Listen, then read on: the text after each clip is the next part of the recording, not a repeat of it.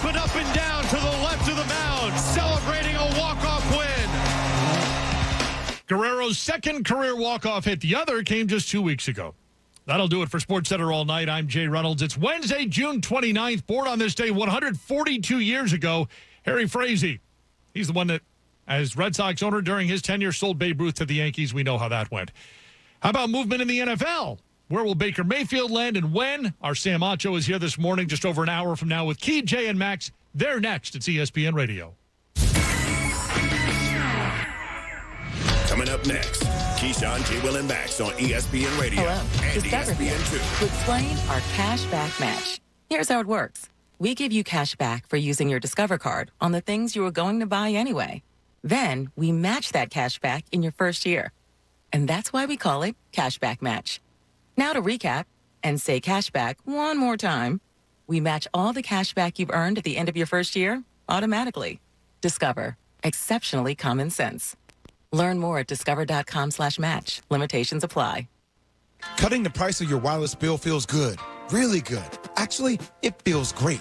You should try it out. So cut your bill by switching to Straight Talk Wireless. Now offering our $45 Silver Unlimited plan with 5 gigabytes of hotspot and nationwide 5G on America's largest, most dependable networks. The $45 Silver Unlimited plan from Straight Talk. Straight Talk Wireless. No contract, no compromise. A month equals 30 days. See terms and conditions at straighttalk.com. 5G capable device required. Actual availability, coverage, and speed may vary. Is today your lucky day? You bet. Because the new BetPARX app is everything you want in a digital casino and sportsbook. It's easy to sign up, fun to use, and faster to win than ever before. And all new BetPARX app users can choose between a $20 casino bonus or a $20 free sports bet.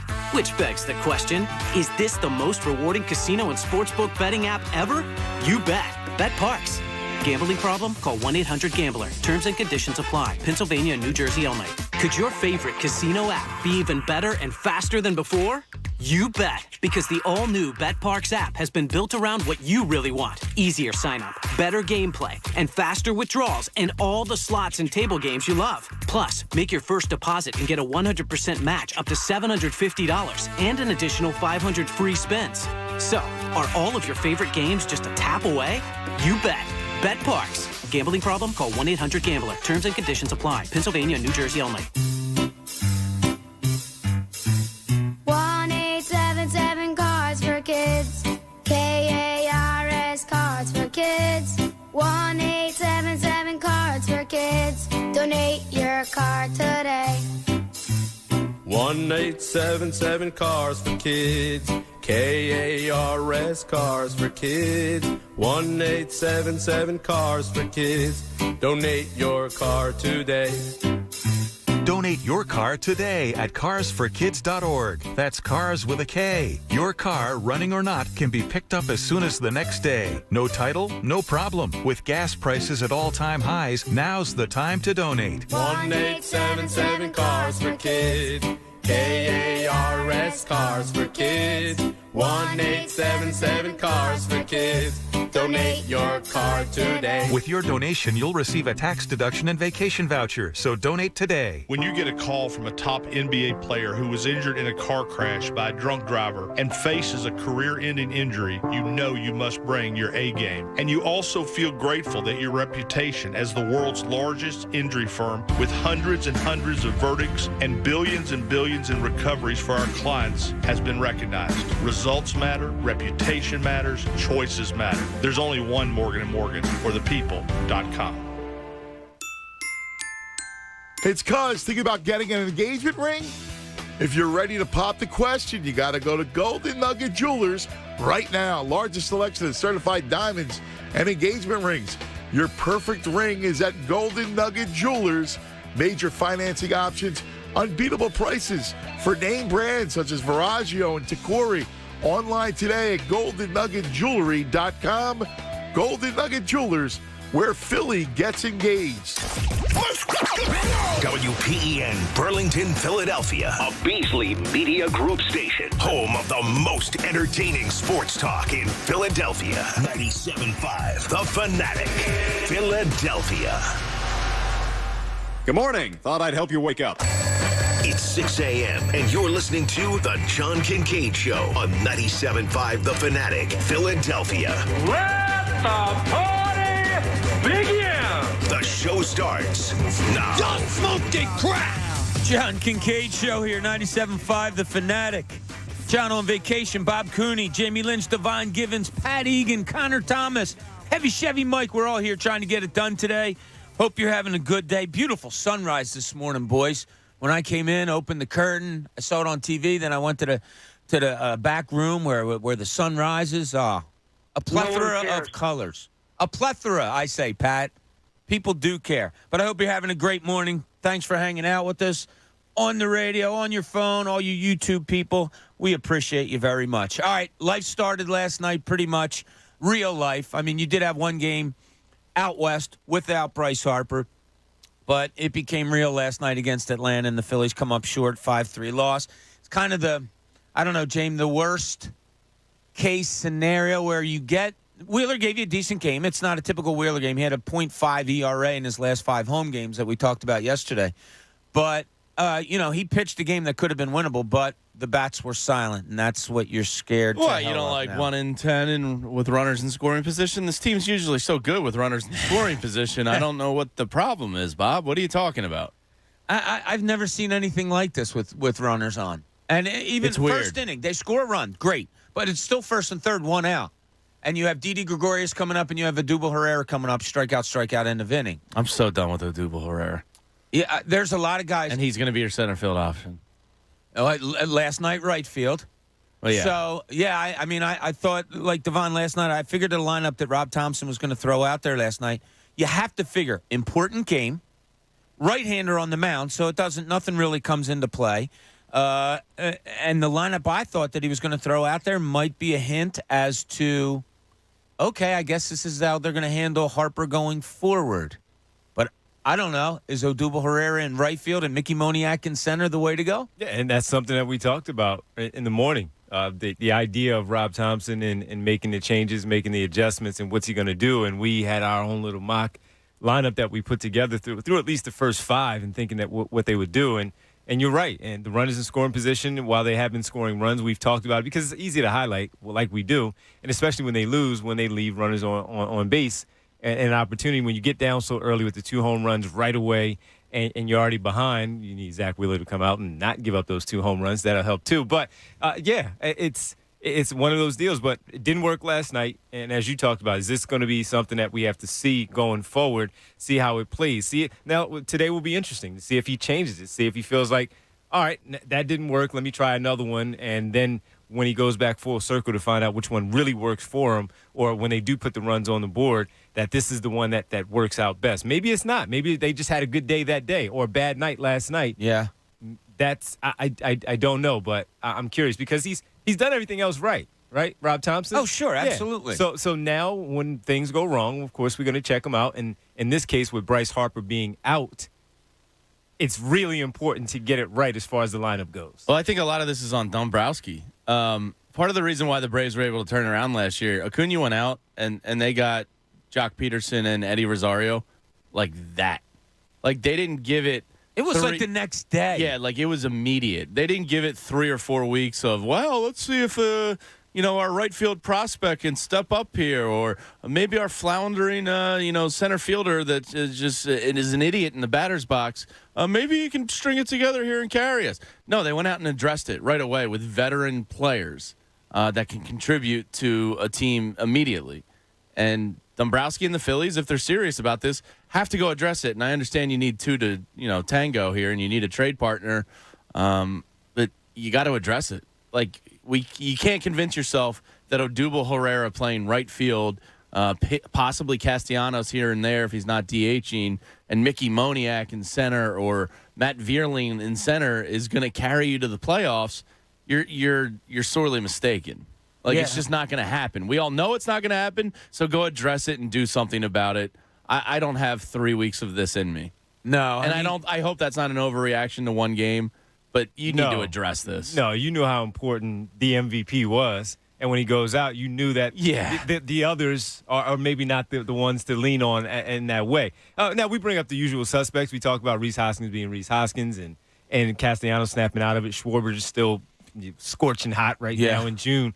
But, yes, that other bat, you might need to address it, especially, Jay, when you talk about you turn around the way that you have and get back in it. You don't want to let that get away. Yeah. Well, listen to your bottom 4 hitters last night. Ugh. You know, well, let's go bottom 5. You have Didi Gregorius hitting 5th. Didi was hitting when he came back from injury. He was hitting in the 300, like 310, something like that. You know, limited at bats. He's down to 264, so he's been slumping. So your last 5 hitters are Gregorius, Herrera, Bohm, Stott, Moniak. I mean, yeah, that's problematic.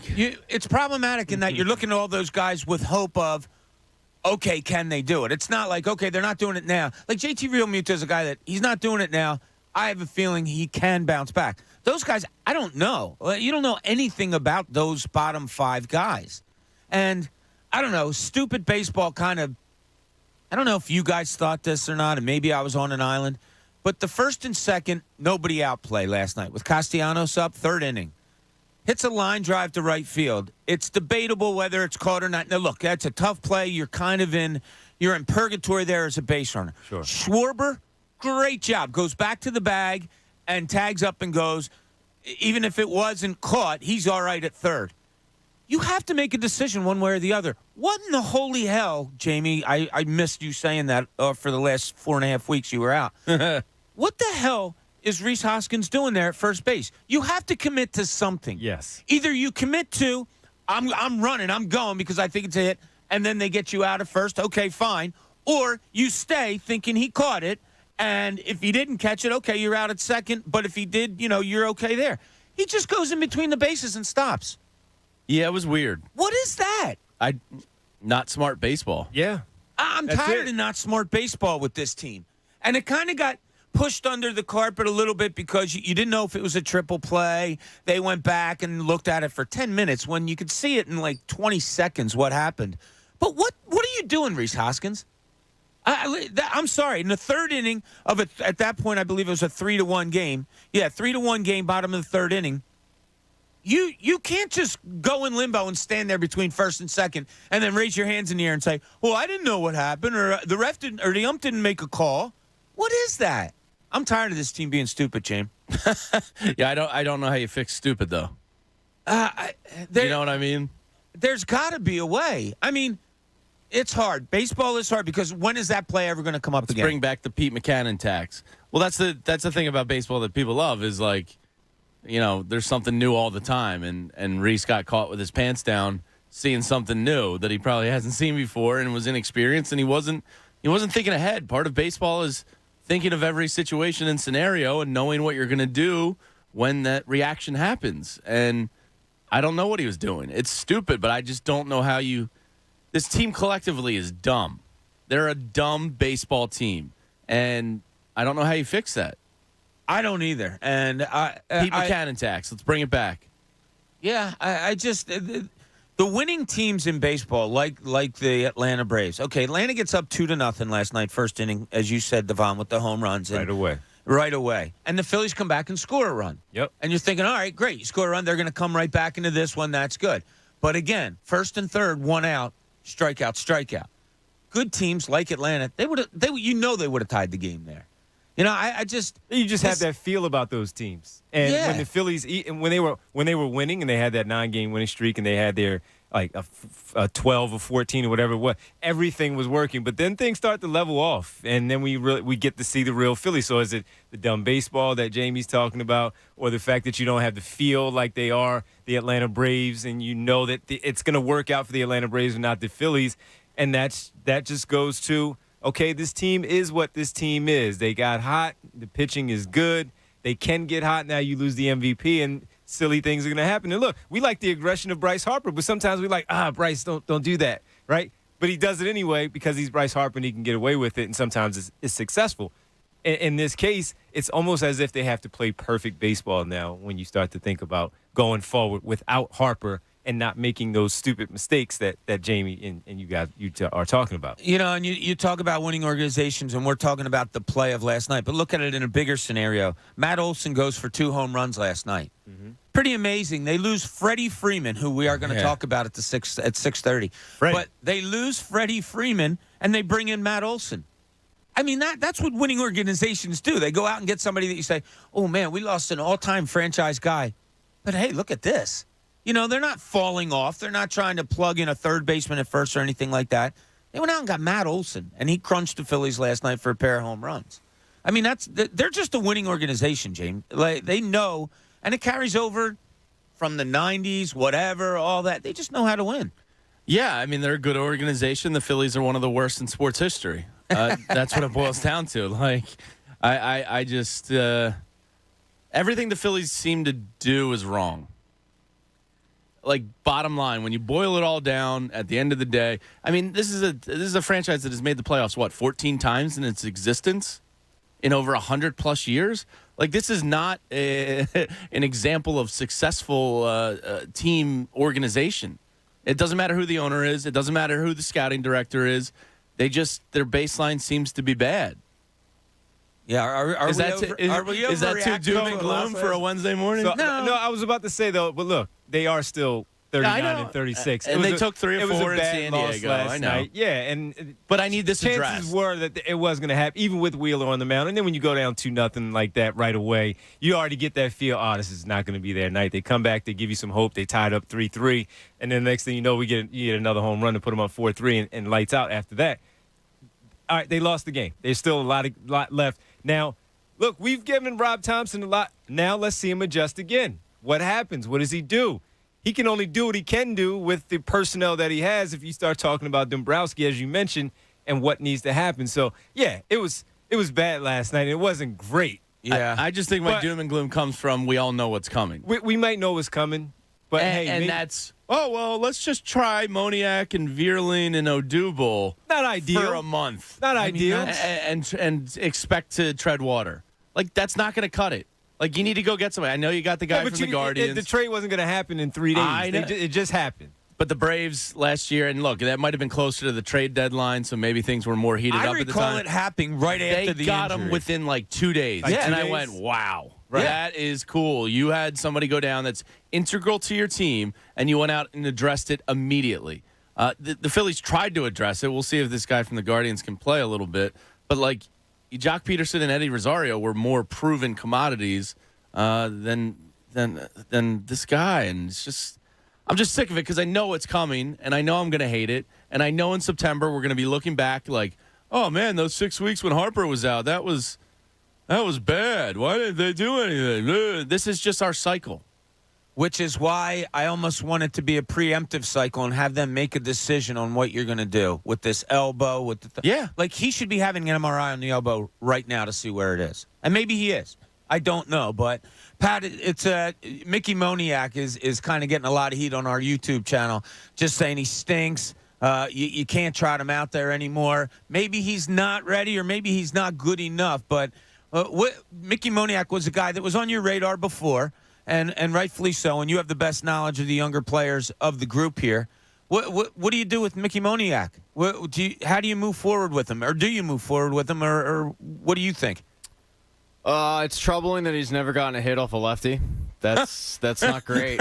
It's not great. I actually like the fact that Thompson stuck with him because it just shows faith that the organization hasn't really given any of these younger players, whether it's Stott or Vierling or Moniak. Normally in that situation, they know they're getting the hook. So it was nice to get a little, faith, but you got to produce. I mean, I just looked it up. The Braves got Jock Peterson 4 days after Ronald Acuna was out. I thought it was immediate. It was pretty quick. So how about Soler?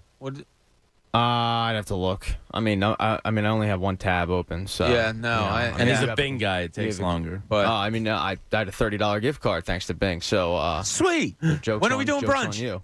You tell. I just don't even. Really, Bob? So Soler went to the Braves on July 30th. The injury happened on July 10th. So they got 2 guys within 20 days.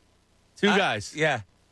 I don't know. And I just know we're going to try and trot this out for a month and a half, and then it'll be trade deadline time, and they'll go get somebody. And it's like, well, what about those last 5 weeks?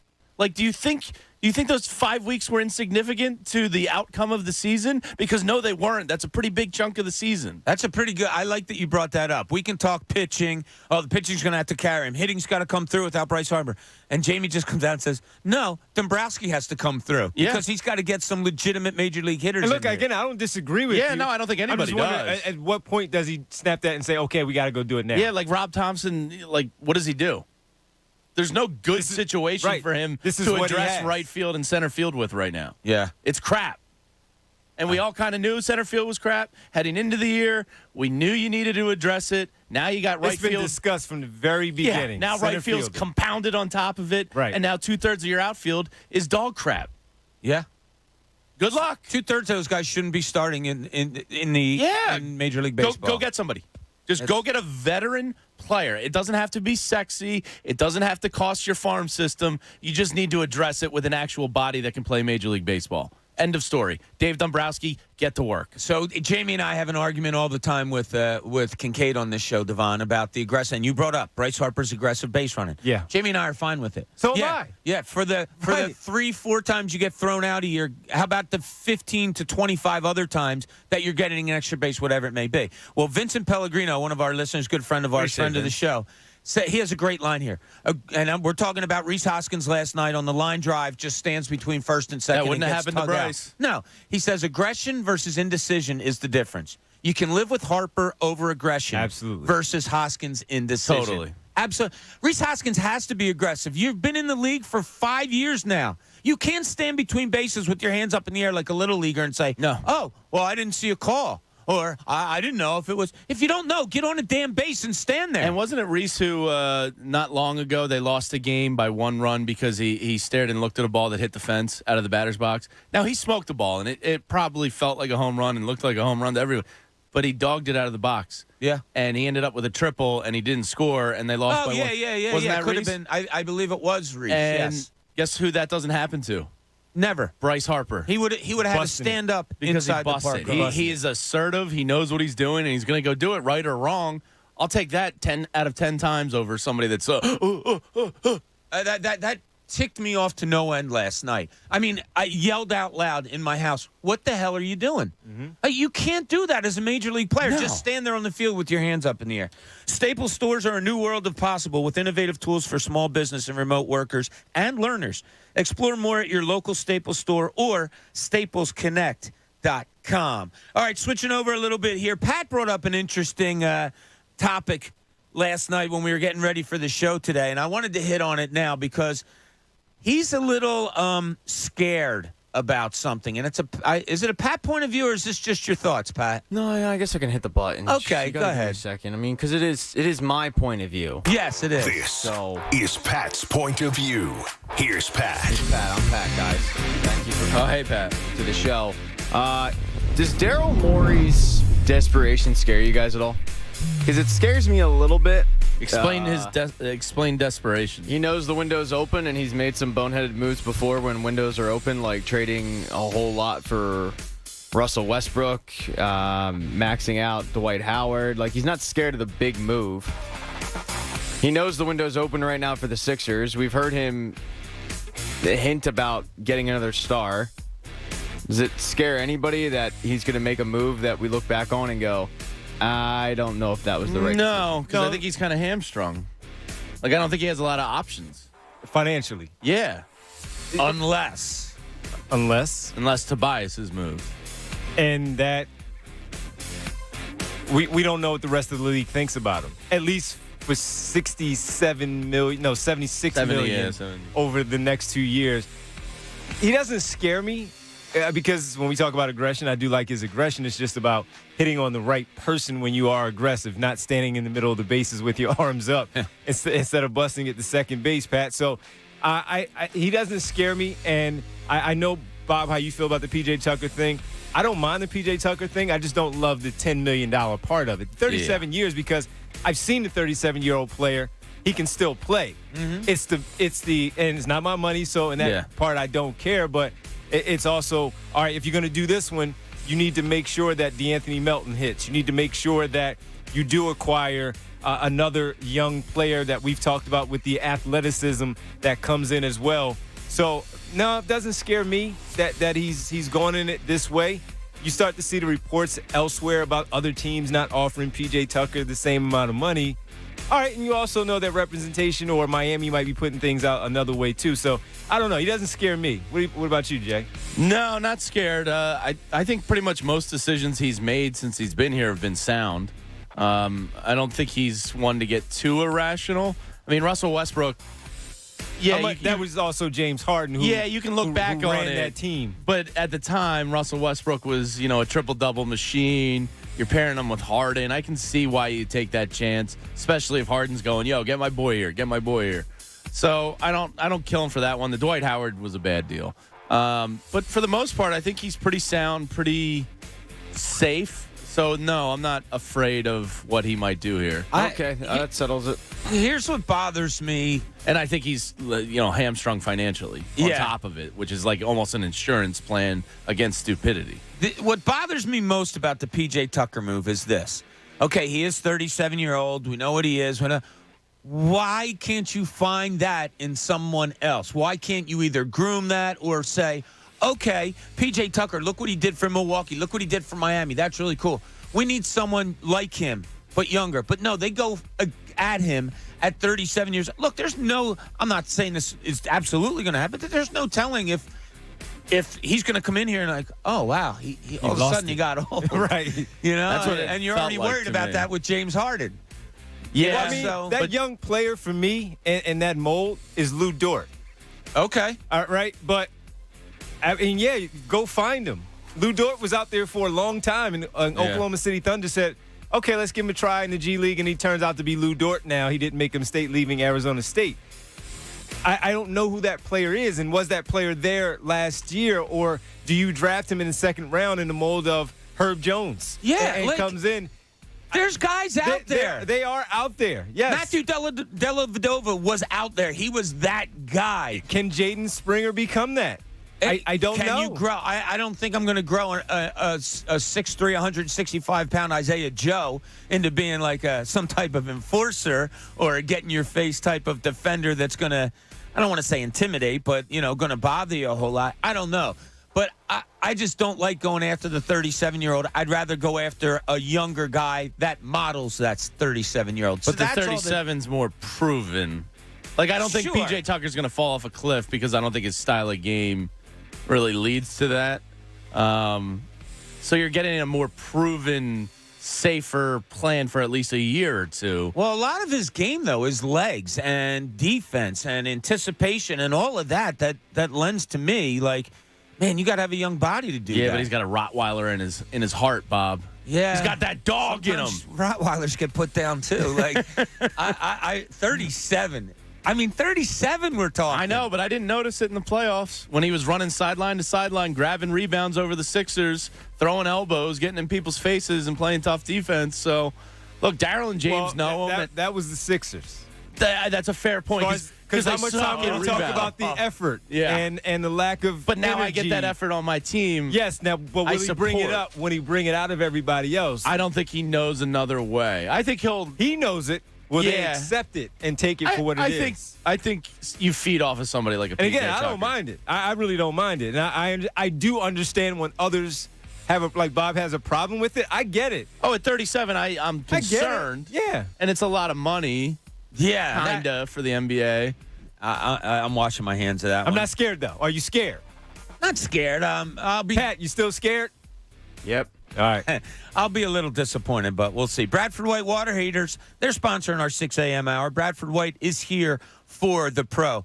John Kincade Show here. When we get back, we're going to talk a little bit about a hated former rival, at least in our eyes. Not in the eyes of maybe the guy whose name of this show is, but he had a little something to say, which I thought was a little babyish. So we'll take a look at what Freddie Freeman had to say and what he did, his actions. Also, we'll get into some more P.J. Tucker. Thanks for joining us here, John Kincade. Showtime at the Fanatic, 624. The John Kincade Show. I know that most people find his calm leadership to be a gentle, soothing beacon at a time of great social chaos. On 97.5 The Fanatic, Philadelphia. Hi, I'm Patrick Fingles, owner of New Look Home Design, the roofing experts. When you hire someone to replace your roof, You want a detailed, upfront estimate and an expert to get it done right the first time. At New Look, we provide clear line-by-line estimates paired with a 3D rendering of your roofing project. On average, we install one roof every hour, so you know our team has the expertise to manage your project. And we provide a lifetime warranty on every roof installed. Find out why over 40,000 homeowners have chosen New Look to do their roof. From now until June 30th, get 50% off all roofing materials and qualify for 12 months, no payments, no interest financing. At New Look, you can depend on our 20 years of roofing expertise, honest estimates, and guaranteed customer satisfaction. Call New Look today at 800-279-5300. That's 800-279-5300. NewLookHomeDesign.com. The boardwalk, the sand, the surf, the sun. Heading down to the shore this weekend, having fun is a sure thing. Here's what's happening this week at the Jersey Shore, brought to you by Philly Pretzel Factory. Whether you're celebrating grads, dads, or just grilling in the backyard, at home or down the shore, don't forget the party tray, the official snack of summer. Make your way down to Cape May, grab your blanket and beach chair, and join the fun at the Cape May Convention Hall for movies on the beach. Starting Friday, July 7th, enjoy family-friendly movies every week in Cape May. Be sure to check out the Cape May City Facebook page for listings and cancellations. All movies are rated PG or PG-13. Find more info and movie lists at CapeMayCity.com. So grab a bucket of rivets for the beach and a party tray for the barbecue this summer. Find your nearest store at PhillyPretzelFactory.com. The boardwalk, the sand, the surf, and Philly Pretzel Factory. Fun is a sure thing. On July 1st, Chris Pratt stars in The Terminal List. Lieutenant Commander James Reese, can you outline the details of your mission? It was a setup. They knew we were coming. Nothing in this file adds up. From Antoine Fuqua, director of Training Day. Answers or blood? Blood. Stay off my list. The Terminal List. New series, July 1st on Prime Video. The 4th of July sales on Gap Factory and GapFactory.com. Almost everything is 50 to 70% off. Plus, take an extra 10% off. Doorbusters start at just $5. But hurry, the sale ends July 5th. Only at Gap Factory and GapFactory.com. Shop for this season with 50% off everything at Banana Republic Factory. Discover adventure-ready styles from effortless dresses to utility classics from $24.99. Find your nearest store or shop online. Only at Banana Republic Factory. At Boost Mobile, you get the power of the iPhone SE when you switch, which means the power to stream your favorite shows, download all the music, the power to FaceTime your ex. It's over. Stop calling me. On second thought, don't call your ex. Get an iPhone SE for just $19.99 when you switch. All on one of America's largest 5G networks. More power to save. Boost Mobile. Phone offer limited to new customers and one per line. Additional restrictions apply. 5G not available everywhere. See boostmobile.com for details. And stop calling your ex. She doesn't want to hear from you anymore. I'll ring you up in a second. Kim, can you see if we have more acid wash? Desmona's thrift store is the spot for killer vintage finds. Oh, that looks fabulous on you. Hey, can you do the register? But her sales clerk situation feels pretty threadbare. Oh, yeah, let me clear out that fitting room. Indeed can help her hire great people fast. I need Indeed. Indeed you do. We instantly connect you with quality candidates whose resumes on Indeed match your job description. Earn up to $500 in sponsored job credits by conducting interviews on Indeed. Visit Indeed.com/credit. Terms and conditions apply. In the heat of the moment, you keep it calm and cool with a $3 medium ice cold brew. And not just any cold brew, but one that's slow steeped and mixed with brown sugar and molasses flavor. With a cold foam infused with brown sugar coolness and a cinnamon sugar sprinkle on top. That's keeping it calm, cool, and cold brewed. With Dunkin's new brown sugar cream cold brew. Now $3 along with all medium cold brews. America runs on Dunkin'. Participation may vary. Limited time offer. Terms apply.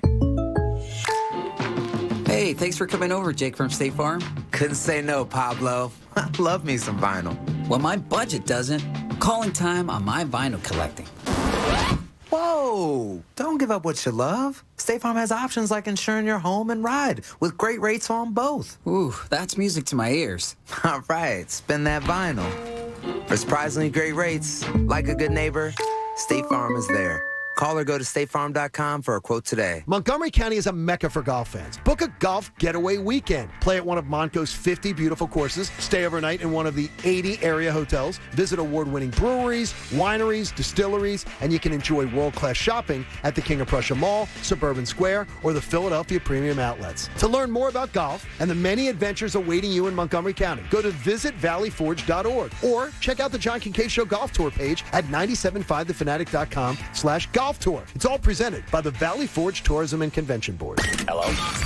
Whether you're at home or on the go, listen to 97.5 The Fanatic on Odyssey on your smartphone, Roku, LG Smart TV, Waze, and more. That's Odyssey, AUDACY.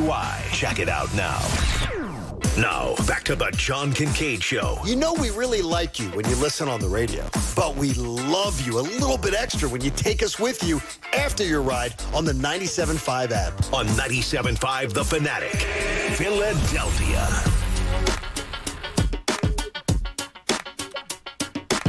.5 The Fanatic, John Kincade Show.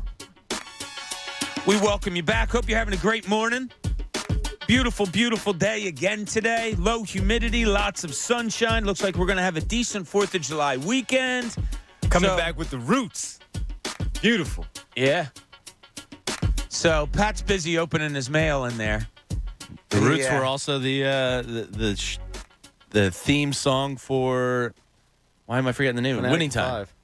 Oh, yeah, Winning Time. Yeah, absolutely. Did you end up watching it? They guilted me into it. All right, and I watched it. Did you enjoy it? It was good. Yeah, it's cool. I right? watched what was it, 10 episodes? Yeah, I think something like that. Yeah, it was really good. And yeah, the first time I heard it, I was like, "Oh, the Roots!" Yeah, right away. Oh, great. Yeah. So Pat, what do you got there? Mail. He got a handwritten letter. I don't know what letter would you call it? Look Fan like mail. Yeah, fan mail. Fan mail. Mail. Yeah. Good Wow, job. that's Good pretty job. cool. What Trying to did it brag. entail? Anything great? Got a Target gift card. Ah, from a listener? I might go there after. I was at after Target work. yesterday. I went in to spend roughly $40 to $50. I think I walked out of there spending $125. Yeah, I might go after work today since none of you guys wanted to hang out. You all came up with an excuse. Target will get you, man. It wasn't really an excuse. It was reality set in. It's reality of you actually didn't give an excuse. You just said No. I can't, and I'm thinking of an excuse to make for tomorrow. I did say that. So Pat good sends to know out where something you last night, and he says, "How about if we do brunch at Nudies tomorrow?" And I didn't respond at first. First Jamie did, and then Devon did, and they both couldn't make it.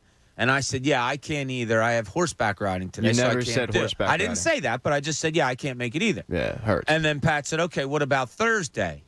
And Jamie couldn't on Thursday. Devon, Thursday I couldn't. Yeah. Thursday you couldn't. And I said, I probably can. I'm looking for an excuse that I can't, but I can't really find one, so I guess I'm good for Thursday. And then Pat said, no, never mind. I don't want to go with you anymore. No, I said it doesn't make sense to do brunch on Thursday because we have Wendy's. Oh, that's right. Yes, we do if Wendy's coming in. It's fine. I mean, if you don't want to hang out, it's fine. No, it's cool. I want to don't hang think out you've with you. ever Yeah, we hung out, have. no. We went to a Temple game together separately. Separately. But we hung together. I had to find you in the crowd.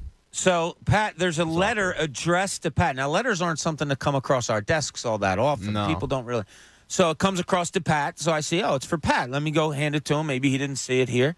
And I just so happen to see the return address on the back. And we are the Beasley Media Group. Yeah. And it was from a Beasley. It's from Pam Beasley. She used to work in Scranton. So she was thanking Pat for his work.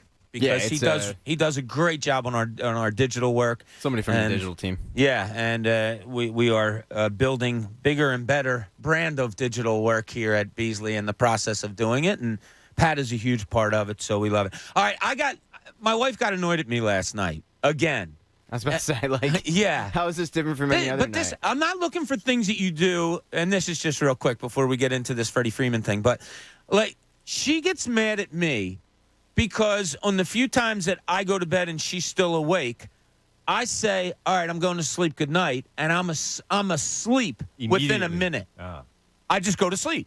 To me, that's what you do. When it's time to go to sleep, you just go to sleep. It annoys the hell out of her. That's a skill. Because I'll say I'm going to sleep, and she might be responding, and I'm already asleep. Do you guys do anything like little Are you things? a robot? I don't know, Jamie. It is the weirdest thing, though. I can fall asleep right away. Yeah. I can. I tell her I'm going to sleep, and I'm going to sleep, and that's it. I'm done. And it annoys her because sometimes she can't really fall asleep, or, one of the kids might be out, and she's keeping an eye on, are they okay, all that send her stuff. this TikTok of some Army Ranger sleep technique breathing drill. Maybe she can benefit from that. Can you send that to me? It's like Egan's not a good sleeper. I saw it the other day. It's like a deep breath for 4 seconds, an exhale for 7 seconds, and then a deep breath in for 8 seconds. Apparently, if you repeat that 3 or 4 times, you're out like a light. That's also a way, not that long, 8 seconds. It's like 4 or 5 seconds of beating a panic attack. The breathing exercise? Yeah, you breathe in for 4, hold it for 4, breathe out for 4, and repeat. And you do that, it gets you. We got to get Donna on TikTok. Maybe she'll break this sleeping. So I went out yesterday. She was outside, sitting outside, and I heard all this music and stuff. And I walk up. She didn't see me walk up. I'm like, "What are you doing?" She goes, "Oh, just watching some TikTok." Oh yeah, I've seen her practicing TikToking. Yeah, but do you have anything like a little something, Devon? Whether it annoys maybe your kid or your grandchild or Jamie, anything that annoys Addie or Pat? Oh, lots of things that annoy Addie. But like a little thing. I do this like throat clear thing. Sometimes with allergies, I'll get like an itch, so I'll do like a. It's like almost like I scratch the back of my throat type of I've never move. heard you do that. Yeah, I do it at home, I think, and it drives her nuts. And it sounds gross. I'll give her that, but it's me scratching like that the back of the throat area. Yeah. So it's effective, and I don't really care. Good. So you keep being you. But she hates it. Yeah, I leave cabinet doors open all the time. That's what she does to me. It drives me nuts. I can't stand that either. I hate it. All so right, do I. Well, then we can't live together, guys. Sorry. Why do you leave them Let's open? just do brunch sometime. It's not intentional. Like, I'll open it to get a plate. I'll put the plate down the counter. And also, I mean, and this isn't even a joke. It's just reality. Like, I'm not at eye level of the cabinets. So when I put the plate down on the counter and I grab whatever and I put it on the plate and then I pick my head up, like, I'm not really thinking about the cabinet because I got to look up for that. So I just leave them open, and then she comes in the kitchen, and it's just nothing but open cabinets. Every once in a while, probably every 3 or 4 months, I will open up every single cabinet just to piss her off. Yeah, just to everything's open, and then she walks in. That's why I only have one. See, child. you don't do anything wrong, Deval. Like you're too cool that people aren't going to be like. No, I guess as a partner, the one thing is just because I am considered, I guess, laid back. Sometimes stuff doesn't get to me too much, and I don't really engage in, and then that's a problem. Yeah, because it's like you don't care. I've seen I get that all the time. Pissed off one time in the decade I've known you. Yeah, decade plus. I've seen you pissed off once. My kids, no, I mean there might be a dad, one of those types of things, but it's never one thing that really gets to them where they have to constantly be like, all right, Dad, enough is enough with this. you gotta change this up. So, but no, obviously I'm not perfect. You guys know that. You're damn close. No, and yeah, so. Yeah, Not we all have our little idiosyncrasies. Yeah, I mean, we all have those little things, and then there are pet peeves and all of that. Like, sure, I can't stand, but I am bad in this way. Little stuff like Pat talking about the cabinet. Is it difficult to reset the microwave when you're done at 10 seconds? I tell you what, that kind of you can't see the clock, and you're like, damn. Can you just hit clear, and one punch, it's back to the clock. You guys are so weird. No, that bothers me too. I'll tell you one thing I do. That's a pet peeve. So our microwave is right above our oven. Probably a lot of people are. I have to have them synchronized. Yeah, 100%. Yeah, I mean exactly. It must be something about that seat because I guarantee Kincade is the same way. No, I have to have it the same. It's got to be the exact same. And I wanted to do this on the show, Stop Pat. imitating. Pat, we will always have fun putting these side tops together. Me and Tyler do it now, right? Right.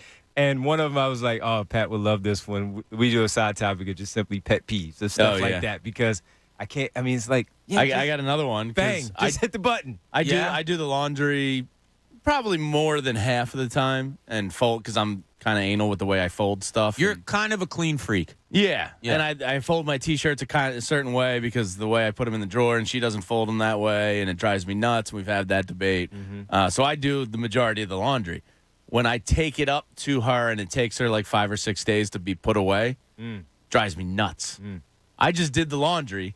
All you have to do is put it away, and it's going to take you close to a week, and the basket's just sitting in our room, it's chaos. I think what we need to do is we all need to get together with our significant others. And, because at this point, Jamie, the message that you're sending to Addie, it goes in one ear and out the other. She's heard it before. It doesn't mean anything. So you need like a wingman. You need Bob or Devon or Jamie or me to go like, hey, I think it would be better off for Jamie. We need to talk to each other's wives. Yeah. Exactly. Yeah, it's basically like you're like the lawyer. You're the mediator. Hey, my client would really appreciate it if you put the laundry that he works so tirelessly on, if you'd put it away in a quick pace. All right, if you've got a good pet peeve that you want to throw out there that bothers you about your significant other, 610-632-0975. We can do that throughout Mine is a little different now, as you all know. Yeah, exactly. The audience doesn't know, but you guys know. Dangerous to open that up, Bob, because next thing you know, we get some call. It's like, my pet peeve was her sleeping with my brother. So let's not open up the phone. So I will say this, as Jamie brought this up, the one thing that I do know bothers my kids is, to Jamie's point, I am a neat person. And they didn't really get that from me. So I'm on them about certain things. And I remember the one thing that we actually brought to the show, because the girls, I got on their nerves, they got on my nerves. It was about brushing their teeth when they wake up, like the first thing in the morning. They like to eat first, and then brush their teeth, and I'm the opposite. I can't. I told these guys, if on the rare occasion I get up in the middle of the night to go to the bathroom, I brush my teeth. Yeah, that's weird. It is weird, but I can't imagine leaving my bedroom without brushing my teeth. Wait, so you'll brush your teeth before you go to bed, wake up to pee, brush your teeth, and then wake up for work and brush your teeth again? Yeah. Yeah, it's weird. I wouldn't do it, but I don't knock it. Devon, I gotta side with your kids on this one, by the way. I know you were here that day, so we did that together. You're all wrong. Yeah, you guys are wrong. You have to brush your teeth first. It's not like you're eating immediately. Yeah, I just can't imagine going mixing out in the food with that filth. Yeah, because they're like, my food now tastes like spearmint or whatever the flavor of the toothpaste is. And so, but you brush your teeth and then you eat the food. So go brush it again. And then your mouth smells like that food for like the majority of the day. So it's better to get it. Brush again. Go brush again, mouthwash, whatever you want to do. All right, guys. Yeah. You can brush multiple times. I think you're being a little ridiculous. Just don't drink orange juice and you're fine. I know, orange juice you can't drink after. No, can't drink that after brushing your teeth. Yeah, I have that habit of brushing. And then when I go home from work, sometimes I'll take a quick half hour, 45-minute nap so that I can get my rest. And then I get up and brush my teeth again. Don't like the taste in your mouth. Yeah, you got to. I don't believe that you brush your teeth as much. Jamie, make out with Bob. So let's test it. Do it on the YouTube camera. You won't. So we can get content. You do it. Huntington Valley Bank, fast-growing, best bang for your business, celebrating 150 years as a top contender in local banking. Okay, somebody kind of had a little bit of a breakdown over the weekend, and then they did something else last night that was kind of peculiar, and I don't know if you guys felt the same thing. I don't know if it's because we have a former Atlanta guy that sits in this chair most of the time, but when Freddie Freeman had his meltdown, as I said, this past weekend, and then his actions of yesterday of firing the agency that represented him in the off-season negotiations that ultimately had him landing in Los Angeles. I don't give a from Atlanta. I'm just smiling ear to ear. I wish he was still with Atlanta having a breakdown, but he's not. But let's hear what Freddie Freeman. That doesn't make any sense to me. Let's hear what Freddie Freeman had to say in his little breakdown this weekend. It's really hard to put into words. I can't even look up at you guys because I don't know how I'm gonna get through it. So I was doing pretty good about an hour ago. Gosh, I don't know all the emotions. It's hard to put into words. I'm just happy to be back. This organization, the people, the media people who have covered my family with grace and love over the last 12 years. It's hard. Like a bitch. Yeah, I just thought that to be a little bit... That was uncomfortable. It was. Now, look, if you're a Dodgers teammate and you're behind Freddie and you're like, hey, man, I know it's going to be tough going back. How you doing? Oh, I'm doing fine. Everything's good.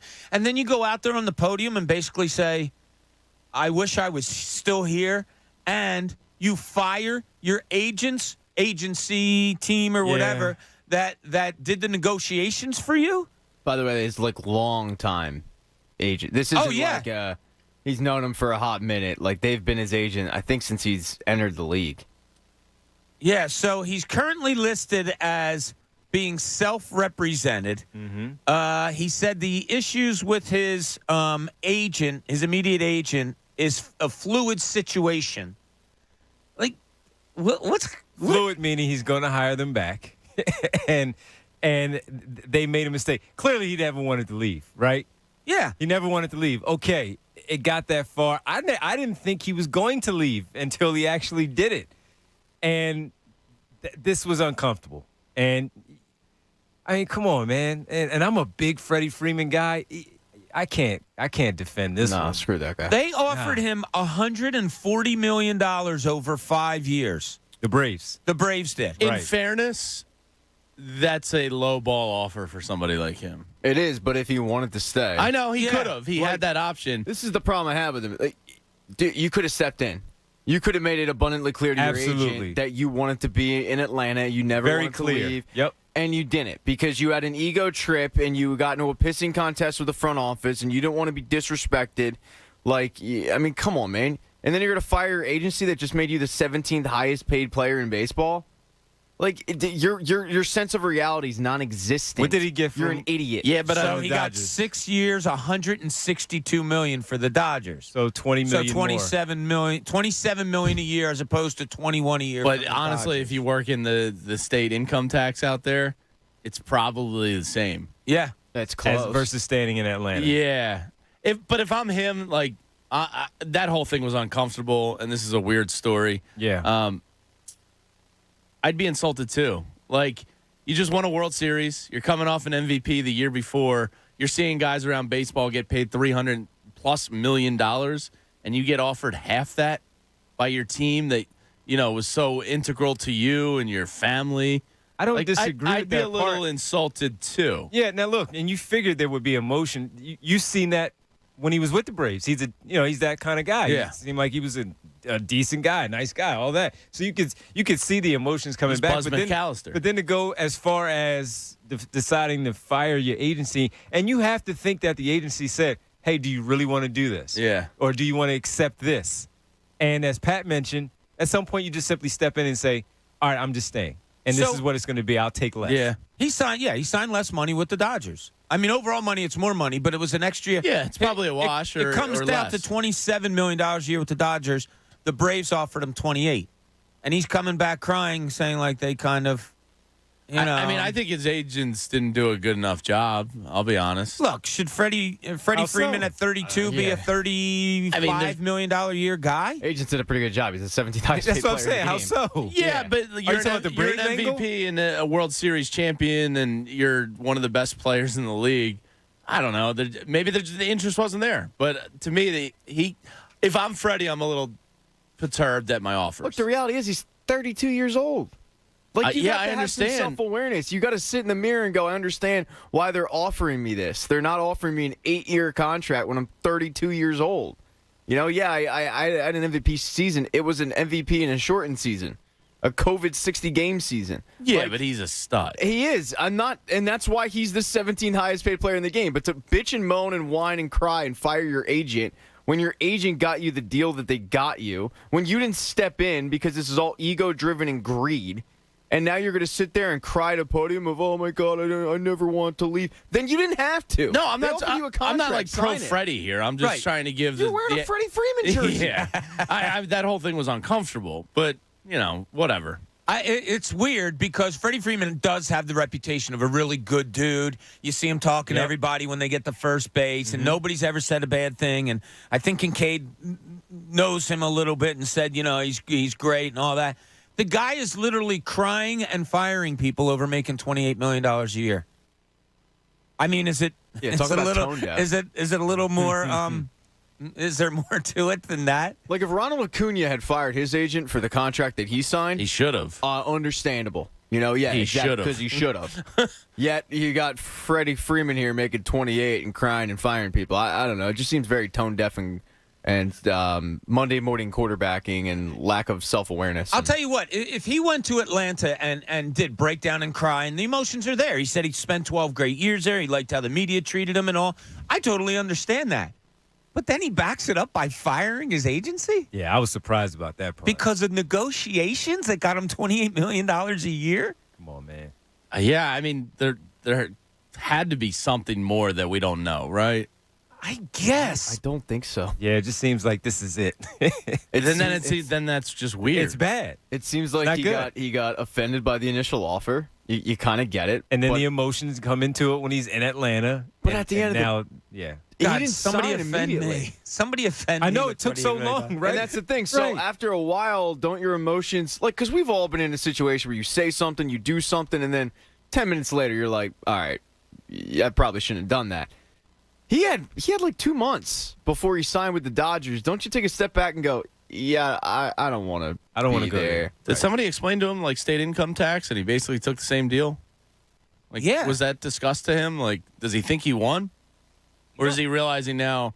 Oh wait, I should have just taken the Braves offer. Like I said, when he shows the tears and all that stuff that he did this weekend, I really did feel like, oh, cool. There's an athlete that really loved where he was, because we don't see it that often. You know, you get it here and there, and Embiid claims to. We'll see how it plays out. Maybe he asked to be traded, and then you go another way. But whatever. Freddie Freeman on the weekend showing the tears and stuff. Okay, cool. You really loved Atlanta. I can get on board with that. But then he does like a total 180 and fires the eight. I just thought it was, wow. You think you know? I'm not going to claim to know Freddie Freeman at all, but you think you know their actions. And then it just goes a totally different way. That part I was surprised about, big time. And also, I mean, if I'm his teammate, you just made it abundantly clear you don't really want to be here. You know, and he'll put on a good face and say, no, I like L.A. and blah, blah, blah. No, dude, like, it's clear. You fired your agent, the podium actions, the Isn't he song from and L.A. dance. too? I'd have Is to he? look. I don't know. But, like, if I'm his teammate, I'm like, all right, dude, we get it. You never wanted to come here. You don't want to be here. Fountain Valley, California. Like, I'd be turned off by it if I was one of his teammates. Oh, no question. I would be very too. turned off by his act, especially as we've said for the 15th time. Like, he's getting paid $28 million. He's probably the highest paid guy on the team, the second highest paid guy. Hey, they got a lot of high paid guys there. I mean, Yeah, he's from Orange County. Like, is it really that bad? You're going home? No, it's not. No. You're living in California, where you're from. But I miss Atlanta. And look, he can miss Atlanta. Yeah, sure. Just don't cry in front of your teammates. That's weird, man. If you miss it that bad, go back to Atlanta. Yeah, get out. Right? I don't know. I kind of wish Kincade was here because... No, he's the highest paid guy, by the way. Is he highest paid on the team? Guy. So he's making 27, and then Trey Turner's making 21, and Mookie is making... I got to look it up. You got Mookie at a bargain. 22. Okay. Yeah, so they actually did get Mookie at a bargain. Yeah. Yeah, 22. So, I mean, looking at it, he's the highest paid guy by quite a bit, and he's firing people. I don't know, man. You just get a dose of reality, please. Yeah, the thing that sucks about it is Atlanta comes out kind of looking like, oh, look at him. We offered him something. Now he's firing his agents, and we have Olsen here at first base. It hit 2 homers last night and is a perfect fill-in. So. Oh, well, at least things aren't going bad for the Braves. I don't know what's going to happen with Freddie Freeman. It'll be interesting to see how the rest of his year goes. We didn't know you lived in Atlanta. Uh-huh. Imagine that. John Kincade Show here. When we get back, we want to talk a little bit more Phillies. Big series with Atlanta. Another game tonight. You got Ranger Suarez on the mound. The lineup last night, what did it tell you? And Devon wants to talk a little bit more P.J. Tucker, as the Sixers seemingly are going to sign him as free agency period starts. 6 o'clock Thursday night. This is the John Kincade Show, 97.5 The Fanatic. The John Kincade Show. They put it on the air? Of course they put it on the air. It was a big success. On 97.5 The Fanatic, Philadelphia. Hey, kids, I'm going to Wawa. Anybody want anything? It's Hoagie Fest. Hoagie Fest is here. So, classic meatball and classic Italian with cherry pepper relish. And a new picture frame. Wawa Hoagie Fest is back. Whatever your order, summer tastes better when it's full of hoagie love. Get $5 shorties and $6 classic hoagies. Limited time only. See store for exclusions. Back by popular demand, Wawa and Chips Ahoy are teaming up again to bring you frozen handcrafted beverages that'll make your summer adventures epic. Like going to the beach.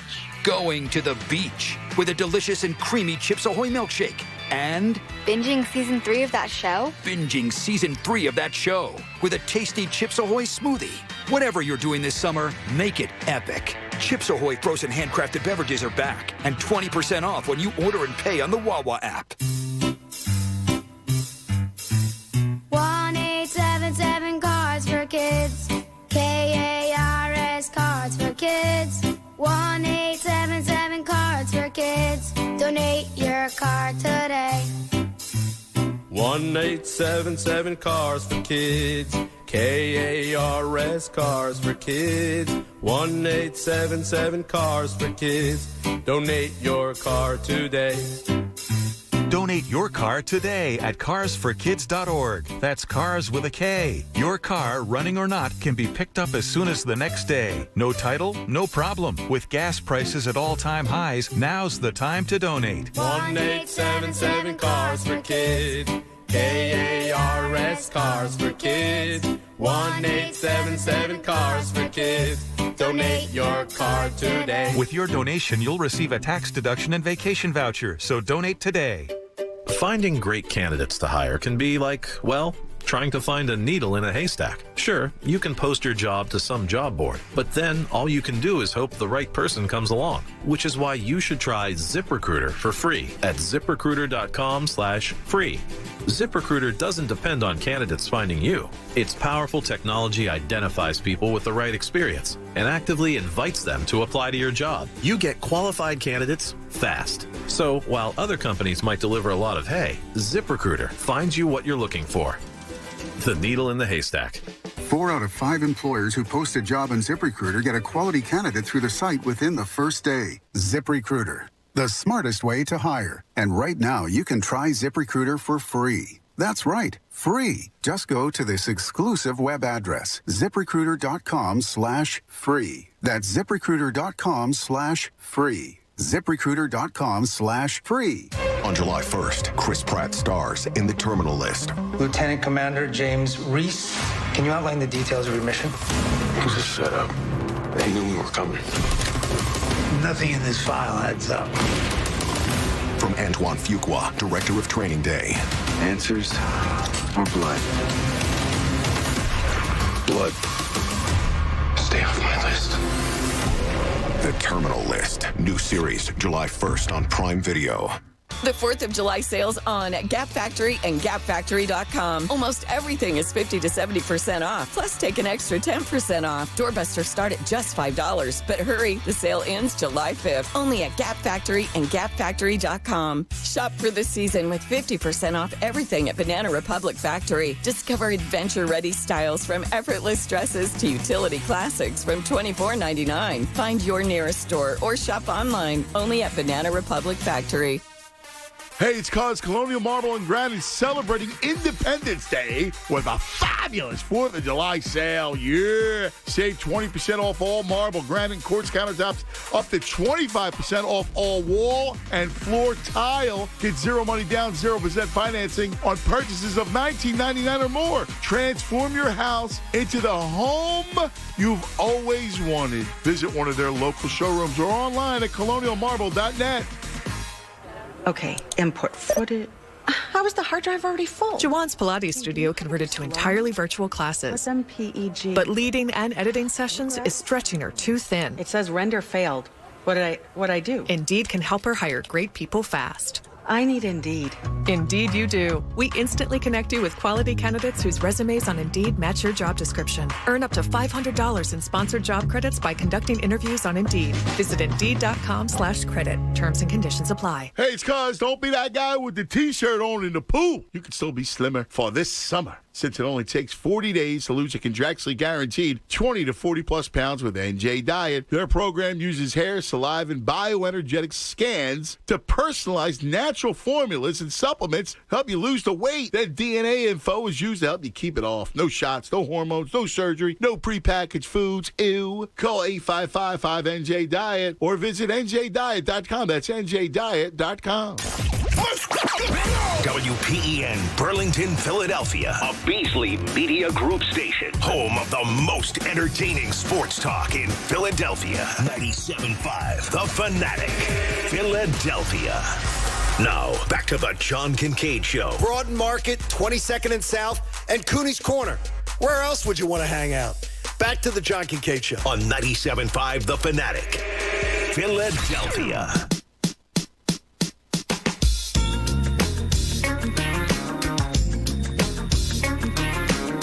John Kincade Show here, 97.5 The Fanatic. Bob Cooney, Jamie Lynch, Devon Givens, Pat Egan. We're all hanging out as John spends his time in Las Vegas with his family doing all sorts of different things. Ever going to see, Jamie, a Friends musical? A musical on the show Friends. I'm What was out this? on that. So John was telling us last week that he and his daughter, my wife would love to see that. We're going to go to a musical. And wasn't there was something more to it, Egan, right? They were going to a musical on nude Friends. musical. It wasn't of nude. Friends. No, he's going with his daughter. I believe that's the Bunny Ranch they were going to, Bob. But there was also something that one of the guys that's in it, Yeah, he apparently Kincade was said- local, and he DM'd Kincade when he found out and said, "Hey, I'm in the show, but I'm not getting you free tickets. I'm just apparently he letting you know I'm listens here." to the show Oh, on yeah? YouTube Which every day. Which character is he? Did he say? Was it Joey? Gunther. He's Gunther from the coffee no, shop. It was the monkey. He, I think he was Chandler. I think he was Chandler, yeah. So I'm That a could be Friends right. fan, but I wouldn't go to a musical. Yeah, like I can tolerate it. It's not my favorite. My wife loves it. It's okay. Yeah. But no, a musical, I'm out. We love this show. That sounds like my personal hell. Yeah. Not the musical. Going to a Friends musical sounds like my absolute. Now we're gonna go. Hellscape. The kids want to go see the. They have this thing in New York where it's the setup of the Friends experience. Oh, yeah? Okay, yeah. So Central Perk and all that. Right, yeah, in the apartment, and also they wanted to go see that, so we're going to do that this summer. But I'm not going to go see a musical. No, I'll be out on that. All right. So be careful with that because a couple years ago, I did that. Oh, you did this one? So there was a Central Perk pop up. Okay. And I got dragged to it, and luckily for me at least, there was a line wrapped around the 2 blocks, like New York blocks. So I mean, getting in line, you're literally waiting in line to go and take an Instagram photo shoot, and then you go home. So you have to buy a ticket. Did you buy tickets? No, it was. I mean, the one that I went to on was this literally one, you just have wait. to buy tickets. Okay, that's how it ahead should of be. time. Yeah, but yeah, luckily my, it was like my we're not daughter's waiting. best friend, she did it, and she said it was really cool, and now they want to go. How are you guys on musicals, period? I'm out. I don't mind them. I'm out. I like them. Never liked them. I'll tell you what, Never liked I them. love them. Growing up, I loved Phantom of the Opera. Yeah. I thought it was really cool. We went on a grade school class trip, and I was kind of blown away. I've seen Lion King's, Cats, Jersey Boys. I would love to see Jersey Boys. Book I of haven't been to Mormon. many, but Book of Mormon's hilarious. Really? Yeah. Bob, you're such a faux musical guy because you're not a Greatest Showman guy.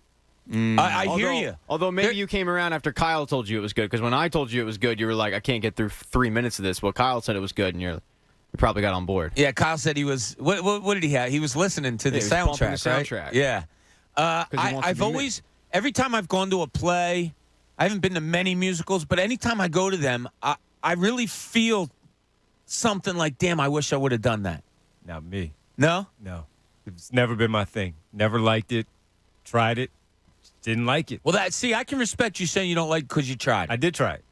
You know, the people that say, I've never been. Well, don't knock it till you try it. Like Jamie, you with food. You've tried everything, so you know what you like or don't like. When she says no, we're like, well, how do you know? All we ask is that you try it. If you try it and you don't like it, we'll get you something else. But just try it.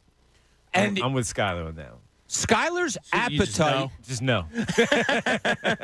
Skylar's not appetite. How should I say? The width of her trying things is unbelievable. She ate like half a ribeye last night. It was ridiculous. Where were we that time? PJ's, I think, where you had her. So this was about 6 months ago, which in her life is, about an eighth of her life or whatever. But she had, Devon, in the short time that we were together, maybe an hour and a half, I think she had, remember this night, Jamie? I don't know if it was at PJ's. It might have been in another place. You came into beers with Bob. She had, I think, oysters. Oh, yeah, with the malt house you were at. Yeah. And what, she had, oysters, wings, pineapple. I was like, my kids at an older age still don't eat these things. But you're right. As long as you give it to them, they don't know. Yeah, you got to try something before you know you don't like it. What's Jack like as an eater, Pat? Sugar? Typical 3.5-year-old. Yeah, So we made him a hot dog and chicken fingers last night for dinner. Fantastic. And he started, he got through a couple bites, and then all of a sudden he comes out with this huge bag of Sour Patch Kids. There you go. Oh, he's a little pat, all right. Yeah, and he started eating, and I finally had to take the bag away. I'm like, dude, you're not having Sour Patch Kids for dinner. Like, I have to draw a line somewhere. Pat had a tear coming out of his eye as he said it. Yeah, it was one of those moments where you're proud as a parent, but you have to actually be a parent. He's sneaking them to him under the table. Now, you went to the movies yesterday with Jack. Yeah, we went to go see a little movie called Space Jam. Was it a doubleheader or just Space Jam? No. I am going to keep Space Jam 2 away from him as long as humanly possible. He does not know it exists. I feel like that is me being a good parent. Yes. So he has no idea that Space Jam 2 is out there. He only knows Space Jam 1. He knows all about Michael Jordan from Space Jam. So and Charles Barkley. Yeah. We were walking in, and he asked, how is Charles Barkley in Space Jam and also play for the Sixers? Because I told him, hey, that guy used to play for the Sixers. And all he heard was, that guy plays for the Sixers. So he thinks Charles Barkley is currently on the team. But he loves that movie. An adorable video that Pat sent me yesterday of them walking into the movies and Jack with the quizzical look on his face. Dad, how's Charlie Barkley in the movie when he plays for the Sixers? and Pat's answer was perfect. We need to find out. Let's go. Well, and I specifically kept from him that Sean Bradley, who was also in the movie, actually was on the Sixers at the time. I just ignored him. He doesn't know who Sean Bradley is, but he knows who Patrick Ewing is, Larry Johnson, Michael Jordan, Charles Barkley, Muggsy Bogues. There's one guy who I just have not described in detail at all, and that is the big Mormon bust. That he was. Yeah, no question about it. And I'll tell you what, Chet Holmgren, I'm not going to do the comparison of the two. And I said this a couple of weeks ago. I don't think he's going to be a great pro. Great, no. Skill-wise, I don't think he's going to warrant a second overall pick. No, but in this draft, it was what it was. Yeah, probably. He was the top 3 pick. Yeah, I don't know. He has skill, though. Yeah, me and my cousin debate him often. And my cousin's a hater. He thinks he does nothing exceptional, thinks he's going to get bodied around in the NBA. Yeah. I'm a little more like, well, he's not that bad. No, he has skill. He's got skill. He can play. He might find ways to score. Yeah, but it's going to be... Defensively, he's a good weak side player. I don't think it's going to be easy for him. No. I think when his career's done, 8, 10, 12-year career, it's going to be more disappointment than, he met expectations. Now, I'm not even talking about number 2 over. Swift type of thing. Yeah, I just don't say, because Swift was 2. Watching highlights and videos of him and everything, he does play a big man's game too. So it's not like you have a 7-footer that's playing a small man's game where you're like, oh man, that's a 7-foot guy that can, really steps out and shoot or handle. He can rim protect a little he's bit. He's a rim, but I don't see that happening in the NBA. Yeah, that's why I said weak side. That's why I said weak side. Yeah, weak side. Yeah, I could see that. He has good instincts that way. He does. He does have good instincts coming off. Like, I mean, when you have a release point that's that high, yeah, 7 foot 7, right. And you're bombing threes and you can shoot. I mean, that's pretty tough to defend. So I get the lure of him. Did you see his dad's reaction when he was drafted? No. I don't know if you guys noticed this or not. So I'm watching the draft. He goes. His dad is his dad, did he play in the NBA? I know he played college ball. I'm not sure if he played in the NBA. So his dad's I think he did. Because he played with Akeem Olajuwon. Oh, Houston. You're right. You're right. Exactly. But he had like a hip problem or knee problem or something. So his dad's also a 7-footer and has been around the game, obviously, as Pat just said, played in the NBA. His dad, the reaction was just kind of like, all right, man. Proud of you. On a night where tears were flowing everywhere, I mean, guys couldn't stop crying. It was like almost contagious. It was expected. It was kind of cool that a father was just like, all right, man, you got your job. That's kind of cool. Yeah, you got a job now. All right, I think that's kind of psychotic. I know. I'm being maybe it was something different a little bit, privately, though. Yeah, it could have been. I did find it odd, Pat, in all honesty. I was being facetious. Okay. His dad showed no emotion. That's weird. It was like a Dave handshake, Holmgren. bro hug. Like, yeah. He did the same thing when he committed to Gonzaga. Because I remember thinking, man, this is kind of weird. Again, expected. This is what his path was for him, and he's not all that excited. This is what we plan to do. His father never made it to the big leagues. Oh, he didn't. He played 4 years at Minnesota. That's right. His high for points per game was 1.4 points per game his senior year. Well, that gets you into the Hall of Fame. Okay, so he might have He played 6.7 minutes a game. Old so he Dave might have played Holmgren. against Elijah Wan at one point. I remember He named Hakeem they Olajuwon one mentioned time. Elijah on the broadcast, so I don't know why they made the correlation, but They showed the father taking video as young as 6th grade. So he of was this kid. He grooming knew. him to. Oh, yeah. yeah. Be what I couldn't. Right. Yep. Wawa Hoagie Fest. Wawa Hoagie Fest is back. Whatever your order, summer tastes better when it's full of a hoagie love. Get $5 shorties and $6 classic hoagies. I'm a shorty guy. Shorties are the perfect thing because I can never eat a full hoagie. I limit myself to shorties nowadays. Good move by Back you. when I was a younger man with a better metabolism, I was classic all day, every day. But Yeah. those days are behind me. Shorties are a great item. Shorties are perfect. It's yeah. perfect. It is. Yeah. Because then you can go full bag of chips. Yeah, and you not need a worry little about bag it. of chips or something with Yeah, it. and maybe a lemonade.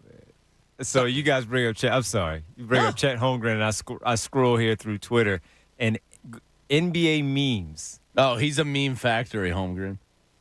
Chet Holmgren when he takes a charge from Zion Williamson. And it has a guy in a Joker costume just going backwards and flipping like 5 times. Just as we talk about it. That's why I brought it up. But no, the shorty is good. This is funny. Yes. Yeah, he has a finesse power game where, block shots aren't strong block shot. He gets a piece of a ball, which is fine. That's all you need, right? Exactly. All you have to do is change the shot so the guy doesn't make it. That's right. I don't know if that's going to work real well against the likes of not even a Zion Williamson, a Joel Embiid, a Tobias Harris even. I don't know if he's going to If be he able to ever hold goes his own. in the lane against Steven Adams, he might die. Wait till matches up with LeBron going downhill. Yeah. Hey, Steven Adams, when he dips that shoulder, He's the strongest dude in the league. I get scared watching it live when I used to go to games and he'd be there and I'd see him dip that shoulder. I'd be like, oh, no, this isn't going to be good. Somebody's about to lose their breath. It's going to be interesting to see what happens with him. All right, we've been talking Sixers a little bit today. Free agency coming up Thursday, 6 o'clock. And the big name, as Keith Pompey has reported for the Inquirer, it looks like the Sixers are going to sign P.J. Tucker, 3-year, $30 million deal. First year, Devon and I were just talking about this on the break, like $9 million something there, and it's going to lead to incentives that could come out 3 to 30. So we've talked about the negatives of Tucker, and me more so than anybody probably because 37 years old, he's a specialist in my book, whatever. But, Devon, what about some of the positives? Do you see a lot of them? Yeah, well, the one thing we always talk about with the Sixers that they lack is the toughness. One thing he's going to do, not only with the toughness, is also just bring the energy and the effort. How many times will we talk about loose balls, the 50-50 balls, getting out there and making sure that you get that extra possession, whether it's a defensive rebound or an offensive rebound, having that extra possession to do whatever you need to do positively to impact the basketball game. And he's going to do that. And that's something that, we if this isn't a thing that's going to happen, we have to get used to the fact that he's going to be in that uniform and see these positive things hopefully play out to help them win. He is shown to be have a winning pedigree, winning with the Milwaukee Bucks, playing the way he did in Houston. He accepts his role. He knows his role. He knows who he is. He does not get outside of himself. And I, for one, when you talked about the brawls yesterday in baseball, I don't mind a little technical and an injection sometimes to bring some life into a game. And we maybe have gone too far with the Mike Scott thing because he was that type of player because they lacked it so much with this basketball team. I like that. And we all know about his corner three-point makes throughout his career once he established himself in the league. I just think there are some, if he's going to be here, some positives that are also going to help out. And, Jay, I know how you felt about him for years. Yeah. And there are still, even at the age of 37, money aside, the positives of his game to help out and balance that starting lineup. Yeah, I think everything you just said is how I feel. I think there's more positives than there are negatives. The only negative I'm concerned about is the age. And is he Udonis Haslem at age 40 where he's just a $10 million coach on the bench? We'll see. But, like when he was facing off against Durant in the playoffs a couple years ago, and they're really good friends from their Texas days, and PJ even got into it with Durant's mom in the stands, and they were talking some smack and smiling about it. Like he'll go throat to throat with one of his best friends in the league and want to kill him. The Sixers haven't had that since maybe Jimmy Butler, but I think Jimmy Butler even gets a little overhyped in that regard. They haven't had a guy like that. I can't recall one that will leave his heart on the court, throw a rebound, get in somebody's face, do all that tough, gritty plays. They need that desperately. And look, I said it yesterday. He might not win championships every year, but whatever team he's on is usually competing. And he's a great competitor, something that they need desperately. And, those 50-50 balls, like there was one last year in the playoffs where Tobias Harris didn't even make an effort for it. And, he backed up several times. And P.J. Tucker's diving through somebody's knees and getting a loose ball and doing those energy hustle plays that a team feeds off of. And he's not going to stuff the stat sheet every night, but he's a dude you want to go play basketball with. And I think they really need what he brings to the table. So the positives outweigh the negatives for me. The concern is he's 37 and you're paying him for 3 years. Whatever. I'm kind of at the point where they need what he brings so badly that I'm cool with it. Is he in the starting lineup, Devon? Yes.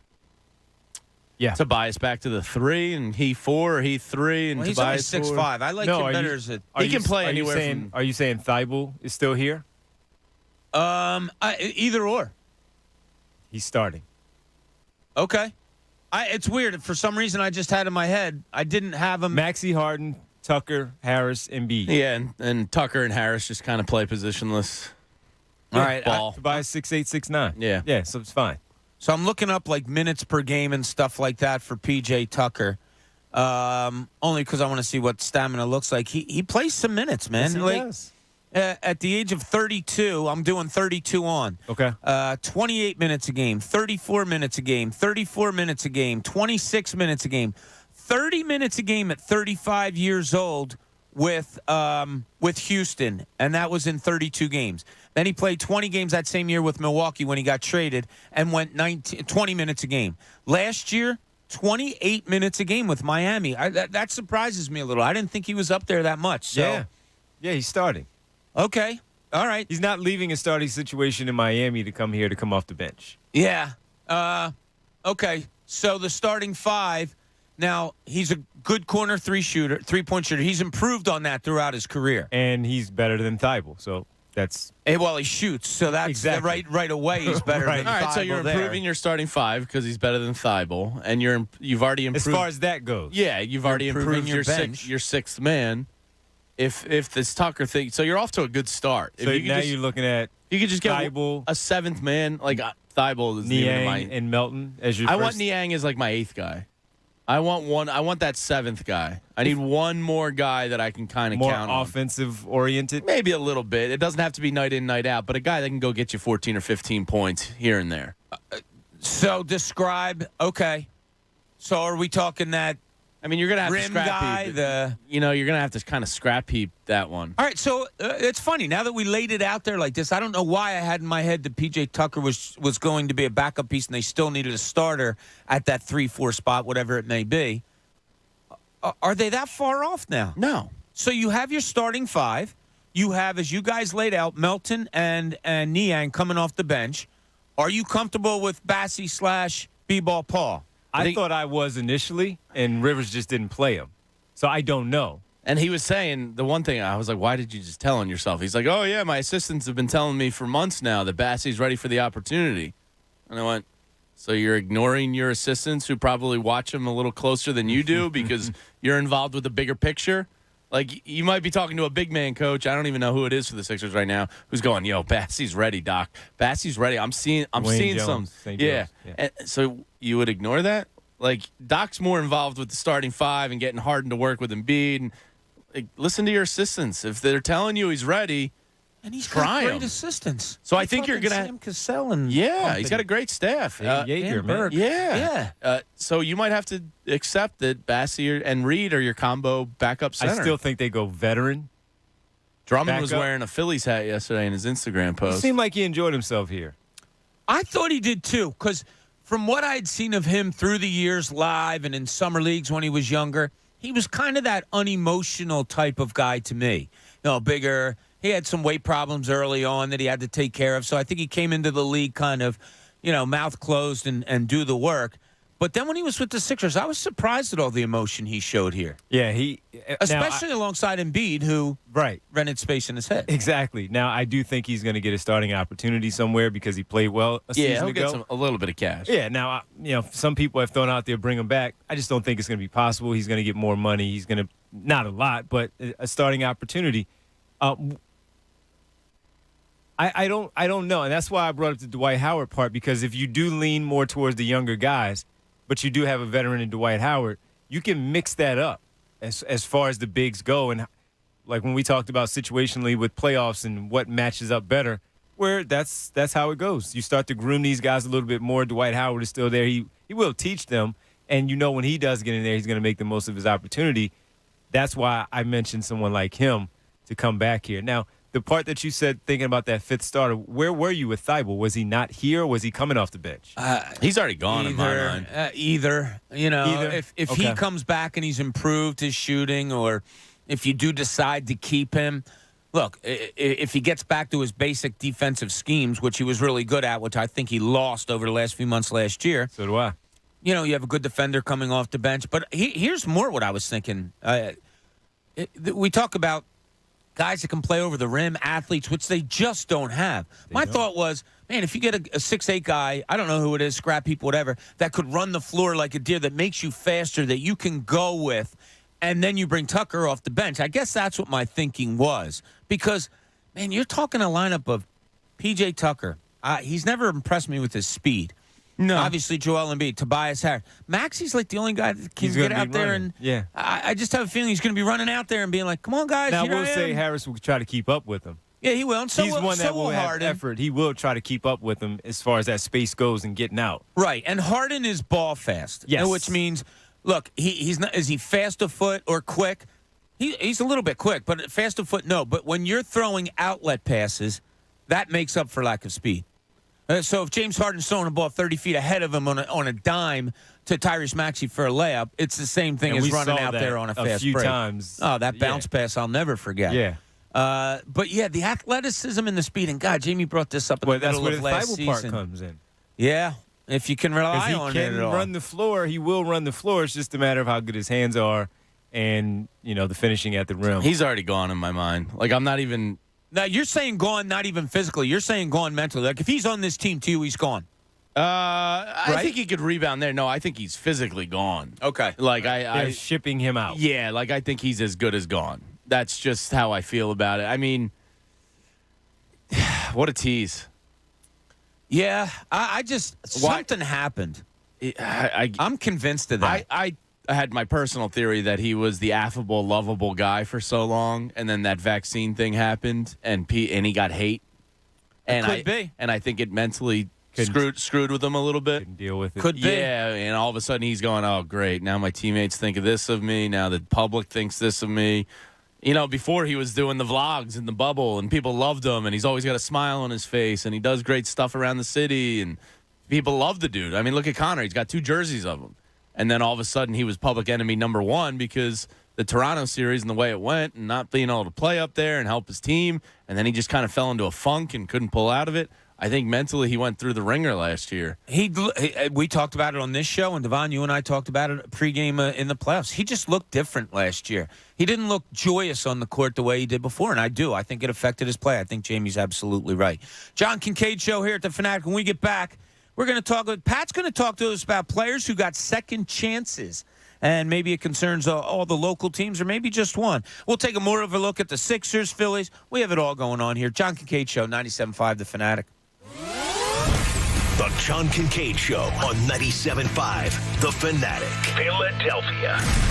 Hey guys, we all strive for gold in our life, right? Gold medals, gold watches, gold everything. But there's a certain type of man with a little bit of a swagger. They go the extra mile. They soar like an eagle, and they laugh in the face of danger. He's a big, hairless, winning machine. And why? When he unzips, he's platinum. Yeah, it's because Manscaped's on the job. Manscaped would like to introduce you to their best and biggest ultimate hygiene bundle yet, the Platinum Package 4.0. Manscaped is the leader in below-the-waist grooming, and trust me, I've used Manscaped for years. You can join the 4 million plus men worldwide who trust Manscaped by going to manscaped.com for 20% off and free shipping by using the code 975. In the Platinum package, you'll find their Lawnmower 4.0 trimmer, the Weed Whacker ear and nose hair trimmer, the Ultra Premium 2-in-1 shampoo and conditioner, the Ultra Premium deodorant, the Crop Preserver anti-chafing ball deodorant, the Crop Reviver ball toner spray. Oh, it's all the best. The anti-chafing boxers and the Shed travel bag that'll hold your goods while you're traveling. Get 20% off today and free shipping with the code 975 at manscaped.com. 20% off and free shipping at manscaped.com. Use 975 as the code at checkout. If you've enjoyed the finer things in life, get yourself a Platinum package for your Platinum package.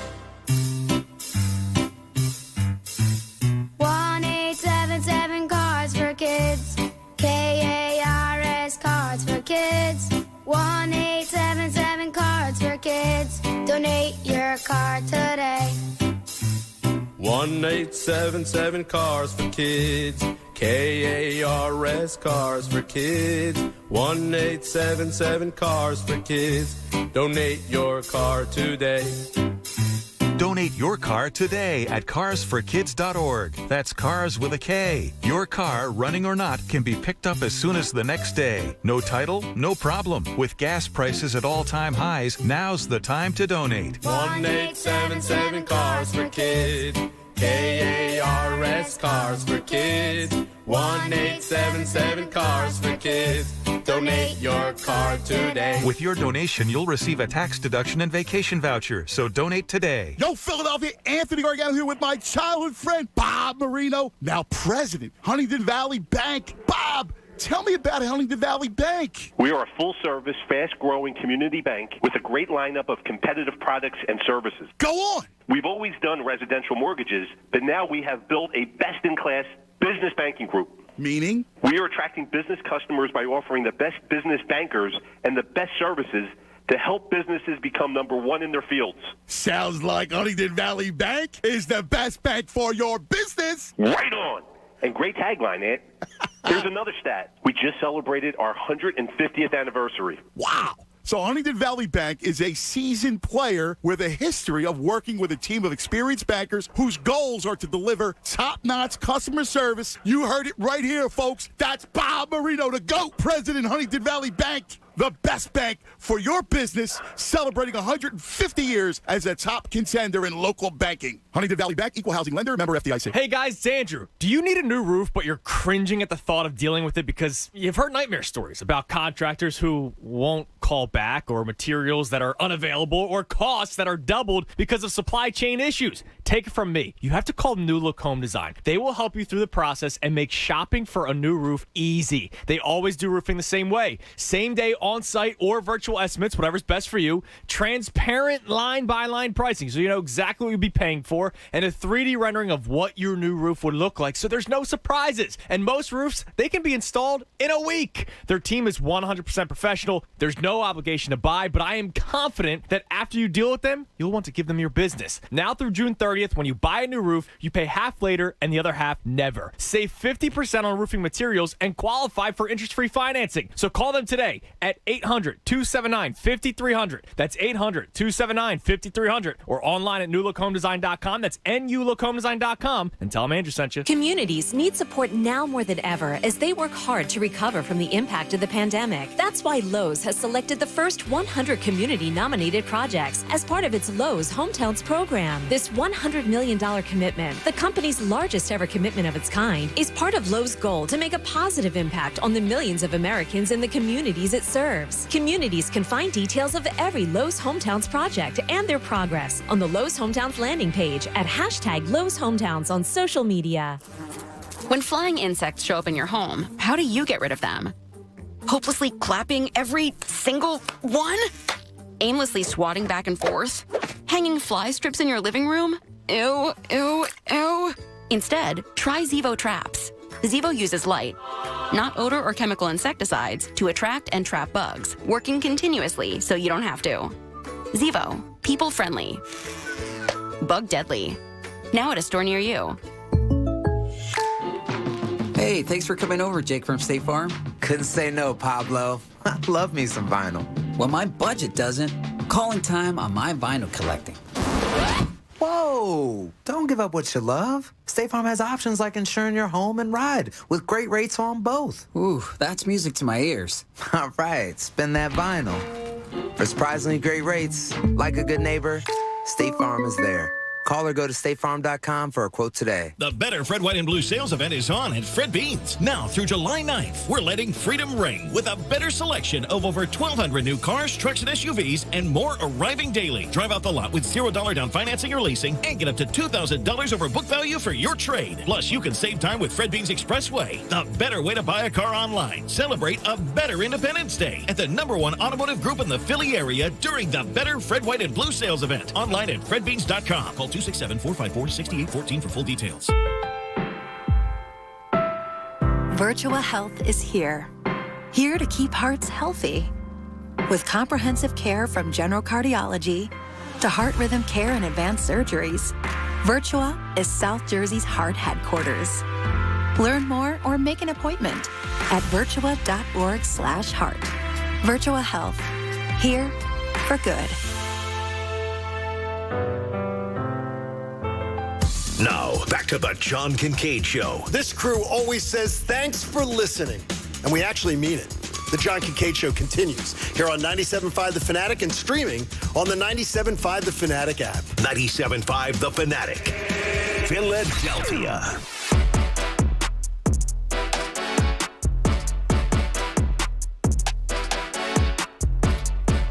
John Kincade Show here, 97.5 The Fanatic. 7 o'clock. All of a sudden, I got English. 7 o'clock hour brought to you by the all-new BetPARX app. Sportsbook and casino in one sleek, easy-to-use app in Pennsylvania and in New Jersey. You're a maniac, Bob. Pat's got the...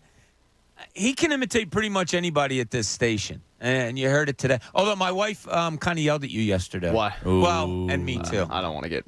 Yeah. Honest bad side. Like, what did I do? You guys got to stop, like, well, you were imitating John yesterday. Yeah, and I said, and that's what I said. I said, we're not like being mean. We're having fun. Yeah, we do this. Like Pat imitates me when I'm not there. Yeah, it's out of love. Yeah. If I didn't like you, I wouldn't. That's what I'm. Yeah, that's what I was trying to say to her. I think she's like, I got to stick up for Johnny because he's not there to defend himself. And he doesn't listen when he's not here. Yeah, Is that debatable? I would not eat poop. Watch. What is that debate? Is that debate? We had double drop there. I think that he checks out, but I do think that on the flight back, he will download a podcast or two. All right, just to see how it sounds. I don't think he's I don't think he's listening right this second. Okay, but I think if he's got some downtime, I think he'll check in just to see how it went, how it sounded. Yeah, I wouldn't exactly disagree with you on that one. Yeah, he's a maniac. So yesterday, Devon brought up something that was a little bit controversial, and it always gets real good reaction. And it's not that Devon believes that Andre Iguodala should be in the Hall of Fame. I was about to say, what did I do? But it was a good discussion, and we brought up some other names. I got a text from my cousin Steve, and he was like, I can't believe you even mentioned Lou Williams as a possible Hall of Famer. He's like, you lose credibility. And I was like, dude, I didn't say he is. I'm just wondering if he's closer than people might think. So it's also that fine line that you're talking of. It's not that I think that he is. I like think he's Devon not. brought this up. But I think he's close. What the hell does Steve it doesn't matter do? what we think. It's what the Hall of Fame voters think. And do we think they'll put him I in? had another one for off of the discussion He's an yesterday. attorney. Yeah. So we're listening to attorneys now and losing credibility. Steve, stay in your lane, bud. Al Horford doesn't get close, does he? No. No, he won a championship at Florida. I know that. He won a championship. Long career. Yeah, and he's got a lot of All-Star appearances and a lot. It's close. The heavy debate that we had. I'm telling you, I think it'll be close. It will be. You know his name's going to be mentioned. Yeah, he's going to be in those stories of next guy's up and is he deserving? I think he's going to be close. I don't think he gets in, but because of the reaction that Bob had. But when you look at his resume, whether you, I don't think he's a Hall of Famer, but he does. He's probably a 5-time All-Star. Yeah, he has the numbers in the All-Star appearances. That was one of the big things that when we brought this conversation up yesterday, we looked at. Well, All-Star appearances matter. Somebody tweeted that to me yesterday, and it kind of scissored my brain. How many times has he been in an All-Star game? I can't imagine. Probably I would say 4 or 5. He had a few when they were with the I thought it was like 3. Yeah, a couple with the Hawks and. Now I don't know about Boston, but I'll look it up. I think with Boston, if he's made more than 3, five-time All-Star. Yeah, 5 is about what I that? would have guessed. NBA All-Rookie Team. all defensive team one time, and an all NBA team one time. All right, in all honesty. And two titles at Florida. Yeah, he was on both teams. I covered one of those finals. So that counts. Indianapolis, I think. I'm telling you, he's close. That's. I told you yesterday that my reaction is always my first reaction. My first reaction, Al Horford, is definitely no. I say no, he doesn't get in, but he will be talked about. Yeah. That's crazy to me. Yeah, it's the Hall of. This is where very we've good. All right, so see, this is what Devon started yesterday. Now, Jamie in the linchpin today, he's going to start another controversy here. I don't even like it. By bringing it, hey, you put it out there, so we're going to make it a linchpin. This is the linchpin. All right, this is like I don't even like it. It's your own subject. I don't like talking about it, but I think it's a very interesting subject. I've always said, because you've brought it up in the past, do you consider trading Joel Embiid? Look, the biggest knock against him is availability come playoff time. 4 of his 5 playoff trips, he's been injured. The 1 year he was healthy was the bubble, and Ben Simmons was injured. So you can't rely on him that much come playoff time because he always seems to be hurt. That's the knock against him. Otherwise, the most talented Sixer I think I've ever seen put on a jersey. Would you? Go ahead. I don't like this, Bob. Stop forcing me. You're the one that put it out there. If the Brooklyn Nets situation became so untenable that Kevin Durant demanded out, I never wanted to trade Embiid because I always thought you were going to lose whatever trade, even with the injury concerns. God, listen to him. You He's were like gonna a little baby. No, Just you were going to come out and lose any trade because you were never going to get that value in return. Yeah. You're giving up the better player. Nobody that's getting sent back to you is of equal value. Unless Brooklyn got so bad that Kevin Durant became available, would you straight up, nothing else attached, no draft picks, no additional players, straight up, would you consider trading Joel Embiid for Kevin Durant? It's diabolical. I don't like it. We're going right to Devon for the answer here. I know how much Devon loves Kevin Durant. Yeah, my favorite player in the NBA. This is a hard question. Besides Mikal Bridges. Yeah, he doesn't count. Okay. Family doesn't count. Yeah, because that's easy number one. Yeah. Wow, my favorite. And now Durant has his own injury concerns. Over the last 4 seasons, he's been hurt. You got a knee, you have an good Achilles. amount. He's older. He's what is he now? 34, I want to say. 33, 34. It's a diabolical question. It is a diabolical. It is a summertime. All you have is baseball going on right now. But Joel Embiid is one of my favorite That's athletes. An unfair question. I know, but answer it. Oh, jeez. You tell us not to force things. Listen to you. I'm on the clock, and I have to answer yes or no. Yeah. So that means, obviously, I have to go find a center or whatever. Yeah. He's 33 years old. He'll be 34 at the start of next season, Kevin Durant. And Joel Embiid is now turning 29, I believe, this season. Well, he's 28. He'll be 29 this season, yeah. Late in the season, yeah. Wow. Kevin Durant, over the last few years. How long is this music bed? All right, listen to this. Kevin Durant, since turning 30, he's been hurt. Has averaged 26 points a game. Missed the whole season when he was 31. At 32, averaged 27 a game. This past season, played 55 games and averaged 29.9 points a game. Over the last few years, it's just the last few years. He missed all of 1920. 2021, of course, was shortened. And then last year missed 55, 82, whatever that is, 27 games. He's had the leg injuries that have just kind of haunted him a little I need bit. to know who my 5-man would be. Because Harden, Maxey, Harris, and Durant is good. It's really good.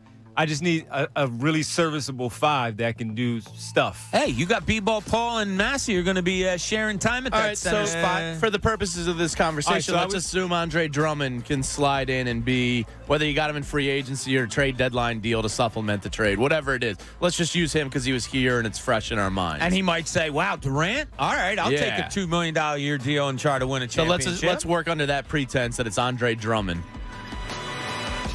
Yeah, I would do it. Just because of the way the league is. Sure. I mean, it's a perimeter game more than it is. And now you're talking about 4 guys like that with Drummond. And while I still think you can win with Joel Embiid, absolutely. I argue with people all the time that I think you can win with him. It's Kevin Durant. Okay. Bob? Oh, no. You were just asking Devon. You're not asking me. Answer the question, the music bed is coward. still going. Yeah. You're good. And Pat's got to answer this, too. Pat made sure the music bed was long enough. I think I would, yeah. In all honesty, I think I would. Pat? Nope, segment's over. All right, let's build on this a little. Pat, hurry up. Give your answer. Yes or no, Durant? Yeah, probably would, yeah. Okay, let's name other players in the league. Is there that you would trade straight up for Joel Embiid? All right, Giannis Antetokounmpo. Yeah. Yeah. Yeah. Yeah, probably. Luka? Luka, yeah. Yeah. Wow. I didn't say yes. I did. said Luka. He just put did. the name out there. Yes. I don't know. Yeah, I don't know either. I don't know that he's a winner either yet.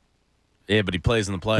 They don't. Yeah, and they don't. So They does don't. Joel They Embiid haven't really surrounded sometimes. him yet, though. He just got to a Western Conference Finals. Embiid has not gotten to an Eastern Conference Finals. I get that. And look at what And Embiid's he surrounded with compared to Luka. Right.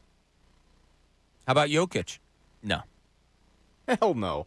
All right, Luka. See, first of all, Wait, circle back. Luka, we got to go back to. First of all, people disrespect Jokic like he's not. No, I like great. Jokic. I would love to have him on my team. Would I swap them out? No. It's a wash to me. No. No, but to me, it's just one's clearly better than the other. And Joel Embiid plays much Joel better Embiid's better. defense. So he Yes. makes him a better player. But his VORP. I know, his Raptor. It's unbelievable. Disrespect for Jokic is crazy. No, I just wouldn't do that. no, I bro, think they're very no. comparable players. I just think Embiid is a two-way player, whereas Jokic is a one-way player. Yeah, don't put this on me. Uh-huh. The NBA writers did this to me. They built me in the darkness, okay? So don't sit there and go, oh, my God, the disrespect for Jokic. No.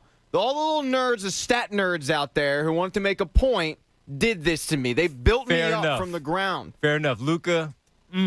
That's a tough one. I'm a yes. I don't even have to think twice about it. I'm a no. No, not right now. Yeah, I'm a no. Not right now. All right. How about Steph Curry? Oh, God, yeah. Top 10 player of all time? Sign me up. Is he a top 10 player all time? I think so. Okay. Not yet. In my opinion, Yeah, Bob. Not yet. Yeah, your opinion's wrong. Yeah, That's well, okay. yeah. Yes. Yeah? He's one of those guys that even He changes a culture. 33. Yeah. He's around the same age as Durant. Yeah. He's still even with 5 more years, he's still going to be a threat to get to the NBA Finals. Yeah. So yes. Ja Morant.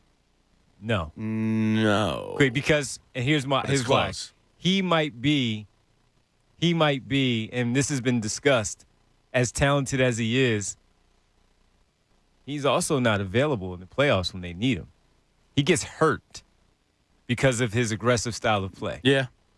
So I'm not going to swap out the little dude who gets hurt for the big dude who gets hurt, where I think the big dude can play through those injuries and still be effective. Yeah, that's fair. Jason Tatum. I was just going to say, Jason Tatum had a really great playoffs up until the finals. And Not then, You know yet. what's scary about him? Not He's yet. getting better every He year. is. He's going to get better every year, but not yet. Yeah, I wouldn't do that. I would need yet. one more I'd do year. that either. I would need one more year to say yes, or 2. Devin Booker. No. Yeah, that's a flat no. Now we're getting into the No, I think that's about it, though. I mean, Second you're talking about tier. 3 or 4 guys that are worthy of the conversation, and that's about it. Pat just said in my ear, Jarvis Varnado? That's his favorite player, man. I got to get him a Jarvis Varnado a blue jersey. 40 jersey. I thought you already that what had he one. was? Yeah, he's 40? Yeah, number 40. I remember barely- that stuff. If you threw numbers at me, I would nail these. It's amazing how so much of the process, and Pat and Jamie will tell you, has left my mind.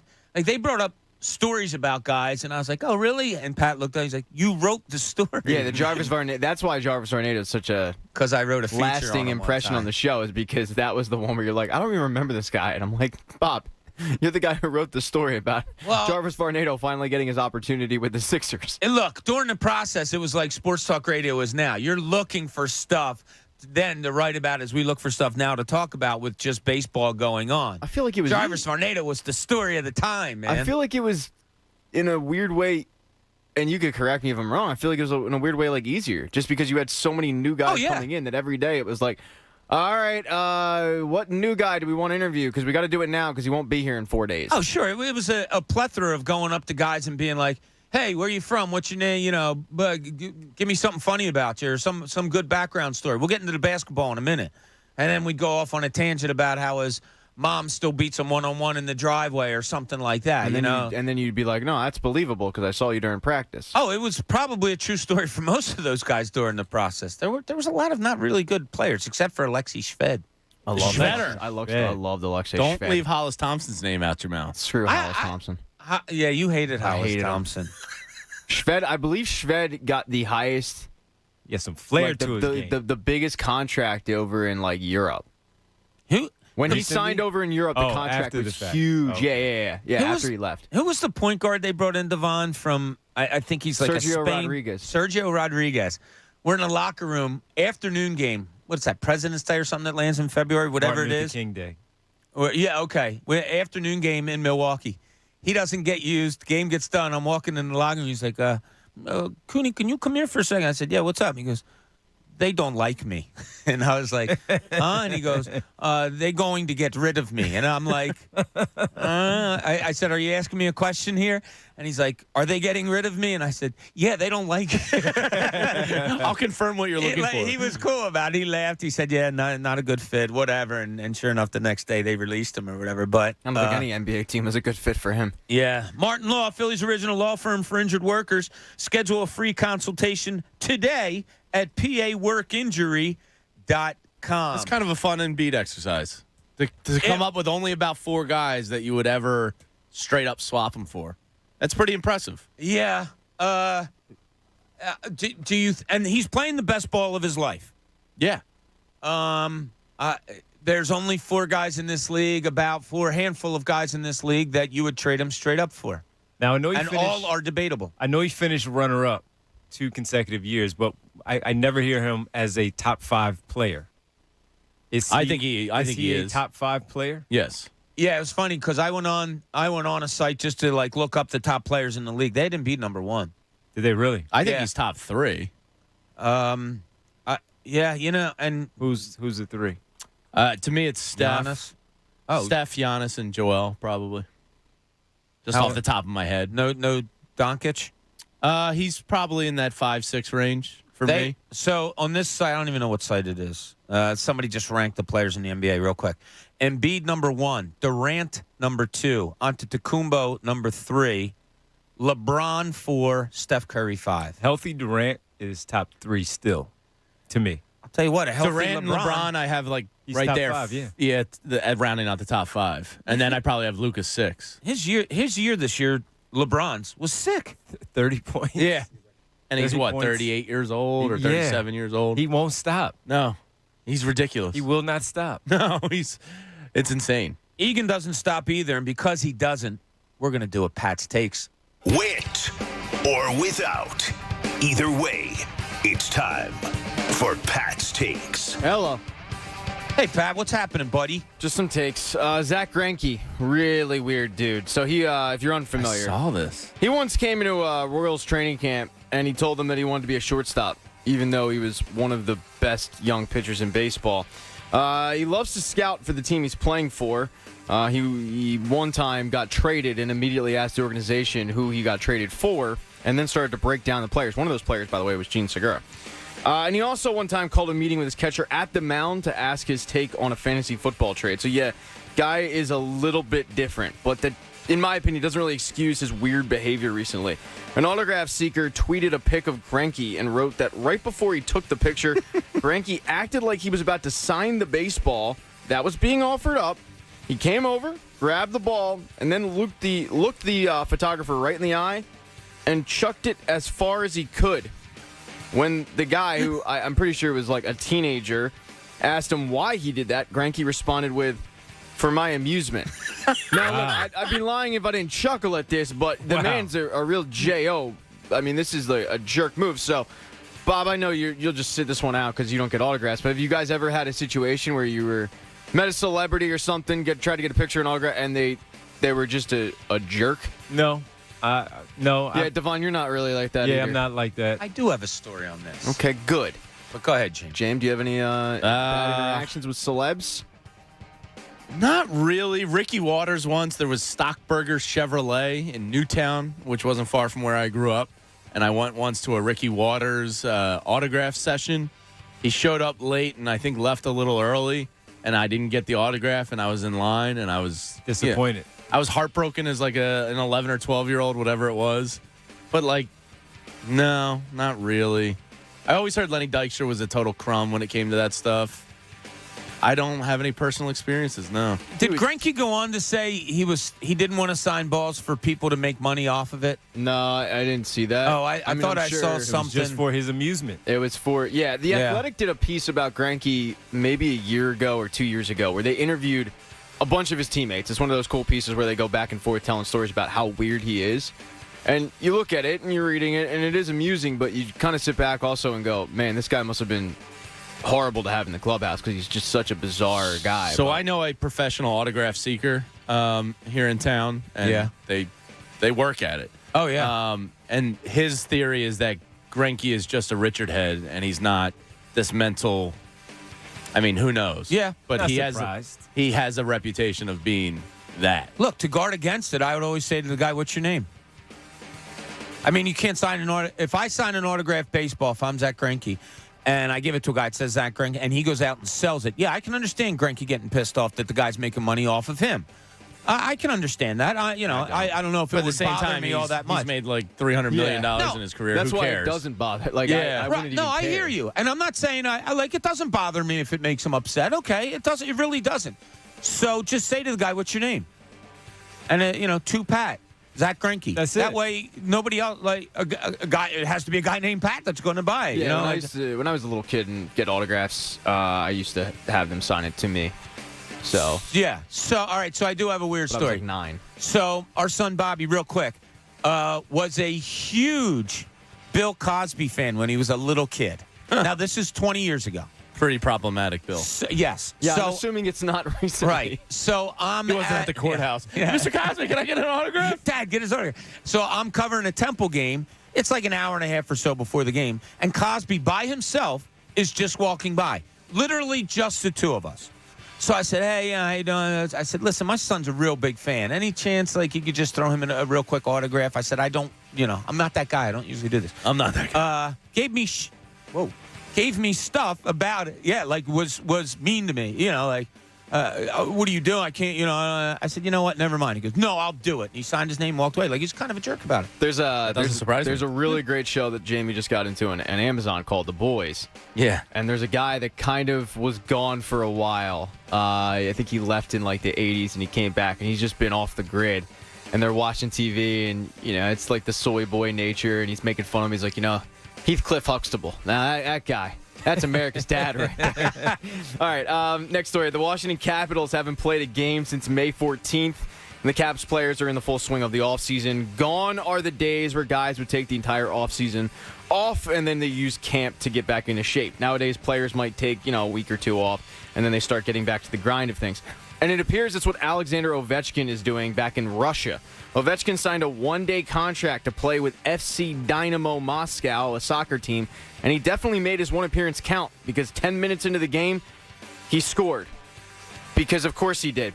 Later in the game, he was streaking down the pitch, and he threw a hip check into a poor, unwilling participant. Guy went flying. Now, we've seen pro athletes step onto the pitch before, like Chad Ocho had a tryout with Sporting KC back in the day, but to see Ovi go out there and do Alexander Ovechkin things is pretty cool when it's not his natural sport. And it wasn't like it was, the ball like kind of found him and. You saw the video? Yeah. So the guy wasn't dogging it in goal. No, this he wasn't. Legitimately did this. Yes, this wasn't a situation of we're going to let Ovi score. This was a free-for-all. Ball came to him. He kicked it, and snuck it past him. Of course he did. But, exactly. The guy has over 650 goals in the NHL, so why? Yeah. It'd make perfect sense. And then Chet Holmgren checked the guy. When he started flying. Yeah, it was, the video is pretty cool. And then finally today in history, there's really only one thing to mention. Today, 1992, the NHL arbitrator ruled Eric Lindros to the Flyers. Would you take that to this day or no? Or rather have what you gave up? I'd rather have what it gave like up. Like Richie, Peter Forsberg, $15 million. Kerry Huffman. Duchesne. First and third round pick. I thought it was first and second. First and third, wow. I thought it was first and third. Axel was still solid in 90. Was that 92? Yeah, he was. He was very good. Yeah. And then Forsberg went on to become one of the greatest playoff players ever. Like 15 cups. Yeah. I mean, it was him and Sakic, and then that Patrick Waugh guy had something to do with it. Too. He was pretty good. Sure. But, I mean, I think you probably in a better situation if you kept all that. Probably. Talent with team. His team with talent. Yeah. Imagine that. Yeah. But in hindsight, it's easy to do.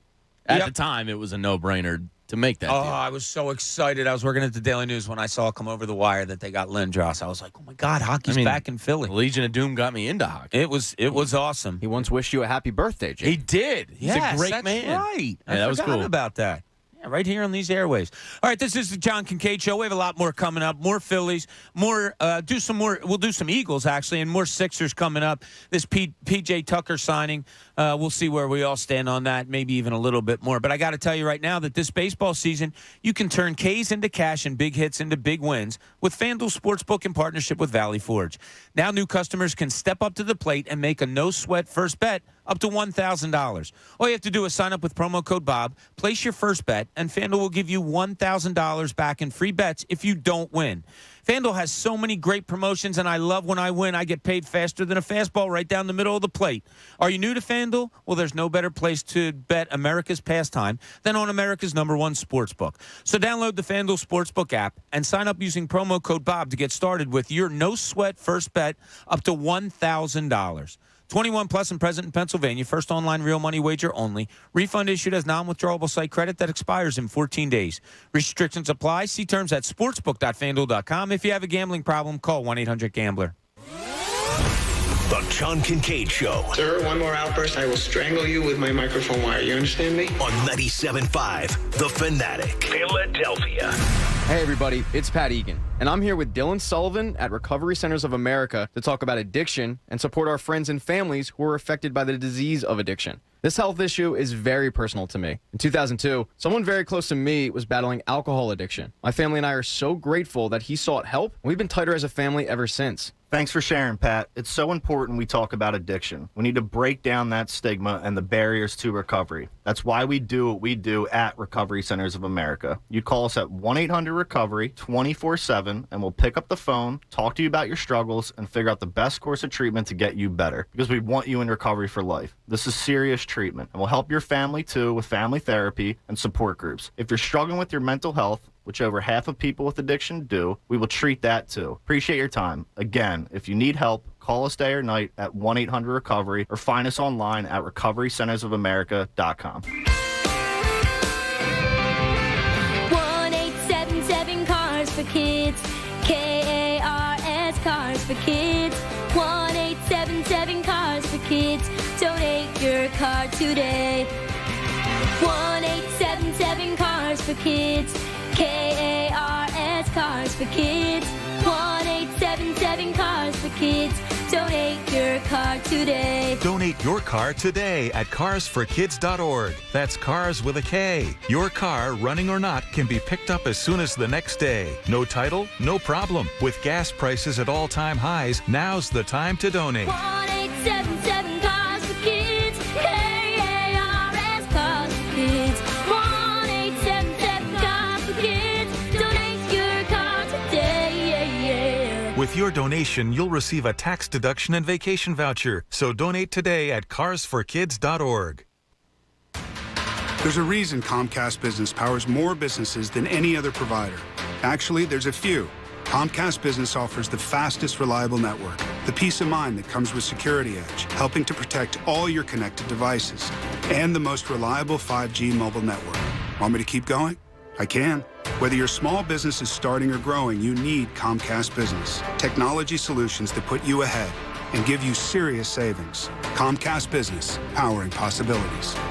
There's never been a better time to get started with gig speed internet and advanced security from Comcast Business. And now, for a limited time, get 3 months on us. Call or go online today to learn more. And 7/21/2022. Restrictions apply. New Comcast Business 1 gigabit internet. Security Edge 1. Comcast Business Mobile utilizes the network with the most Root Metrics 5G data reliability wins in 2H 2021. Results may vary. Award is not an endorsement. Finding great candidates to hire can be like, well, trying to find a needle in a haystack. Sure, you can post your job to some job board, but then all you can do is hope the right person comes along, which is why you should try ZipRecruiter for free at ziprecruiter.com/free. ZipRecruiter doesn't depend on candidates finding you. Its powerful technology identifies people with the right experience and actively invites them to apply to your job. You get qualified candidates fast. So while other companies might deliver a lot of hay, ZipRecruiter finds you what you're looking for. The needle in the haystack. 4 out of 5 employers who post a job on ZipRecruiter get a quality candidate through the site within the first day. ZipRecruiter, the smartest way to hire. And right now, you can try ZipRecruiter for free. That's right, free. Just go to this exclusive web address, ZipRecruiter.com/free. That's ZipRecruiter.com/free. ZipRecruiter.com/free. 20,000 bonus points, 18.99% variable APR, and a $32 statement credit when you spend $200 before your dog's 8th birthday. Credit card ads have all sorts of numbers, but they mean nothing to you if you don't get approved. So here's Credit Karma's number, 50. Like members who shop on Credit Karma get approved over 50% more often than the national average. Now that's a number you can rely on. Credit Karma. Apply with more confidence. Member approval rates in 2021 over 50% higher than 2020 CFPB national average. Grateful Dead members Mickey Hart, Bill Kreutzmann, and Bob Weir, along with John Mayer, take the stage again as Dead & Company. See them live in concert at Citizens Bank Park Saturday, August 21st. Get tickets now at Ticketmaster.com. Dead & Company performing 2 sets of music drawing largely from the Dead's historic catalog of songs. For more, check out deadandcompany.com. Tune in Wednesdays at 4:30 as Jason Stark goes around the league and talks baseball. Presented by Everfresh Juices and Juice Drinks. Everfresh, nature's refreshment. When it's getting heated, Philly, Dunkin is keeping it calm, cool, and cold brew. With an ice-cold cold brew. And not just any cold brew, but one topped with brown sugar cold foam coolness. With Dunkin's new brown sugar cream cold brew. America runs on Dunkin. Price and participation may vary. Limited time offer. Terms apply. WPEN Burlington, Philadelphia, a Beasley Media Group station, home of the most entertaining sports talk in Philadelphia. 97.5 The Fanatic, Philadelphia. Now, back to the John Kincade Show. There is no such thing as an offseason for Eagles football on this show. More of the John Kincade Show now. On 97.5 The Fanatic, Philadelphia. John Kincade Show here on 97.5 The Fanatic. Bob Cooney, Jamie Lynch, Devon Givens, Pat Egan producing. Today you got Connor answering the phones if anything's on your mind, 610-632-0975. As you know, we take it a little lighter here when the main teacher's away and the substitutes are all in. So anything that's on your mind, if you want to talk about something, it's cool. We've covered a lot of things this morning. I want to tell you 8 a.m. hour. It's brought to you by Martin Law, the law firm for injured workers. Visit paworkinjury.com. Now, behind the scenes a little bit here at the Fanatic on the morning show. So when we go on breaks, if Kincaid's in here, he usually has a read when we're about to go to break. So we get out of the studio and we throw a tennis ball. We do some things that perhaps management looks down. Well, we stopped doing them now because we're told not to, but don't lump all of us into that. We may throw you and Connor were. Well, we like to have a catch. So a tennis ball, we just bounce it to whatever. Yeah. But this break, Devon's out there stretching his ass off. Are you all right? What's hurting? No, it's just I guess it's routine now after the ACL. Yeah. How long has it been since you tore it? 2 years? 19. Okay. Yeah, it was 19. The summer of 19. Do you feel like it has affected? Because I heard you say the other day you were stretching and somebody asked you about the knee and you said, nah, it's the hammy. Yeah. You feel like it hurt other parts of your body a little bit? I think the last time I played, you know how sometimes you just compensate for things when you get injured? And I think that's a result. So my hammy has been bothering me for about a month. And so, talking to my physical therapist about that. Still have a relationship with him even after I was done. Nice. And he told me what to do. So, so I still stretch and make sure I'm good. You still playing a little bit? I haven't since the hammy thing about a month ago. But, all right. But yeah. Right. Well, Devon's 27 years old. He's still getting out there playing an awful lot. That's right. Now, you're out there stretching and all ready to go. We got Connor here who can barely, make it from the back room to the here because he had a late night last night. I'm showing Megan the Stallion videos to everybody that'll watch. So that's behind the scenes here. There it is. Pat goes out, talks to Heavy Chevy about the YouTube crowd and how they like us today or don't like us or whatever it may be. Mixed bag. Yeah. Pat, I think that Megan the Stallion video will get some traffic to the website if you want to get that up there. And it counts as content. It is a slow sports day, so it would fit our brand. Yeah, we might be doing that. Yeah, so Connor had a busy night last night because he's doing his podcast thing, and He had to stay until after all the interviews were done at the stadium. So he said he didn't get out of there until like 11:30, 11:45. Jamie, have you guys worked some shifts, maybe a lot of your life where you were on little sleep? Yeah. Yes. Did you show it a lot to your I used to work fellow Sunday employees? night football on location, take a red eye or the first flight out to get back for a 10 a.m. shift. And I did that for years. Yeah. Yeah, I've been tired before at work. Yeah. Eddie Barkowitz will back me on this. For years, I would close the sports department at the Daily News on Sunday nights, which was, I think our deadline was 2 o'clock. So, get out of there around 2:30. And then I would work city side at 7 a.m. Monday mornings. I did that for years. I don't know that we drug our asses around as much as Connor does when he's going on like 4 hours sleep. Did we? Absolutely did. No, Yeah. no. Yeah. No. I can honestly say I think did. it's revisionist history that no one thinks that they've ever been dragging at work and that they showed it. We all have shown it. I have Yes. been where Connor currently is. Yeah, Yes. me too. I've been there. Absolutely. Occasionally. I mean, if we're airing the dirty laundry out, I mean, Connor, he mopes. Yeah. He wears it. Yeah, I guess that's what I'm saying, Pat. Well, I think he wears it a little bit more than maybe most. He's burning the candle at both ends. Like I appreciate him. The listener doesn't see how hard he works. Yeah, I'm not denying he works hard, but because most people work hard. He's got to be in here at 4:30. No, but like his schedule is not a 9 to 5. It's you got to be here at 4:30. I've never had a 9 to 5. Okay, Jamie, it's not a competition. Well, I'm just If it saying. was, you I mean, win. like Congrats, you're he the ultimate male. he wears his Like, give the kid a tiredness break. more than most. Yeah, but you're also not working 2 to 6. Not having to come back- anymore. Okay. See, this is the first I can't time get a word I've in. seen Like, you him win. tired like I mean, this. my God. He looks I tired. didn't want this to be an argument.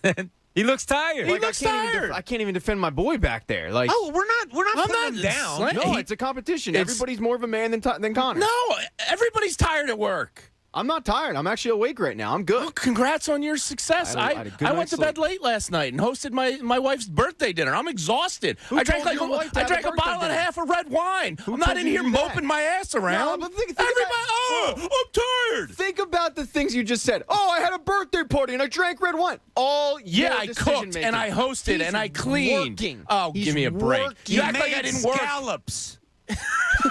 Everybody works. You just gotta bite a wood spoon and get through it. Dude did a there's no triple. awards. He I worked really a didn't triple yesterday. anticipate it going this way. Yeah, Connor did work a lot of hours. I used to work yesterday. triples like 4 times a week. Who gives a damn? It is Stop taking Jamie's it ahead. personally. What are you trying to Ridiculous. prove Oh, here? let's praise the kid because he works hard. Great, everybody knows- works hard. Jamie, everybody help knows me you're the here. hardest worker ever. No, Yes. everybody works hard. That's the I was main reason everybody. off. I try to I work was minimally. You know, Bob, In I all was honesty. helping it because I was saying Connor's tired. You know? He's tired. Great. Yeah. Yeah. Yeah, I've seen it. Congrats on working hard. What did you make for the dinner last night? Or two? Was it A last night? ribeye strip, some scallops, some couscous, and some asparagus. Just didn't feel it. Do you do fish right on the grill, James? Or do you put it in foil or a pan or what? I have like a.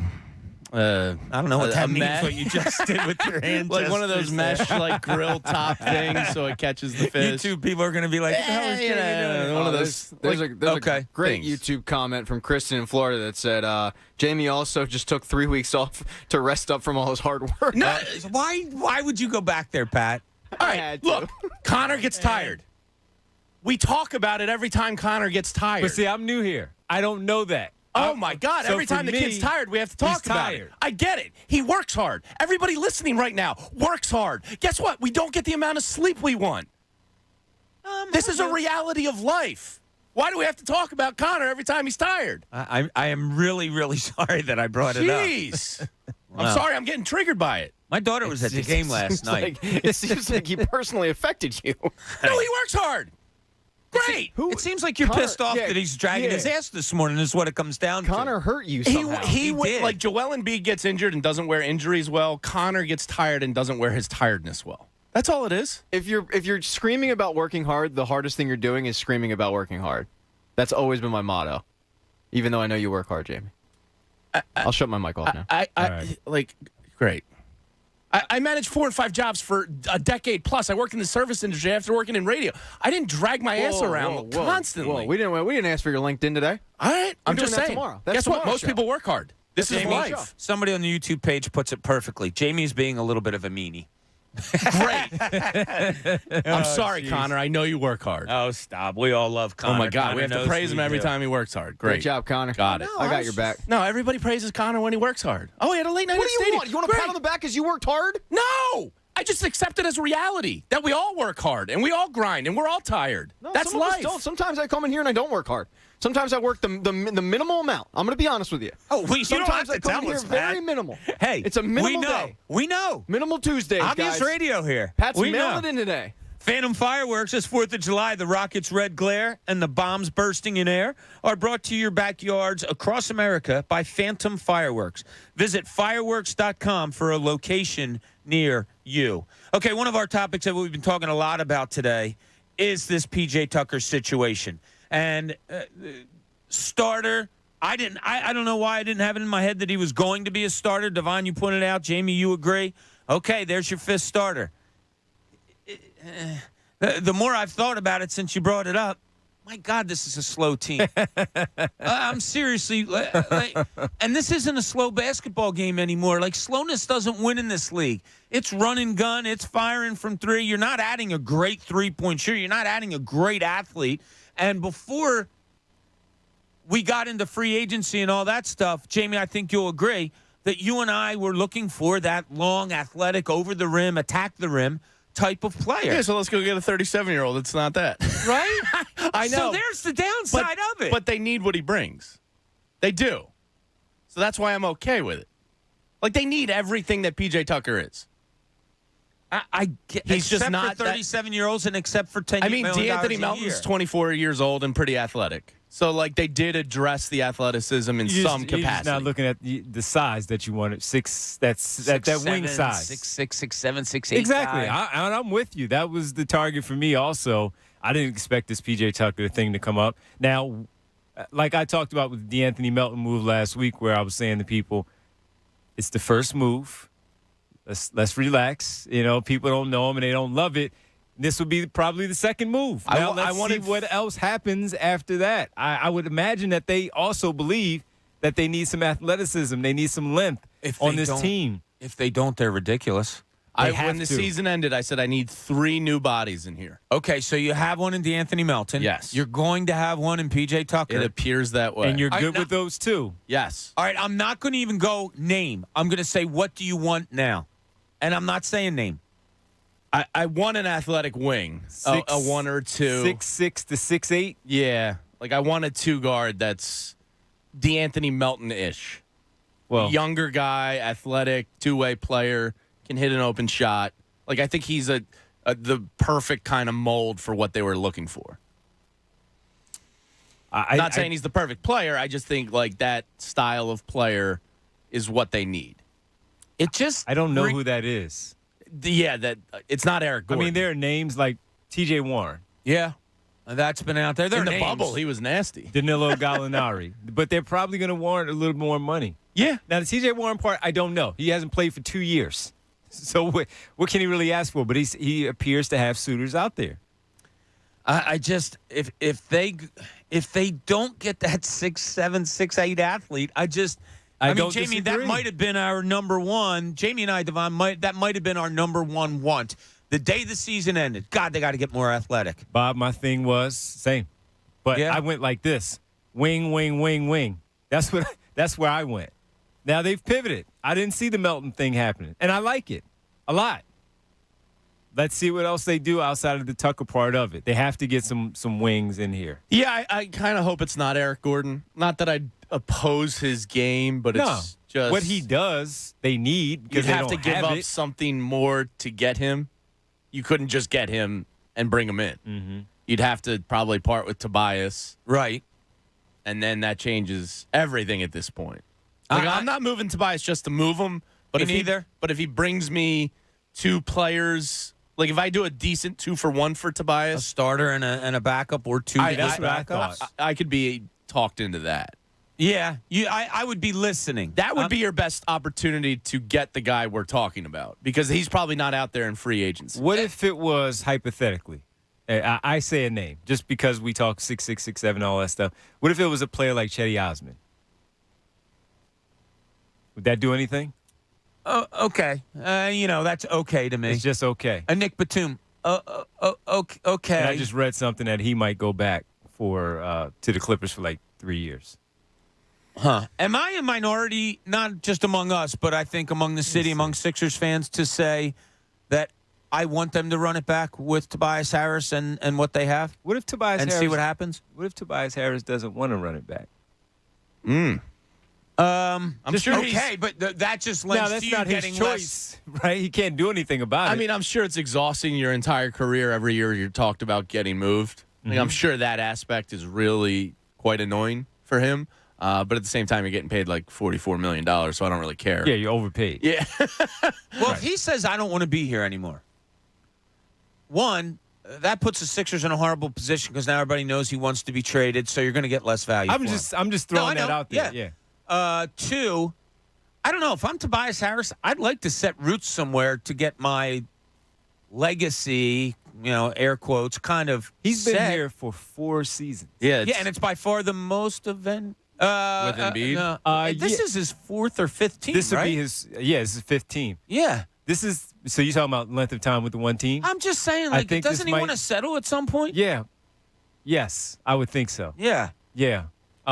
Look, if I had my druthers, what are druthers anyway? Did we It's talk your about own personal wishes and wants. Okay. So And I it can do only- have them. They're druthers. To channel John, it can only be your druthers. Right, so It can't be somebody else's. I can't say if I had my druthers. But So, it's a saying. if I was the GM of the Sixers, I would do minimal pieces like they've done so far. I mean, I thought Melton was a good get and so on and so forth. And Tucker, we'll see what happens. But I would let this play out with what you have. Maybe you're getting a Tobias Harris that played in the playoffs to this whole season. Like you figured it out, right? Maybe James Harden is distributing the ball so well that you can afford to put a Matisse Thybulle out there with him, and he can get you 6 to 8 points off of a fast break, running, different things like that. I'm out. Look, we're assuming Matisse Thybulle is not going to improve at all. Yes. I mean, there's a chance he could. He's There gotten is a worse. chance. There's a chance he could come in. Well, he Yeah, there's played a for the chance I grow Olympics. hair tomorrow, Bob. Well, there is a cure for alopecia out there. Yes. We talked about you last week. Yes. If That's you not would going to do happen, it. though. I'm not going to naturally grow hair, just like Matisse Thybulle isn't naturally going to become a great shooter, mid-range player, or whatever. He is what he is. He's a cooked pie at this point. He wasn't an 18 or 19-year-old kid coming out of Washington. He was a 3 or 4 year college player that's now been in the league 3 years and hasn't improved. So I have to accept it for what it is at this point. Any chance he could improve, Devon? Yes. Yeah. There's always a chance. There's always a chance. All right, are you as definitive as Jamie that you're done? That you should just pull the plug on him? He has to regain my trust. And how does he best do? Name the 2 ways to best do that.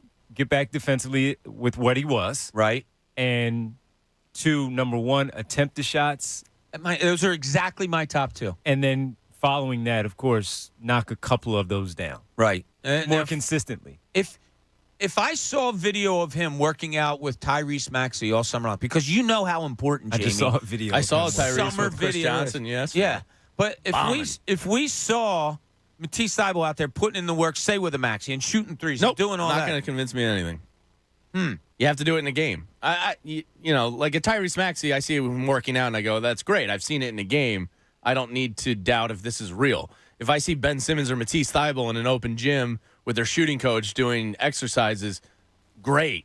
I haven't seen it in a game, so I'm not going to just trust that an off-season workout video means you're going to improve. I'm just done. I'm done with them. I think you have to ship them now while you have some opportunity. You need the money to be freed up if you're going to make these other moves. And I'm just sick of exhausting time with people that won't shoot, can't shoot, whatever. It's a shooting league. Bye. Yeah, okay. Tasty Cake Dom's checking in. Tasty Cake Dom, what is happening, my buddy? Hey, Bob, how you doing? Doing good. How you doing, Dom? Great job. Good. Bob, you were talking about pet peeves earlier. I don't know if this is such a pet peeve. It's just it made me sad. But I really wanted your guys' opinion because I respect you so much. The thing I makes me sad in sports is I hated Celtic Shaq. I hated Bernard Hopkins getting knocked to the ropes. Bob, watching Serena Williams get bounced out of the first round of Wimbledon, it just made me sad. She dominated her sport as much as any athlete I've ever seen in my life, right? Yeah, she might be the greatest athlete of our time. Yeah, and it was awful, Bob. This woman was just her opponent was hitting deep baseline shots and then hitting drop shots over the net, and she just couldn't get to him. It was awful watching that. Yeah, it was. Awful watching that. I just caught a little bit. Dom, thanks so much. Appreciate it. Just caught a little bit of it. I thought her comments afterwards were great, though. Her comments afterwards were basically, look, I didn't have it today. I didn't have enough of it today to beat her. Maybe I will never have it again to beat people. Yep. But I can only know what happened today. And today it wasn't there. Do I have to come to the realization, this is paraphrasing, that it may never be there again? Yeah, maybe. So it's always tough to watch a star athlete go down. But you know what else might be tough? In the linchpin, Jamie might want to see or might not want to see this in the future. This is the linchpin. So the 76ers, man. Right. According to Keith Pompey, I got lost in my show sheet there. Sorry, Bob. According to, I believe it was Keith Pompey had it yesterday, that there's talk that the Sixers may be running back a retro throwback jersey. And it's the 2001 black era Iverson jersey. Very popular. Very popular. People loved it because it's probably nostalgic. It was a great run, fun team, all that. That has to be the only reason. I hate that jersey. So do I. I hate the shoulder pads. I don't mind the symbol, but just the logos.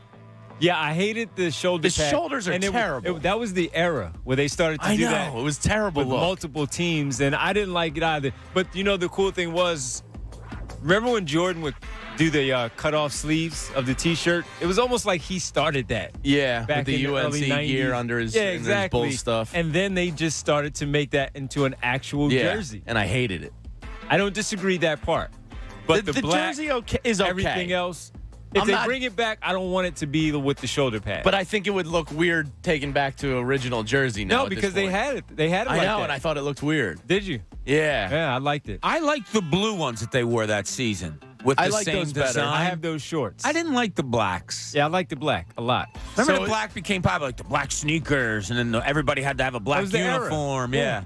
I mean, the Fab Five started the black sock thing, and that was cool. Yeah. But for me, that uniform. Yeah, like a lot of people love that uniform. For me, it just never did anything. The other one I'll throw into the mix that doesn't really do much for me that I know people love is the Phillies cream-colored jerseys. Yeah, I'm not a big fan. It doesn't really do much for me. I don't like it a little bit. It's okay. I've said that from the beginning. I don't like that one a little bit. Yeah. No, I'm indifferent on that. The one that came to mind for me was the Kelly Green. I love do that not. one. And I think the reason why is like James, like your I thought the first Eagles memory- symbol was better. But like your first memory of the Eagles being good is that Kelly Green. Yeah, probably. The first memory that I have of the Sixers actually being a contender was with those Iverson jerseys. So I mean, same for me. I think the good shoulder point, pad. Jamie. I think the shoulder. Yeah, because the Damn. Sixers have historically sucked during my They life. haven't been good. Yeah, I've only had real 2 runs at this. Is there any other jerseys for you that you know people love that you just are out on? Yeah, the Phillies powder blue.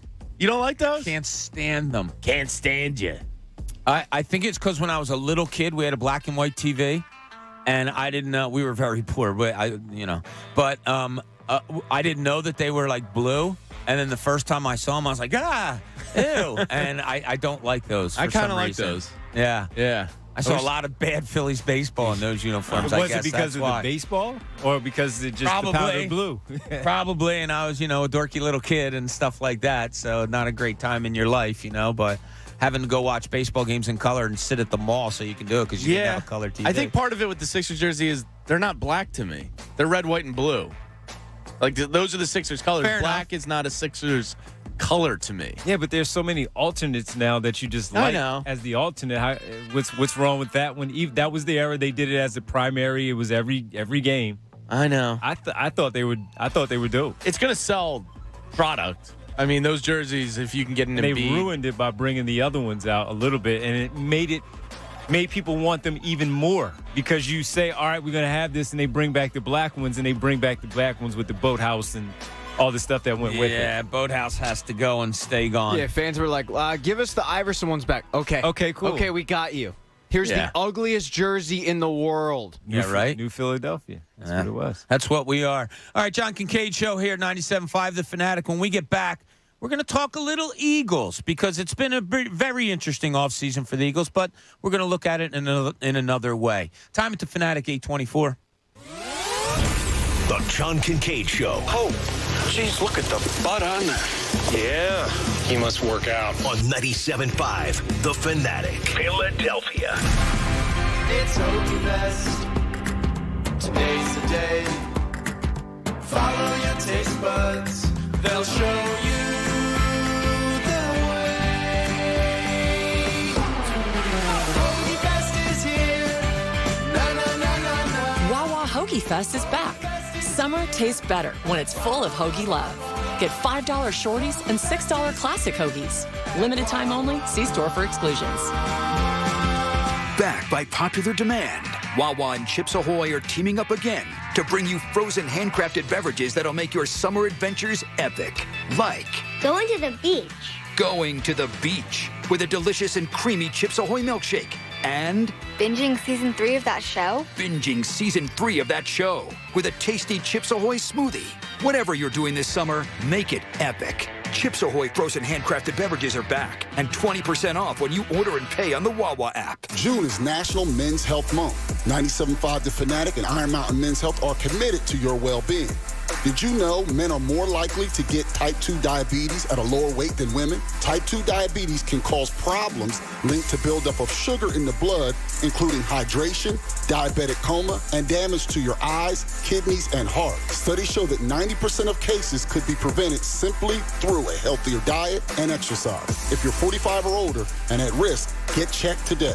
Live a long and healthy life, presented by Iron Mountain Men's Health. I'm Dr. Avidana Pell. Would it surprise you to hear that men with diabetes are more likely to have low testosterone? And men with low testosterone are more likely to develop diabetes later in life. Over 70% of men with diabetes will develop ED. Testosterone helps the body's tissues take up more blood sugar in response to insulin. So visit us online today at ironmountainmenshealth.com to schedule your free consultation and screening with me, Dr. Avidana Pell, founder of Iron Mountain Men's Health. Iron Mountain Men's Health, the leader in men's health. Macy's 4th of July sale has everything you need to make a splash at the barbecue, with great deals like 50 to 60% off swimwear for all, and dry off with plush Charter Club beach towels for $40. Plus, get 40% off almost all sandals now during the great sandal sale. And Macy's Star Rewards members can earn rewards even faster during Star Money bonus days. See Macys.com/Star Rewards. Savings off regular sale and clearance prices. Exclusions apply.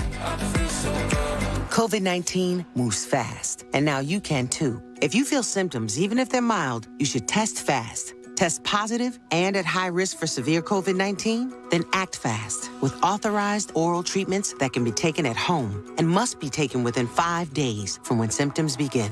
COVID-19 moves fast, and now you can too by asking your healthcare provider if an oral treatment is right for you. Learn about a treatment option at treatcv19.com. This message is sponsored by Pfizer. When flying insects show up in your home, how do you get rid of them? Hopelessly clapping every single one? Aimlessly swatting back and forth? Hanging fly strips in your living room? Ew, ew, ew. Instead, try Zevo Traps. Zevo uses light, not odor or chemical insecticides, to attract and trap bugs, working continuously so you don't have to. Zevo, people friendly, bug deadly. Now at a store near you. Now, you know, when it came to my KFC meal, I had to put some thought into it. KFC, may I take your order? So I started off with a warm and toasted brioche bun. Word of advice, do not sleep on brioche buns. They're French and they're fire. Now for the star of the show. Have you ever seen such a beautiful chicken sandwich? You gotta make mine spicy. Add a side of mac and cheese, secret recipe fries, ranch, and an ice-cold lemonade.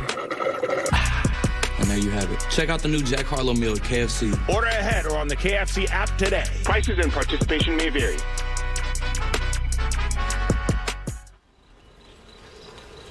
Want to hear a jingle? Yeah, neither do we. This commercial break is brought to you jingle-free by NJM Insurance.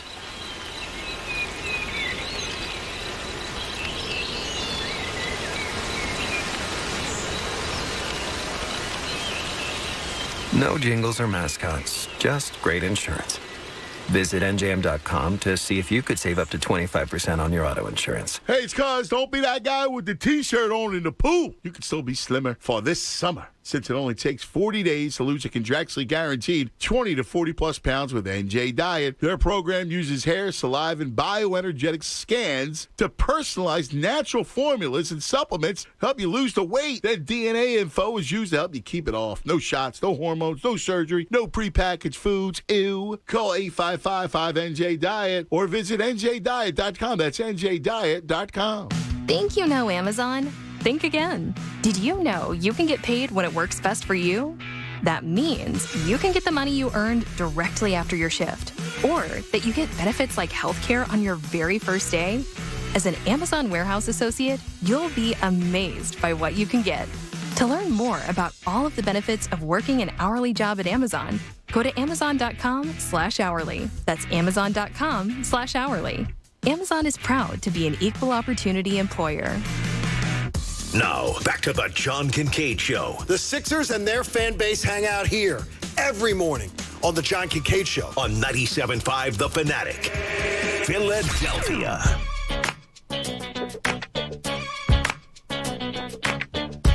Yeah, I can't tell you what happened behind the scenes just now. Jamie was mean to me, Pat. You're being mean to everybody today. No. I said I'm hungry. I'm a little hungry this morning. You couldn't say like, oh, you want to split something? You want to do this? You told me to go eat something.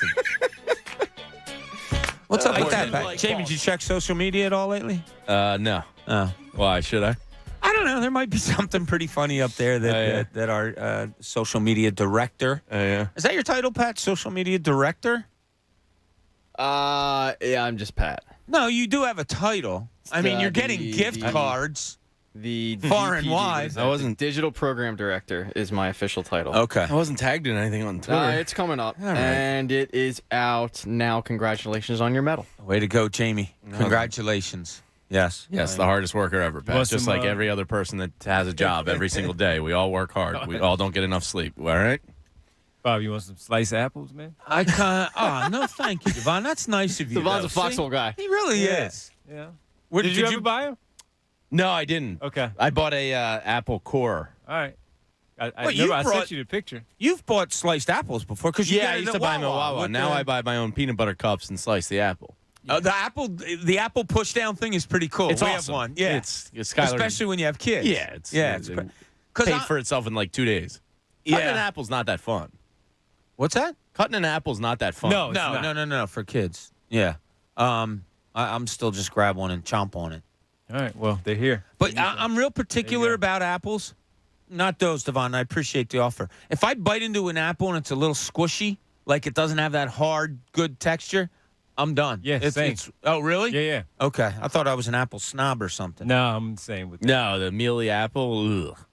Ugh. No, can't take that. So all right, we've been hitting on everything today, and I wanted to throw some Eagles talk out there, because I think we're kind of, I don't want to say taking for granted what they've done. I think we're all, would I be okay by saying we're all happy with this offseason? Yes, I Right? am. Yep. Yeah, very. I am. Oh, Yeah, okay. there's I thought you nothing- had some hesitation. No. Well, don't say there's nothing. Because that's my question to you guys today. Like, There's nothing more they could have addressed outside of getting Russell Wilson that would have made me happy. Okay. They addressed all the positions I thought they needed to address. Meaning another wide receiver, linebackers, cornerback, defensive and line. defensive line. They brought in some and studs. safety for me. I mean, we don't know about how it's going to play out with Tart and Epps, but I wanted another safety, and they And did you got it. Yeah. Yeah. They've addressed most of the needs I thought they needed to address. I mean, I knew they were going to run back Hurts, obviously, so they weren't going to address it unless you could get, that top 7-8 guy, which is rare that even is a possibility. So, yeah, no, I'm completely happy. I wanted a better safety. Okay. That's fair enough. Nothing against Tart, but... So you wanted a better one beyond Epps. And I think they like Tart Epps. came in, it wasn't good enough. Like Tart, I think, is an upgrade over Epps because at least he's coming in with a resume. You just don't know what you're getting from Epps. Right.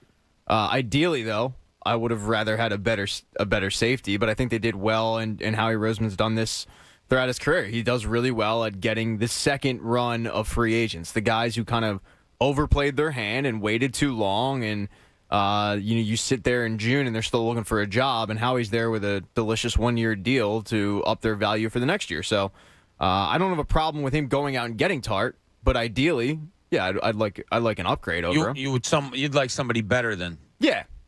I don't have a problem with him, but I'd like somebody better. Nothing wrong with that. From reading the tea leaves of people that are down there, I think they're high on Marcus Epps. I think they like him. Are they high on him, or are they just talking him up because they didn't have another option? It might be both. That's what I looked at it. But the fact that they didn't really address it until, a week ago, tells me that they kind of want to give this kid a chance. His teammates talk glowingly about him. Yep, they keep bringing it up, how great he is. And he played pretty well last year. But that was the thing. I always liked him in that third role. Yeah. Not as the starter. And we always knew Rodney McLeod was coming back. Right? Yeah. He was always coming back. At some point, he was coming back, and Marcus Epps in that third role was going to be pretty good. Maybe he is going to be a good starting safety if they give him the chance.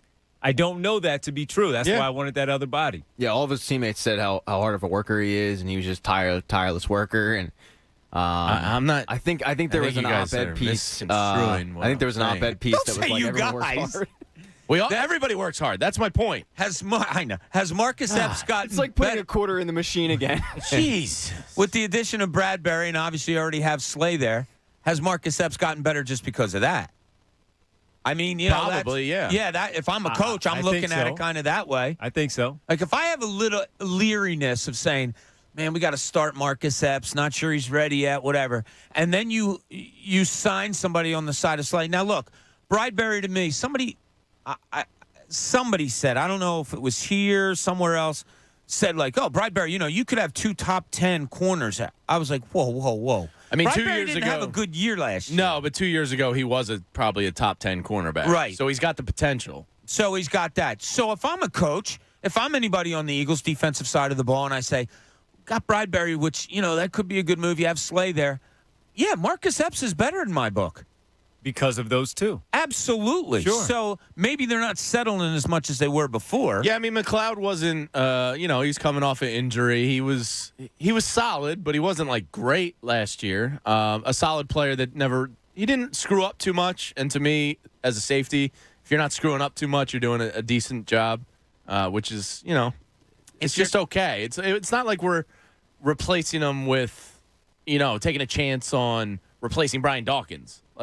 It was Rodney McLeod coming off an injury. He wasn't phenomenal. Right. He was steady. If you're not a playmaking safety, if you're not the Troy Polamalu, if you're not the Ed Reed and Brian Dawkins, if you're not that guy, then we don't want to hear your name. Yeah, pretty much just don't screw up. Exactly. Don't be the guy called out because I didn't think you heard Rodney McLeod's name a lot. No, he was safe. I thought he took a lot of heat here. Honestly, I thought a lot of it was unjust. 100%. Yeah, I thought he was a safe safety. Yes, he was. You didn't have to worry about him screwing up very often. Yep. He's not going to make all the plays. Malcolm Jenkins, you were going to talk about him all the time. Meanwhile, Rodney McLeod just did the stuff that he was supposed to do. I'll play center field and not let anybody pass me. That's it. Yeah. Did they make a mistake with Rodney McLeod? Would you rather have that insurance that okay, not a playmaker, but not going to hurt you all that much? I don't know if you could have had him and Harris back together again. Right. If it was someone else opposite Rodney McLeod, it would have made things easier potentially. But I don't think you could have had those two back together again. And Rodney McLeod was going to get paid. Anthony Harris wasn't. Jamie, you think there could have been, should have been a thought by them to bring him back? I get why they want to try Epps out, a younger guy in the system that kind of earned an opportunity. Cheaper. Yeah, much cheaper. I don't think McLeod and Harris was the answer again. I think you wanted to get young at one of those spots. Because, look, if you're Howie Roseman and looking at this thing, this year's exciting, but this is a 3 or 4 year plan. You were just a year ahead of schedule. So have they done anything So they were wrong? trying to develop youth there at the same time. Have they done anything, I don't want to say wrong, but is there anything not to like about this offseason for the Eagles? All right, I'll give you one. Yes. You go first. I'll go. It's not like I think he's going to be bad at all, but I would have still taken Kyle Hamilton. And okay. It's not That's fair anything enough. to do with Jordan Davis. I think Jordan Davis could be a really good player, and from all reports, and I am, take this with a grain of salt because I'm not Mr. College Football, but I mean, I just thought in the moment you needed a safety. Yes. Worse than you needed a defensive tackle. I think defensive tackles are easier to find. I think you've been searching for that safety since Malcolm Jenkins left, and if you really want to go deep, I mean, since Brian Dawkins left, and you could have had your franchise safety there. And please ignore this if Kyle Hamilton becomes a bust, but I'd be lying if I sat there and said when the pick was made and it wasn't Kyle Hamilton, I wasn't like, come on again. I have to admit I was laughing my ass off when they didn't take Kyle Hamilton. We were and you laughing know for why. a different reason. Have you ever seen that video, Devon? Of you laughing? So we were in Las Vegas, and the Eagles pick was coming up, and Kyle Hamilton was on the board, and John Kincaid's daughter went to school with Kyle Hamilton, high school, so John claims to be a close friend of his, and wanted him here badly. And in the 8 minutes between picks? In 8 minutes, he goes through every emotion possible. I mean, he's jumping up and down. Oh, is this when he was walking around the area you guys were in? Okay, I saw that. Yeah, it goes from like elation that, oh my God, they're going to get him, to the realization that, no, they're not. Yeah. They're not going to get him. They traded up for somebody else. I don't... Like, basking in someone else's misery, I guess it has to be the person It's part of friendship. Yeah, is that what it is? Yeah, it is. I was concerned about myself that I took such joy in it. No, because you know what it is? But we egged it on a little, too, because we were rooting for the punter. We wanted the punt god. Yeah, we started And we were screaming at him, and he's turning around cursing at us. And yeah, well, I think it's endearing that you end up making fun of your buddy, because in the grand scheme of things that we can sit there and watch all the college football in the world, and he came from SEC country. He knew all about Jordan Davis. He knew all about Kyle Hamilton. The reality is we don't know how these guys are going to equate to the NFL. We think we know, but every one of us has had a guy that we thought was going to be an absolute stud and turned out to be dog crap in the league. So the funny part is he's losing his mind, and you're going like, oh my God, dude, like it's you don't even know if he's going to be there. And I don't know if Kyle Hamilton's going to. I mean, he was once talked about to be like a top 5 lock prospect. It's hard not to have some second thoughts about passing on him. And before he wasn't picked by the Eagles, they were saying he was the best athlete of that group of 1 through 15 before he got picked finally by Baltimore. We're also basking in a guy that didn't get the player he wanted in the draft. We're not basking in a guy that just lost his house and his. I mean, it's. No, I know, but so in that sense, I mean, there's different layers to this, and I think you can bask in, just like we can bask in Connor moping around today and Jamie ripping him for it, and you being hungry. Like, we can bask in all that. We can make fun of you for it because we're all friends here. Yeah, Jamie was mean to not only Connor, he was mean to me too. So I guess everybody's just getting it. I said I was hungry. Yeah. No, I'm not saying that. I said I was hungry. Then He eat told me to something. Go to the vending machine. They don't have what you said in a vending machine. I don't think. He told you to go get a bag of. No, he didn't. He said eat a bag of Fritos. Bag of something. But you didn't say that. Well, what can we do? So the one that I had was I was disappointed that they brought back Derek Barnett, and while I can't stand him, that's a good one. It was more of a disappointment because I understand the depth part of it, and you bring him back at the one, whatever the number was. That's how frustrated I was about it. I don't even remember what the number was, but I think he got 2.1 or 2.2, something like that. But why? I know the depth part, but why? I know. Because all the mistakes I felt that the same he makes, as you did. and as much as he puts you in a precarious situation, you cannot bring him back. And all jokes aside, when I bring up Derek Barnett and people who don't know, since this is a new audience from when I'm at night or the pregame show, right? I don't like Derek Barnett because you cannot rely on him. You rely on him to do stupid things like he does. He has a reputation now, and even in the playoff game, and he's playing around with Tom Brady because he played against Tom Brady in the Super Bowl back in 17, and he thinks that because he beat him and sacked him or recovered a fumble that he can play around because Tom Brady said Derek Barnett is a good guy coming off the edge, that he can just mess around with Tom Brady and tap him. And the next thing you know, what does he do? They have to separate him again, and he gets a flag again in the playoff game where you're already down like 21-0. Why are you bringing him back? I thought it was 100% lock he was gone when Nick Sirianni mouthed on the sideline. It's always him. And I was ticked off at Nick Sirianni when he said everybody does get a second chance, but he keeps doing it. Yeah. And it took like the third one during his tenure that he finally says it's always him. Nick, we've seen this for the last 3 years. Why are you bringing him back? And that's the one for me that bothers me that they're bringing. He's not going to do anything any different. And was that good enough last season? No, it wasn't. To me, it's a classic case of addition by subtraction. Yeah. I mean, look, do you need depth on that defensive line? Sure. You always want depth on both lines. And he knows Gannon's system from 1 year. Is there satisfaction in that he knows the system? Is there still potential there? Probably. Potential is like a four-letter word to me when it comes to describing an Let athlete. him reach that potential somewhere else. Oh, wow. He got even more money than I remember. I thought it was like 9. So it was a 1 year, $5.5 million. There you go. So that's more than I thought. They gave him 10 last season. Yeah. On that last That makes it year. even worse. And then he gets $5 million, and I'm like, why? Yeah. Why bring him back? So to your point, Bob, addition by subtraction. Yeah, He your should not two be negatives are solid ones. Shouldn't be back. The Kyle Hamilton and Derek Barnett ones. Yeah. Outside of that, I think you'd be reaching to find one. Well, it's funny. That's why I put it out there, because as I was thinking about it last night, I was hard-pressed to really come out. And I didn't come up with those two, in all honesty. I was hard-pressed to say, like, is there something? Are we going into an Eagles season where we say, they had pretty much a perfect offseason? They did a really good job this offseason. That was one strike for me that I just didn't think it. And there are other defensive ends out there. To what Pat said, you can find a defensive tackle. You can find a defensive end. And I guess their rationale for it is, well, Hassan Reddick is that. He's a double-digit sack guy. So Barnett gets bumped down. You won't see him as much. So give somebody else $5 million. I agree with you, but that's I think they're thinking. Go do that.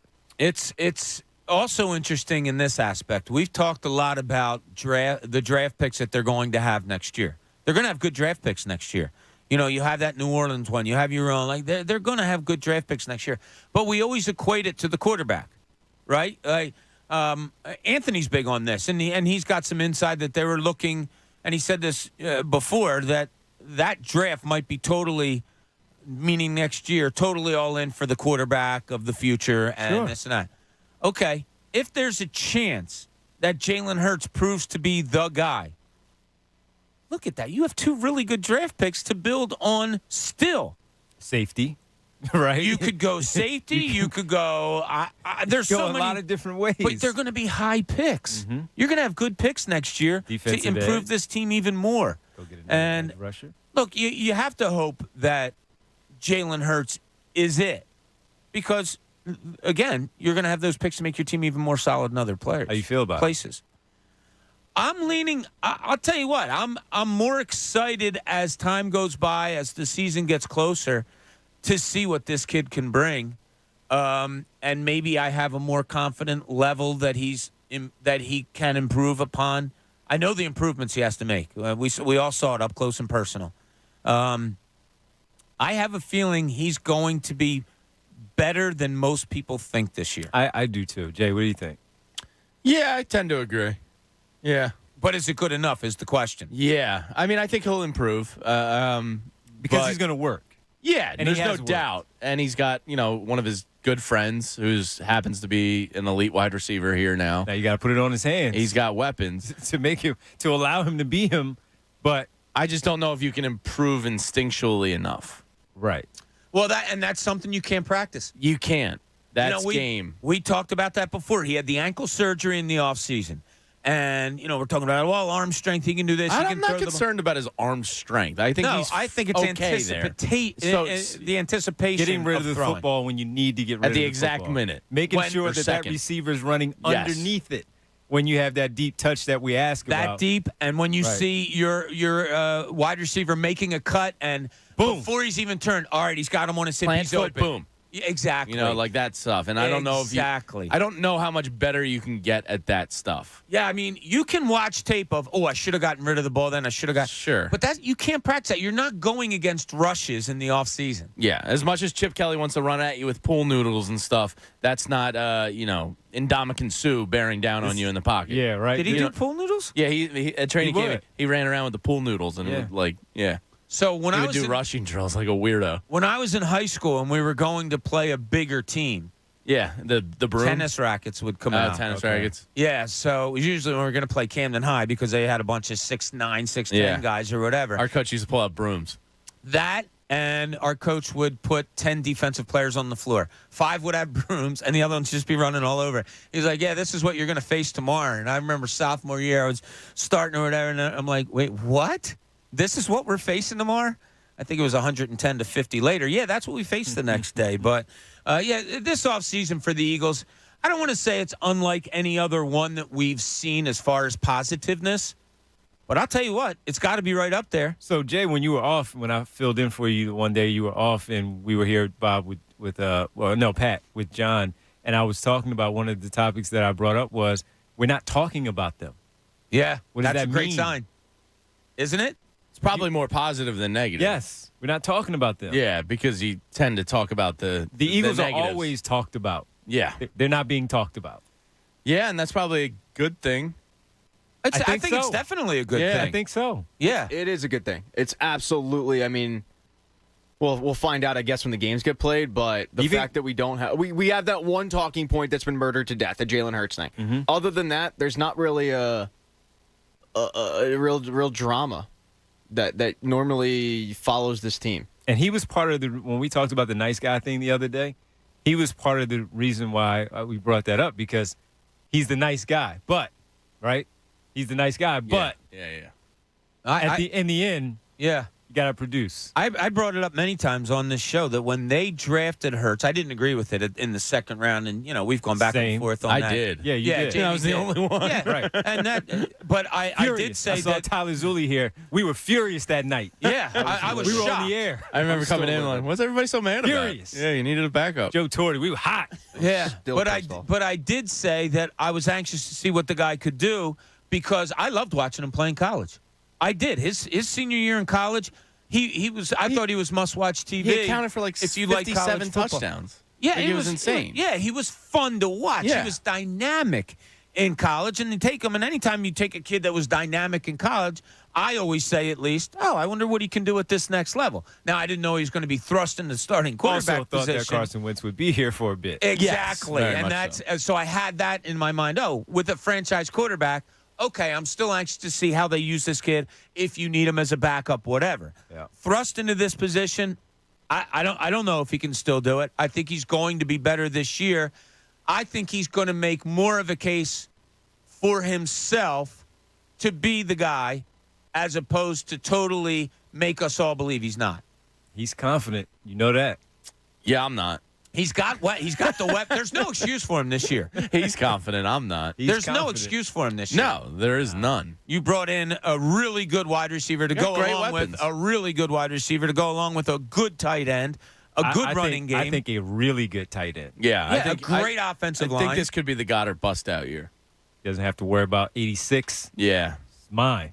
Yeah. Done. And A.J. Brown's going to take attention away from him. I think Goddard's primed for a big year. It's got to be a case as Hurts looking for him, right? Because we know that Zach Ertz was the number one target for Carson Wentz, and we all know that tight ends are that pacifier for quarterbacks. So hopefully that's what you get. I just But need he's gotta 25 to trust him.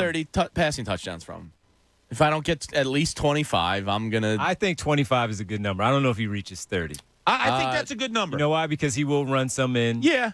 And, I need at least 25. And they will get some on the ground this year. Yeah, I think it's a good number. Martin Law, Philly's original law firm for injured workers, scheduled a free consultation today at paworkinjury.com. All right, final hour of the John Kincade Show. When we get back, we're going to have a nice little debate here. I feel it coming on, and it has to do with something that I used to do for a living. Come back and join us, John Kincade Show here on 97.5 The Fanatic. And I got to tell you right now, if you're looking, guys, for help with low testosterone or ED, well, you need to call Dr. Avidan Appel at Iron Mountain Men's Health. He and his team provide men of every age with tailored programs to treat sexual health. Maybe you've tried pills and they didn't work. Oftentimes, those pills, they only work less than 35% of the time. At Iron Mountain Men's Health, you meet with a physician who will take proper care in making sure you receive the right treatment for yourself. Some patients even experience results after just the first visit. The sooner you decide to make the call, the sooner you'll get back into the game, guys. Call Iron Mountain Men's Health for a free consultation today. They offer financing for qualified patients and telehealth appointments for your convenience. So call 215-659-3770. That's 215-659-3770. Or make your appointment online at ironmountainmenshealth.com and tell them Bob Cooney sent you. The John Kincade Show. I am so excited I can't stand it. On 97.5 The Fanatic. Philadelphia. Hey guys, it's Andrew. This baseball season turned K's into cash and big hits into big wins with FanDuel Sportsbook in partnership with Valley Forge. Now new customers can step up to the plate and make a no-sweat first bet up to $1,000. Just sign up with promo code Fanatic, place your first bet, and FanDuel will give you $1,000 back in free bets if you don't win. FanDuel, they have so many great promotions, and I love when I win. I get paid faster than a fastball right down the middle of the plate. If you're new to FanDuel, there's no better place to bet America's pastime than on America's #1 sportsbook. So download the FanDuel Sportsbook app and sign up using promo code Fanatic to get started with your no-sweat first bet up to $1,000. 21 plus and present in PA. First online, real money wager only. Refund issued as non-withdrawable site credit that expires in 14 days. Restrictions apply. See terms at sportsbook.fanduel.com. Gambling problem? Call 1-800-GAMBLER. Concerts, festivals, family gatherings. There's an Everfresh juice for that. Shooting hoops, sitting on the stoop. There's an Everfresh juice for that. Picnics, pool parties. There's an Everfresh juice for that. Days on the beach, nights on the town. There's an Everfresh juice for that. Crack of the bat, peanuts and hot dogs. There's an Everfresh juice for that, too. There's an Everfresh juice for every occasion. Everfresh has over 40 flavors to choose from, including our premier apple juice line with your favorite apple to eat. Now available in a bottle to drink. Just twist the cap. Everfresh juices and juice drinks. Nature's refreshment. Look for delicious 100% juice, Honeycrisp apple, or any Everfresh juice or juice drink flavor at Shady Brook Farms on Stony Hill Road in Yardley. By now, you know that sound. It's the sound of the Home Depot. But what about those sounds? Those are the sounds of ice from LG's exclusive slow-melting craft ice for better-tasting drinks, making this the sound of savings on top brand appliances. The Home Depot. How doers get more done. Get up to 25% off plus $750 instant savings on select LG appliances. Valid June 22nd through July 13th, U.S. only. Gas range extra. See store for details.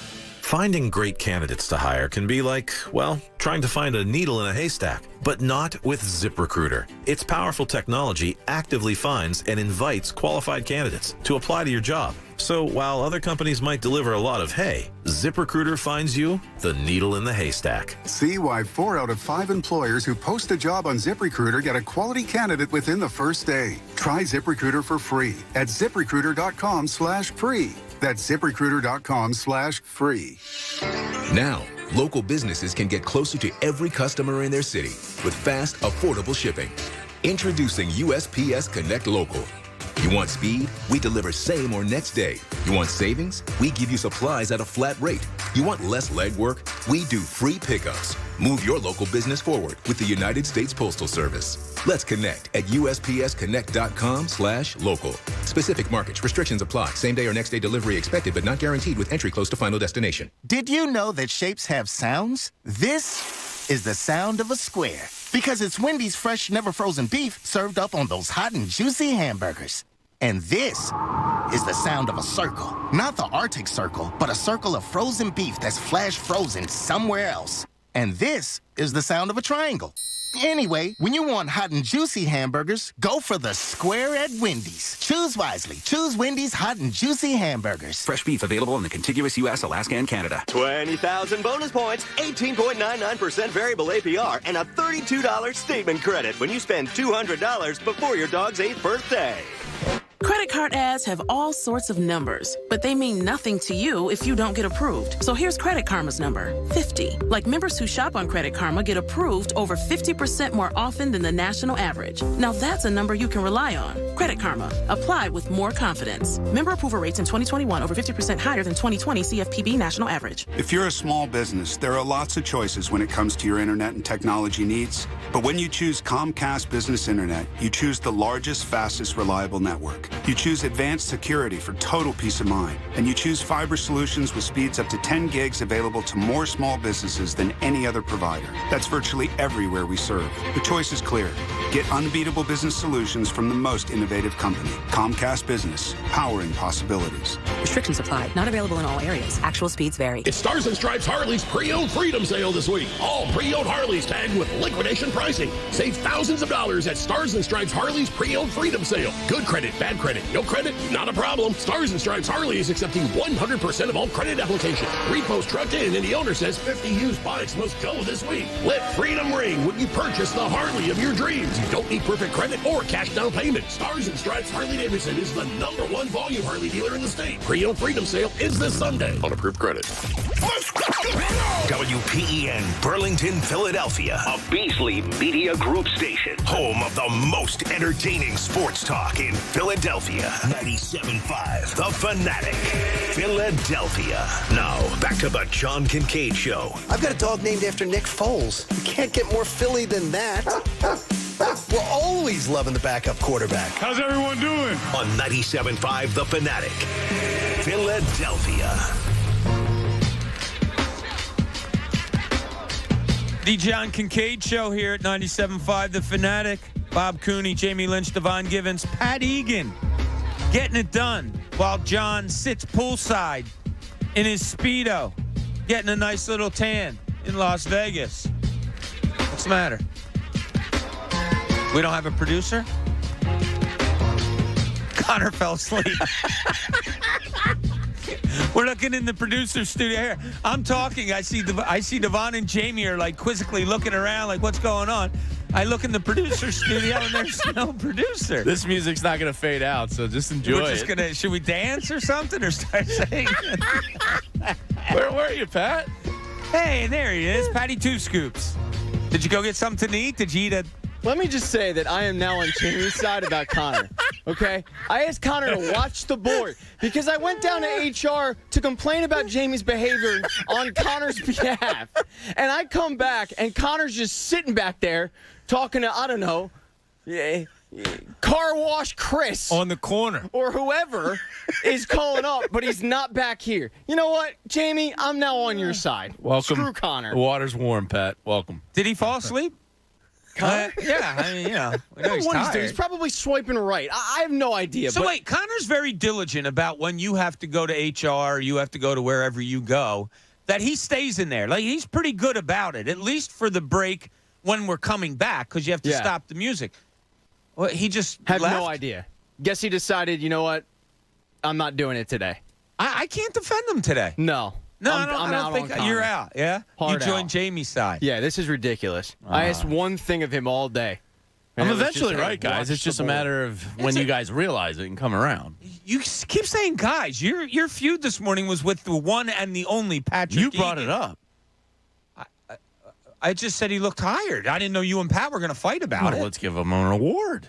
He looks tired. He's the brave. He's the brave soldier at work today. He's tired. 9 a.m. hour. It's brought to you by the Bagster Dumpster in a Bag. Get yours today at Home Depot and Lowe's. For details, go to Bagster.com. So the day started with an envelope sitting on a table, addressed to Pat. I grabbed it to give it to him because you never know if things might get lost in the shuffle around here. It was from We Are Beasley Media Group. It was someone with the last name Beasley. And it was a thank you note, if I'm not mistaken. Is that correct, Pat, just for all the hard work that you've been doing for our digital side of things? Yeah, it was a way to go. Was your name spelled correctly on the card? Doesn't matter. Oh, okay. Doesn't matter at all. All right. You spelled my name wrong if you're including gift cards. Yeah, nice gift card. Fine. Now, can we use that for brunch, that gift card, or is that you're just going to use that solo? I can use it for whatever I want to, because if I go to brunch, I'm doing it by myself. Because no, you're guys not. abandoned We're me. going to brunch. No. Yes, we are. Nudie sent me a DM today and said, brunch on us.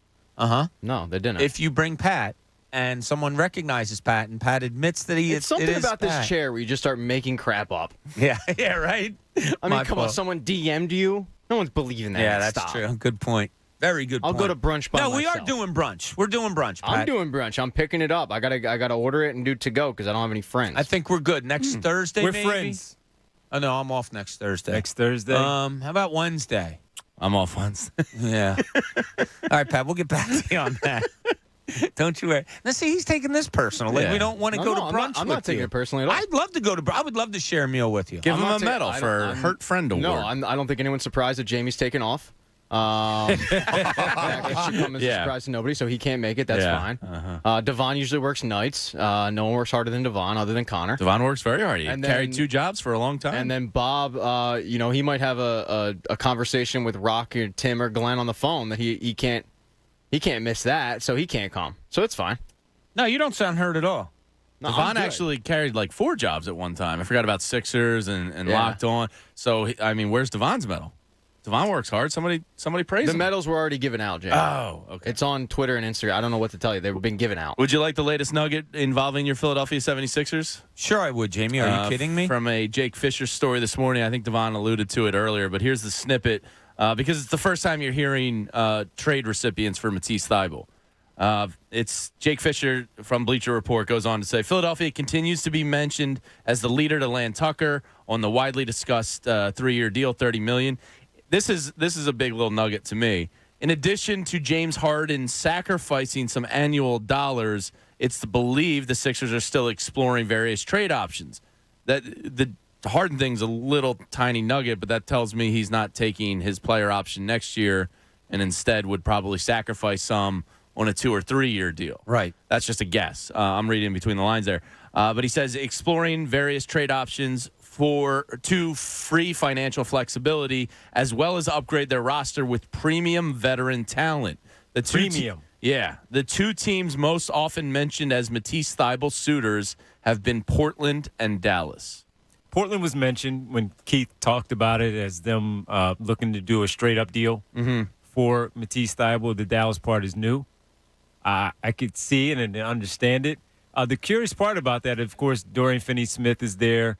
Reggie Bullock is there. He was who I was kind of thinking of as like a younger PJ Tucker, Finney-Smith. In the playoffs. Just signed a new contract. Yeah, they were describing him as like a heart and soul of the team type of guy. Just kind of that, 6'7", 6'8" guy that can get you boards and get you some buckets occasionally. He's going to hustle and grind and all that. I'd be surprised if they gave him up, honestly. Portland or Dallas. You need something back. And Matisse is still on his rookie deal, right around $5 million. Finney-Smith would be out if he signed a new contract because they're looking for financial flexibility. Sure. He's out. So you're looking for some low-money, scrub-ish type players to hopefully make a bigger move. Yeah, I don't know. I don't know either. Well, I mean, it was a surprise when Dallas let Seth Curry go. That was dumb. NBA teams make dumb decisions all the time, so you need to reap the benefits of that. You do, yeah. I mean, and Mark Cuban admitted it. Yep. On a Zoom call with like Wharton Business School kids or whatever, he said, "Yeah, thinking back on it, we probably wouldn't have done that." An incredibly team-friendly contract. Yeah. Well, look, when you have a chance to trade for Josh Richardson, you do it. He's going to be the next Jimmy Butler. Bring Seth Curry back this summer. I would love to if the price is right. Hard to be. I don't think they're going to have the money. Though. Nah, they won't have it. But if he could be your sixth man in some way, shape, or form, hell yeah. Apparently, he really liked it here. He loved it here. I know. Maybe he takes that family discount. There you go. I know that for a fact, and where he lived, and somebody that worked with them, and he loved Philadelphia. And the wife too. Yes, she liked it a lot too. Let's keep an open mind. News Nation. News Nation is news for all America, reporting all sides. Go to newsnationnow.com/join us to find News Nation on your television provider. Okay, there was an interesting goings on. I got some texts about this yesterday, and it concerns the media, and the media shouldn't make themselves the story. But there was a guy, Mike Chambers, out in Colorado, who covers the Colorado Avalanche for a newspaper out there. Jamie, you're kind of more on top of this story than I am, but he works for the Denver Post. His name's Mike Chambers. He's a longtime Avalanche beat reporter for the Denver Post. Correct. Okay. There were some pictures of him after the Avalanche won the Stanley Cup. Empty beer bottles all around. He's got a couple, I would say, wet spots on his shirt. Couple wet spots on the shirt. He's around got the backpack on, so he's trying to put out the image of him working hard. And he's got a cigar in the mouth. Everybody's got to work hard these days. Yeah. He looks like he's been partying a little bit, in my opinion. He does look That's just that. a guess. Mm-hmm. The optics of it are that of somebody that was enjoying the celebration. Raising the Stanley Cup over his head in a celebratory fashion. Yep. So let me start this by asking you guys. What do you want from your beat reporters that cover the teams that you follow? Unbiasedness and facts. Yeah, I want information that I couldn't get. Right. And, yes, I wanted them to be fair with what they were doing, with how they did it. And, the unbiasedness and facts come across well. Okay, so I got a text with these pictures included yesterday morning while we were on the show. Didn't get to them until after the show. And they were from former colleagues at the newspaper, at the Daily News. I figured this is a hot button topic in the journalist world. Yeah. Because I see both sides of it. Okay, don't. It's an old school, new school thing. I agree with you on that. But you just labeled what you wanted. Look, I would never do that. I can't imagine. If I did that in my career at the Daily News, I'd have been in my editor's office the next day. And I may have been taken off the beat. Like, you are there to report. Look, do you get some kind of a connection to the team because you're around it all the time and all of that? Of course. Can you let that creep into your professionalism? Absolutely not.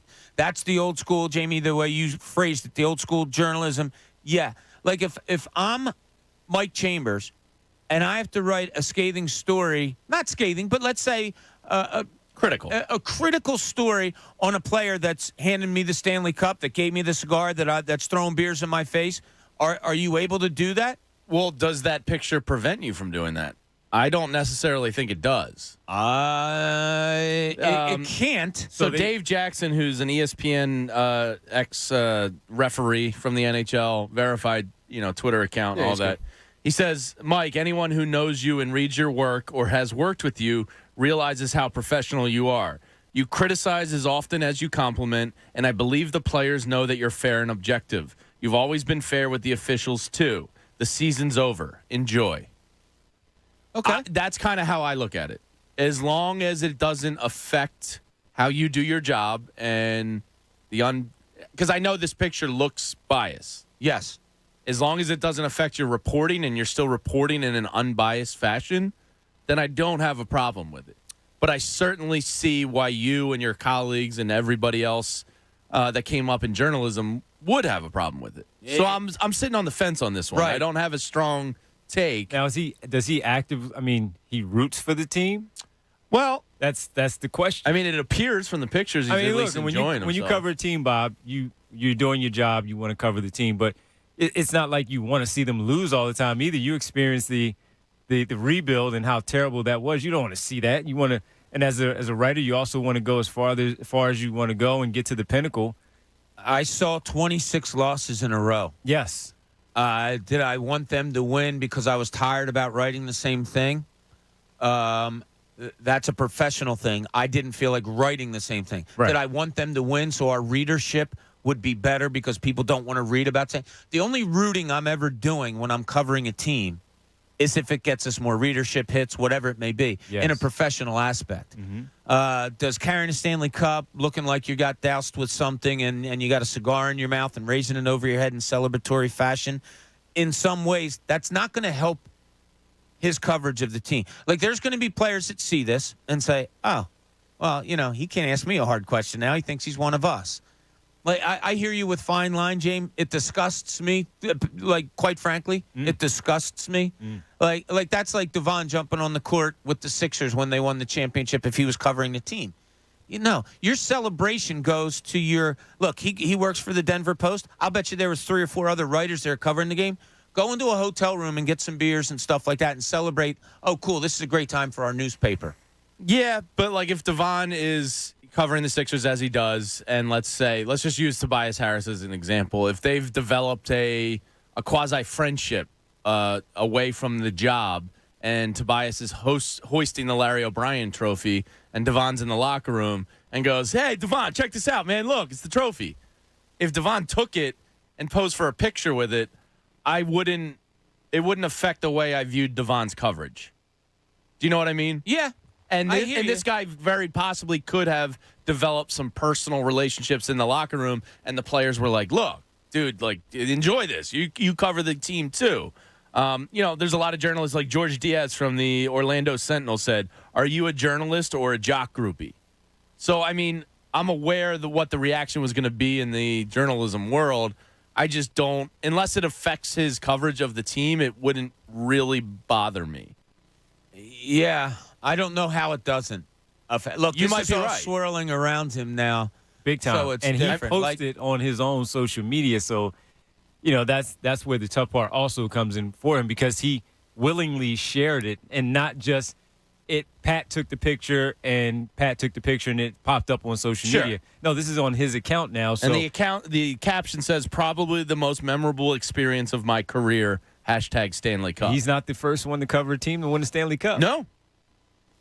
Yeah, if people are posting on the YouTube page like, "Oh, what? You don't get friends with the players? You cover them all the time. You travel with them." Sure, but I always had a thing, and Devon, you'll test this, and I believe you're of the same ilk, that I would meet with new players that would come in and say, "Hey, look, introduce myself and all," and just say, "Look, I don't have any axe to grind with anybody. I'm here to report honestly, and if you ever have a problem with what I report, or if you'd like to tell me something that you would like, discussed, I'm always here. But my job is to point out flaws, and my job is to praise really good things, and that's my job. Hopefully we can work together on it and be okay with it." I was lucky. I really only had one player that had an issue with me, and we talked about him yesterday, whether he's a Hall of Famer or not. Right. Fair or not, that was his opinion of me, and okay.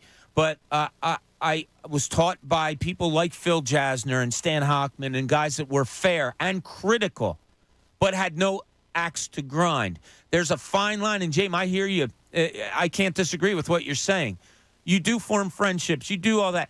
But, I could form a friendship and say, "Hey, you didn't play well last night," or "You're in a horrible 100%. slump. You're not doing." And this you're guy not might be doing that. We don't know that he's not. I can, in good conscience. It brings up the question if he is that. Yeah, exactly. That's what it raises. It doesn't definitively and say. I never want that question around me as fair. As a beat and writer. I think that's the stigma in the industry is, are you fanboy? That's like, look, when Phoenix was last year going into the NBA Finals, and it looked like the Sixers were going to make a run. Pat, you remember this because we talked about this. I would get a lot of questions. Who are you rooting for if you get to the NBA Finals? What do you mean? Yes, I did grow up rooting for the Philadelphia 76ers. But you got blood. No, but my job now is different. Yeah. It's no longer me just growing up rooting for the 76ers. It's different. I have to look at it differently. And then my cousin is playing against them. That's easy for me. Yeah, right. It's a no-brainer. Blood over everything. Right. But my job is, yes, all right, cool. I cover the team that's now going to be in the NBA Finals. But if you posted a picture with Mikhail holding the trophy. That's different. That's not even a question. Yeah, right.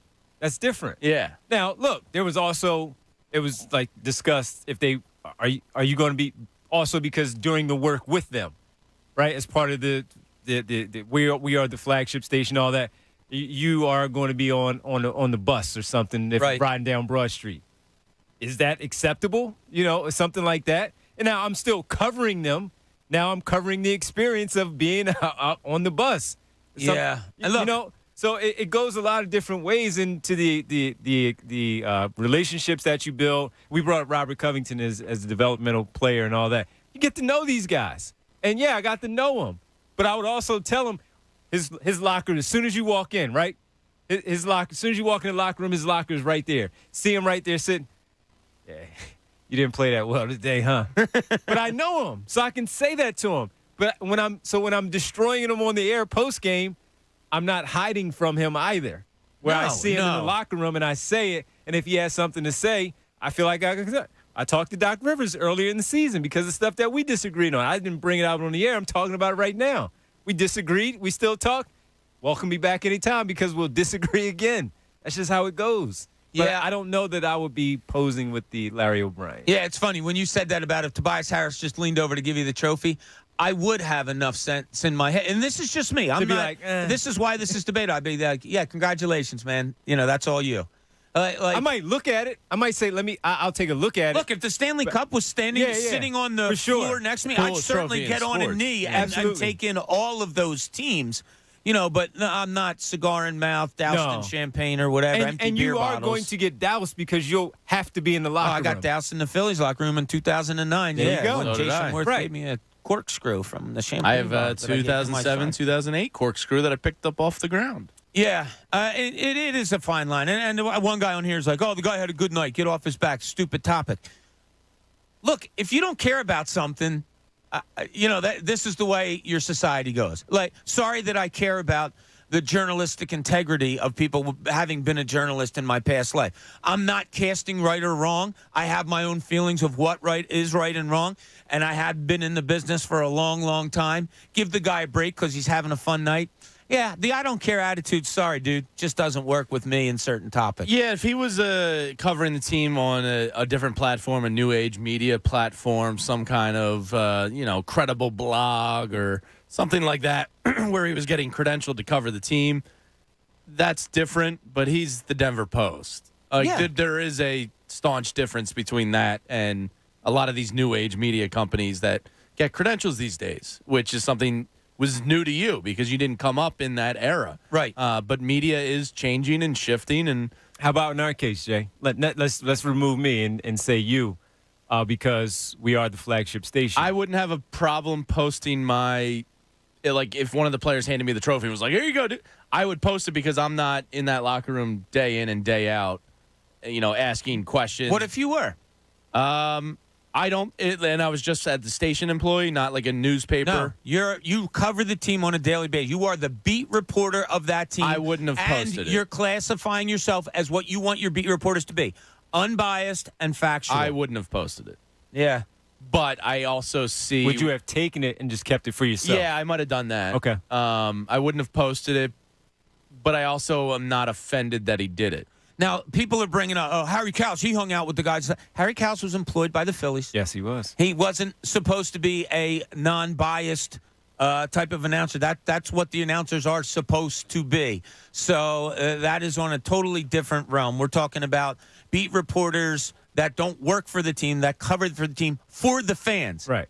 But the same question I just threw to Jamie, since you did cover, if you had an opportunity, you said you would see it, you would look at it, all that. Would you take one and keep it for yourself and never have it put out? No.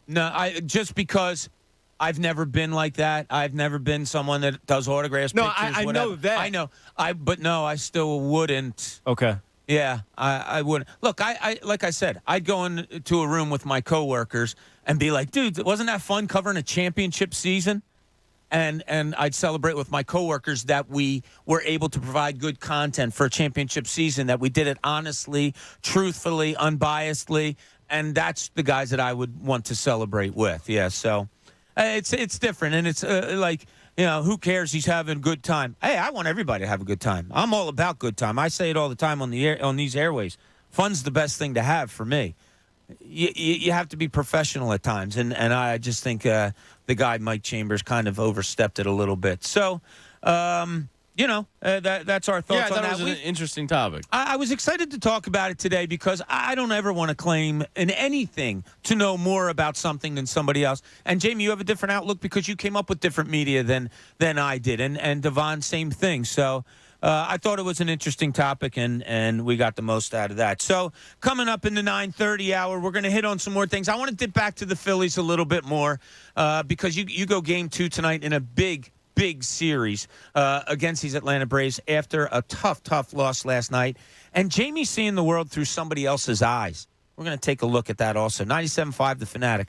My wife and I moved into our new house approaching about 2 years ago, and we were told at the time when we had the home inspected, dude, this HVAC system is ancient.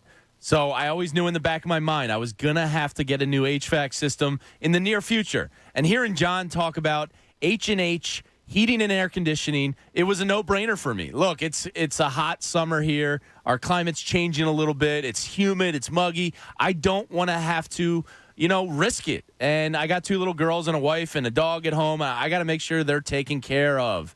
I'm not going to gamble with their comfort. And so giving H&H Heating and Air Conditioning a call was an absolute no-brainer. My guy John Lee came out with his team. They did an estimate. They looked at my system. They helped me pick out what was best for me and my family's budget and also our comfort. Having options was important to us. So dealing with a reputable, honest, and trustworthy company like H&H Heating and Air Conditioning was an absolute no-brainer. So if you're worried your AC won't last the summer, schedule an estimate with H&H Heating and Air Conditioning. Visit DelcoHVAC.com. That's DelcoHVAC.com and tell them Jamie Lynch says hello. The John Kincade Show. God, I am so sick of this crap. Is this the show? On 97.5 The Fanatic. Philadelphia. If you've got an IRA or 401k, I got bad news for you. Hi, this is Joseph Abundante, best-selling author from right here in the Philadelphia area, and I want to give you a free copy of my new book, Retirement Income Mastery. The IRS wants you to think these qualified plans are the best way to save for retirement. They give you a tax break when you contribute. Sounds good, right? Wrong. Qualified plan could be a tax disaster when you retire. With over $30 trillion in debt, taxes are already going up. Imagine paying a top tax rate of over 90% like in the 1960s. There is a better way. It's an alternative the wealthy use that often beats your IRA and 401k. It's been around for years. Your money grows tax-deferred, and when done right, has no taxes in retirement and no income taxes when you die. Plus, you grow your money potential double digits with no risk of losing money from market crashes. When the market tanks again, you lose nothing. Call Joe Abundante at 1-800-207-4545 to get a free copy of my book and talk to a specialist to protect yourself from crashes and taxes. No credit card required. Call 1-800-207-4545. That's 1-800-207-4545.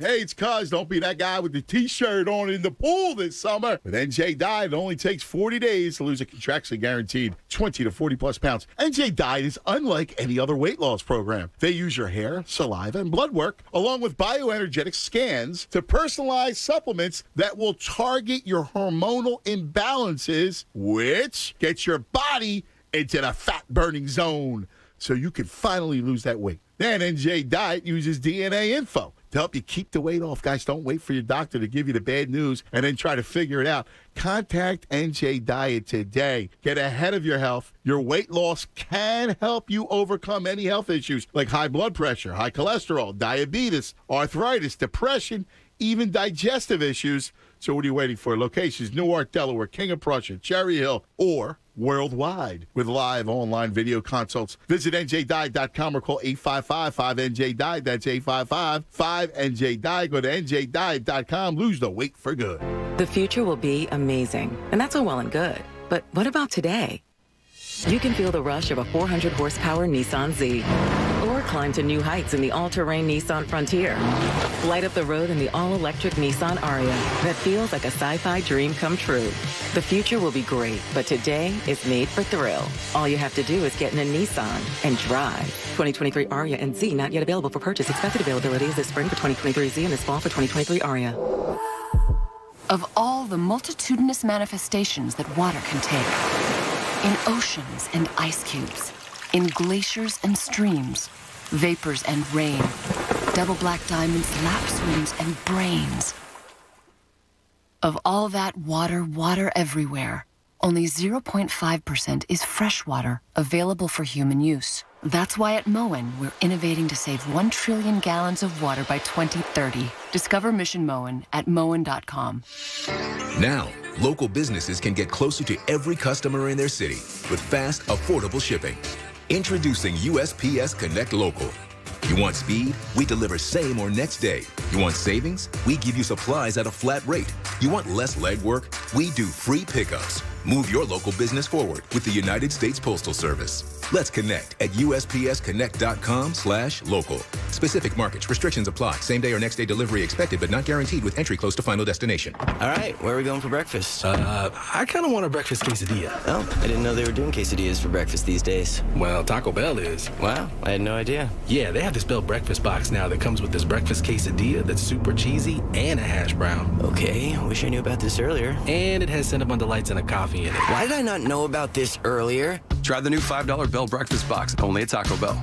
At participating U.S. Taco Bell locations during breakfast hours only, 7 to 11 a.m. for a limited time. Contact local store for prices and participation may vary. Tax extra. Drinks exclude freezes. In the heat of the moment, you keep it calm and cool with a $3 medium ice cold brew.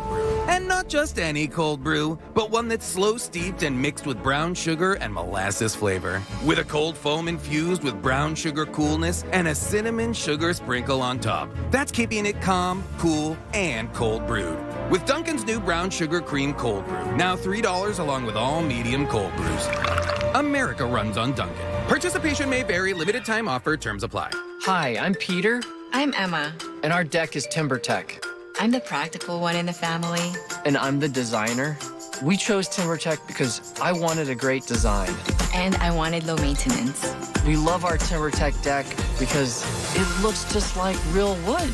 And it's easy to maintain. I don't have to worry about the kids running around. TimberTech was really the best of both worlds for us. Visit Home Depot or HomeDepot.com to start your next TimberTech decking project. It's a fact. Only 0.0001% of people will ever step up to the plate as a pro baseball player. For the rest of us, there's BetRivers.com Sportsbook app. Featuring same-game parlays, you can combine the excitement of different bets, all from the same game. Totals? Bet 'em. Spreads? Bet 'em. Player props?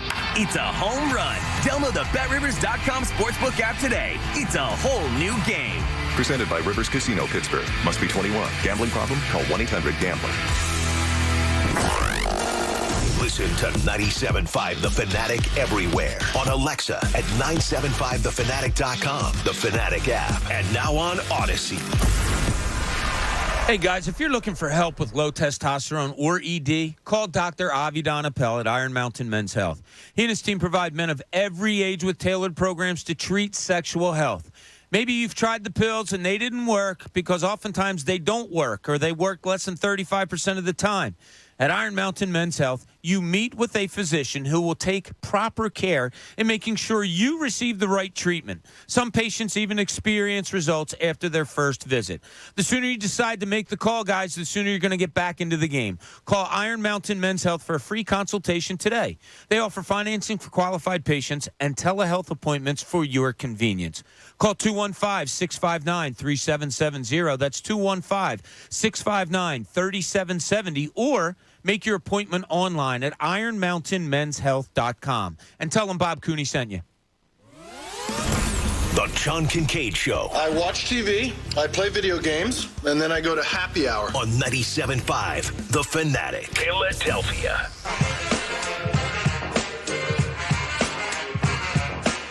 I haven't seen Egan bop all week yet, and here we are, Hump Day Wednesday, and I haven't seen Egan bop once. I'm just tired. Are you not happy? No, I'm tired. Are you working too hard? I'm working a little too hard. I'm a little too tired. Okay. Well, Pat, somebody deserves to, honor you and how hard you're working. Maybe reward you. There's a pancake breakfast. Okay. In my future. That's a good start. I feel it. I went to Cracker Barrel yesterday, so who knows where I'll go today. I've never eaten at a Cracker Barrel. Oh, it's good because it's cheap. Like you can get in and out for $30 for two people. Cracker and Barrel? A lot of food. Never have eaten there. Never. Have you, Devon? Yes, but for the first time this year. I'd never eaten there before. Yeah. It's pretty good. Pancakes, I go pretty much the same thing. Breakfast, pancakes. And, yeah, they were good. My wife used to go for their books on tape back in the day. So you could rent books on tape from them and return them at other Cracker Barrel locations. Really? Oh, is that right? That was my only affiliation with Cracker Barrel. Actually, Rich from sales called me, and I had to wait until I was out of Cracker Barrel because you can't be taking phone calls in Cracker Barrel. No, they look down on that. It's uncouth. Yeah. No, I wouldn't agree with that either. So yeah, but it's a fine establishment, and who knows where I'll be going today because I'm an army of one. You could wait until we can all. Dude, what's a win? Jamie takes every other day off. You take every Friday and Monday off. Devon isn't going to be in here every single morning. Like, what am I waiting for? That's a good point. I don't know. Like, your busy schedule of, I can't do today because, Rock might call. Tim might call, and Glenn might call, and then the contractor's coming over. That's not what my thing was. I couldn't go today because I have horseback ride. Sebastian would kick me with a heel if I wasn't there at horseback today. Kyle's doing painting with a twist, and we have to see his painting and his finished product. Like, it's always something with you, man. Like, I can't wait forever. I'm a hungry boy. You can pick on anybody you want. He's a growing boy. You leave Kyle out your mouth. No. Kyle loves some Egan. That's not true. Yeah, no. Kyle wants to kick Connor's ass in basketball. I know that. He does ask me that often. Kyle could absolutely dominate Connor. Yeah, he wonders when that. Especially if Connor's moping around on a tired day. Yeah, if you get Connor after working a double, look out. Doubles are like the normal day for him. It's the triple and quadruple shifts that he has to work that has him dragging. But he did kind of perk up, I would say, around 8:45 this morning. Oh, that's good. Yeah, he's actually, his eyes were open and he was like speaking in full voice. Oh, wow. As opposed to when we got here. Do you guys need anything from me? Any audio you might need? What's the matter, Connor? You tired? Just a little. I didn't get ballpark until 11:45. To cover it for my other job. Yeah. That's basically what he wants. Yeah, it's a day in the life. Both of you guys going at the same time. Yeah. He walked in to upload some audio into the system here. He walks in, uploads it, and starts to walk out without saying a word. Oh, that's I'm not like, good. Connor, that's psycho behavior, man. Like, I don't know, say something. No, not today, man. I don't have it. I've got nothing to say. Yeah. See, I used to be a staunch Connor defender. Yeah, see, you're coming around. 2 hours ago, I was a staunch Connor defender until he started taking phone calls when he was supposed to be watching the board. Until the BetPARX New Jersey Casino and Sportsbook app, the beach, the boardwalk, the boat, on the bay, BetPARX when you're down the shore. Download it at betparx.com. Must be 21 and in New Jersey. Gambling problem? Call 1-800-GAMBLER. All right, a big game 2 tonight. I tell you guys every day and all the time that I like to wake up with a good thought in my head. I struggled today. Really? That Phillies game really had me down, and it started with that Rhys Hoskins play still has me ticked off. In the third inning, you're down 3-1, first and second, nobody out. Castellanos hits a line drive to right field. Granted, hard to read off the bat. Is it going to fall? Is it going to be caught? Schwarber does a great thing, couple feet off the base, sees the guy make a diving catch, goes back, tags up, gets to third. Rhys Hoskins wanders between first and second and puts his hands up in the air. I don't know. What don't you know? Get on a base. Yeah, I don't know how you did that. How do you stand there and get tugged? Yeah. I'm not kidding you guys. Jamie, like you went off on the working hard thing, I was like that for 7 innings. It was driving me bat bleep crazy. I couldn't stand it. So I really struggled today knowing that Zach Wheeler you had on the mound last night. Zach Wheeler, who had a .5 ERA in his last 5 starts for the Phillies, gives up 2 home runs, back-to-back home runs in the first inning. They lose 5-3 against a Braves team who loses Freddie Freeman but brings in Matt Olson, who hits 2 of those home runs last night in the Braves win. I don't know. I'm down today on the Phillies. Like, I really am. You need a rebound tonight, huh? Can you get it? You got Ranger Suarez going. Who do they have? Wright going, I believe, tonight, who's had a good year. He's like 8-4. I don't know. It seems like it's a winning organization against a team that's trying to win games. My takeaway from last night was Dave Dombrowski, get off your butt and find somebody. And I understand, they brought in the one guy already. Oscar Mercado. Let's have some respect for I'm sorry. Mercado was a very good restaurant in town. He's here. Is he somebody you can count on? No. Just look at the Braves. It happened last year in your division. The Braves addressed it with 3 players. They lost Acuna and went out and got Soler, Jock Peterson, and Eddie Rosario.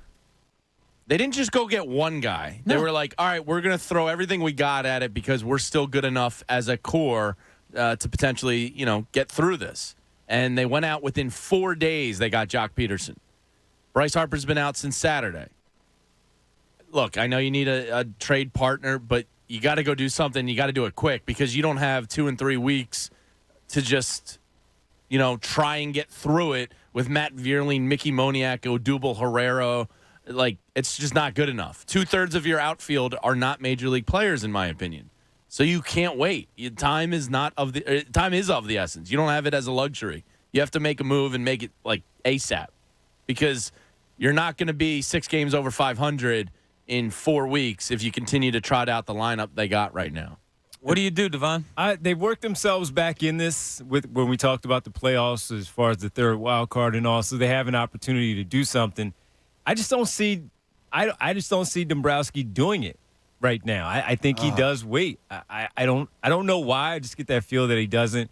And maybe it's because the trade deadline is coming up, and he'll wait until then and see if they can stay afloat and not fall too far behind. But I'm with you guys. You can't wait to find out if you fall too far behind. You make sure you don't fall too far behind by going and do this. And you have an example here of how it could work and help save your season. Now, Acuna, of course, was out for the remainder season. of the So season. that, So that's a little bit different. So you don't have to go as big, but you need to go. But you need some help. Mickey Moniak is not a major league player right now. Matt Vierling, at best, is a bench player. Odubel Herrera is somebody I just never want to see play baseball again in a Phillies uniform. Mm-hmm. That's where I'm at. So go get me a veteran. You know, you don't have to break the bank for him. I just don't think they do it. I don't think he's going to do it right away. I don't think they're going to either, and that's where my doom and gloom comes from, because that's the Phillies' way. You know, instead of just addressing it and being the aggressor, don't wait for the trade market to develop. Go blow somebody's phone up until they're giving you somebody. Be proactive. Don't react. Be aggressive. It came into my mind last night also. Is there a built-in excuse here with Dombrowski? And by that, I mean the bullpen. So we are all still calling for, you need another arm in the bullpen. Bullpen sucks. We saw it all. Then they have this current hot streak where last night they gave up a run for the first time. Pat, you probably know, in, 38 innings or something like that? Something crazy. As they're talking about it, the ball flew out the ballpark. Yeah. Always happens that way, doesn't it? It does. And look, they tied it 3-3. And again, to me, this is a winning organization against an organization that's trying to win, meaning the Braves and then the Phillies. They tied at 3-3, the Phillies do. Braves come back right next inning. Score a run, boom, go up 4-3. Bob, 14 playoff appearances in 130 years. It doesn't scream winning organization to you? How many National League East titles in a row did Atlanta win? It felt like 9. What? I thought it was double digits. I think it was. I think it might have been 11. So they won as many in a row and got to the playoffs just about as many times as the Phillies. In one decade, they've been as successful as the Phillies in 130 years. Yeah, if the Phillies would have won, I hate to be one game reactional, but last night the bullpen isn't as great as the last week has shown you. They're probably not as bad that they're going to blow as many saves as they did last year or the year before when they were unbelievably poor. But let's go. You got to. What are you doing? It is time. They got to do something. They got to get a clutch gene. And, the clutch gene isn't Kyle Schwarber hitting a 3-run bomb in San Diego to take the lead. All the time? Yeah. Like, you can't count on that. What you can count on is maybe a single or a deep gap sac fly to get a run home or move somebody over. Like, you're going to need to develop an ability to score with runners in scoring position. They are so bad. That's not home runs. Like, you need to be able to play that small ball at times and just get some singles here and there. So who got was it strike Odubel? out a lot as a team. Was it Odubel last night that hit the ground ball to second that scored the run and people, obviously you're happy they scored a run. I think that might have tied it 3-3. But I was amazed at the reaction. It was kind of like, oh my God, what a great job. Like, they don't do decent baseball things. First and second, nobody out. No. How about moving runners? No, they don't. Never. Or how about a guy on second with nobody? You hit the ball on the right side to ensure that he gets over to third base with less than 2 outs. Never. First and second, I'm anticipating strikeout. You had first and third, 1 out last night, and you failed to score. I believe they have had first and third, 0 outs. I want to say like 6 times this year, and it's resulted in no runs. That's almost hard to do. It might even be more than 6. It might be double digits. I forget. I'll have to look it up. That's hard to do. Yeah. Like, it's called a sacrifice fly, guys. That's what it is. You're a Major League Baseball player. You should be able to put one in the outfield here and there. Rarely. And double-digit opportunities, and you can't do that? Are we reacting too much to the loss? No, because it's Bryce Harper removed from the team, and look at your outfield. There's no reacting too hard to that. I hear you. It's trash. They're coming off, and granted, like Bryce Harper was in the lineup, but they're coming off the best month they've had in I don't know how long. Yeah, it was a good month. They're still in the good wild road trip card hunt. And they lost a frustrating game. But I did take some positives from it. Like this was a bigger picture to me than just one game. Okay. This was, you need to fix this problem because it's going to sink you. What's the positives you took out, Pat? Well, I mean, and I've said this before with Girardi, I might be thinking too much, but I felt like last night that's a team that just leans over and dies. Because Girardi's entire message the entire time he was here was, well, we just got to get after it tomorrow, and I just felt like the team embodied that. They scratched their way back. They got a big home run from Schwarber late in the game to tie it up. I felt like at the time, all right, this team's going to win this game. Now, the bullpen ended up blowing it, but the positive I took was, I get the sense that they believe they're never out of a game under Rob Thompson. Where before that wasn't the case. Yeah. Yeah, so I get that vibe. I did take some positives from it, oddly, because it was a loss. On the flip side, you did lose a game that you probably should have won because your ace is on the mound.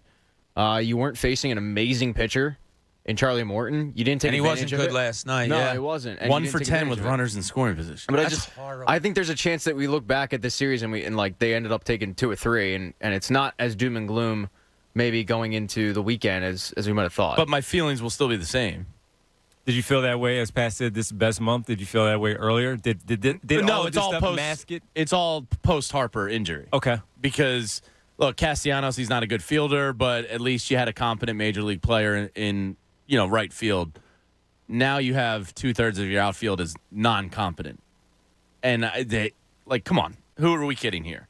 Yeah. You're not going to be able to be a playoff team for the next 6 weeks if you're trotting out a combination of Mickey Moniak, Matt Vierling, and Odubel Herrera as 2/3 of your outfield. No, that's just right. that's just not reality. Right. And I'm sure they know that. Yes. But go be the aggressor. Set a trade market. Go get somebody. And I forgot the Braves last year got Adam Duvall, too, thanks to the YouTube chat. That's 4 guys they went and got. Yeah. Because they lost one, their MVP. And guess what? We lost our MVP.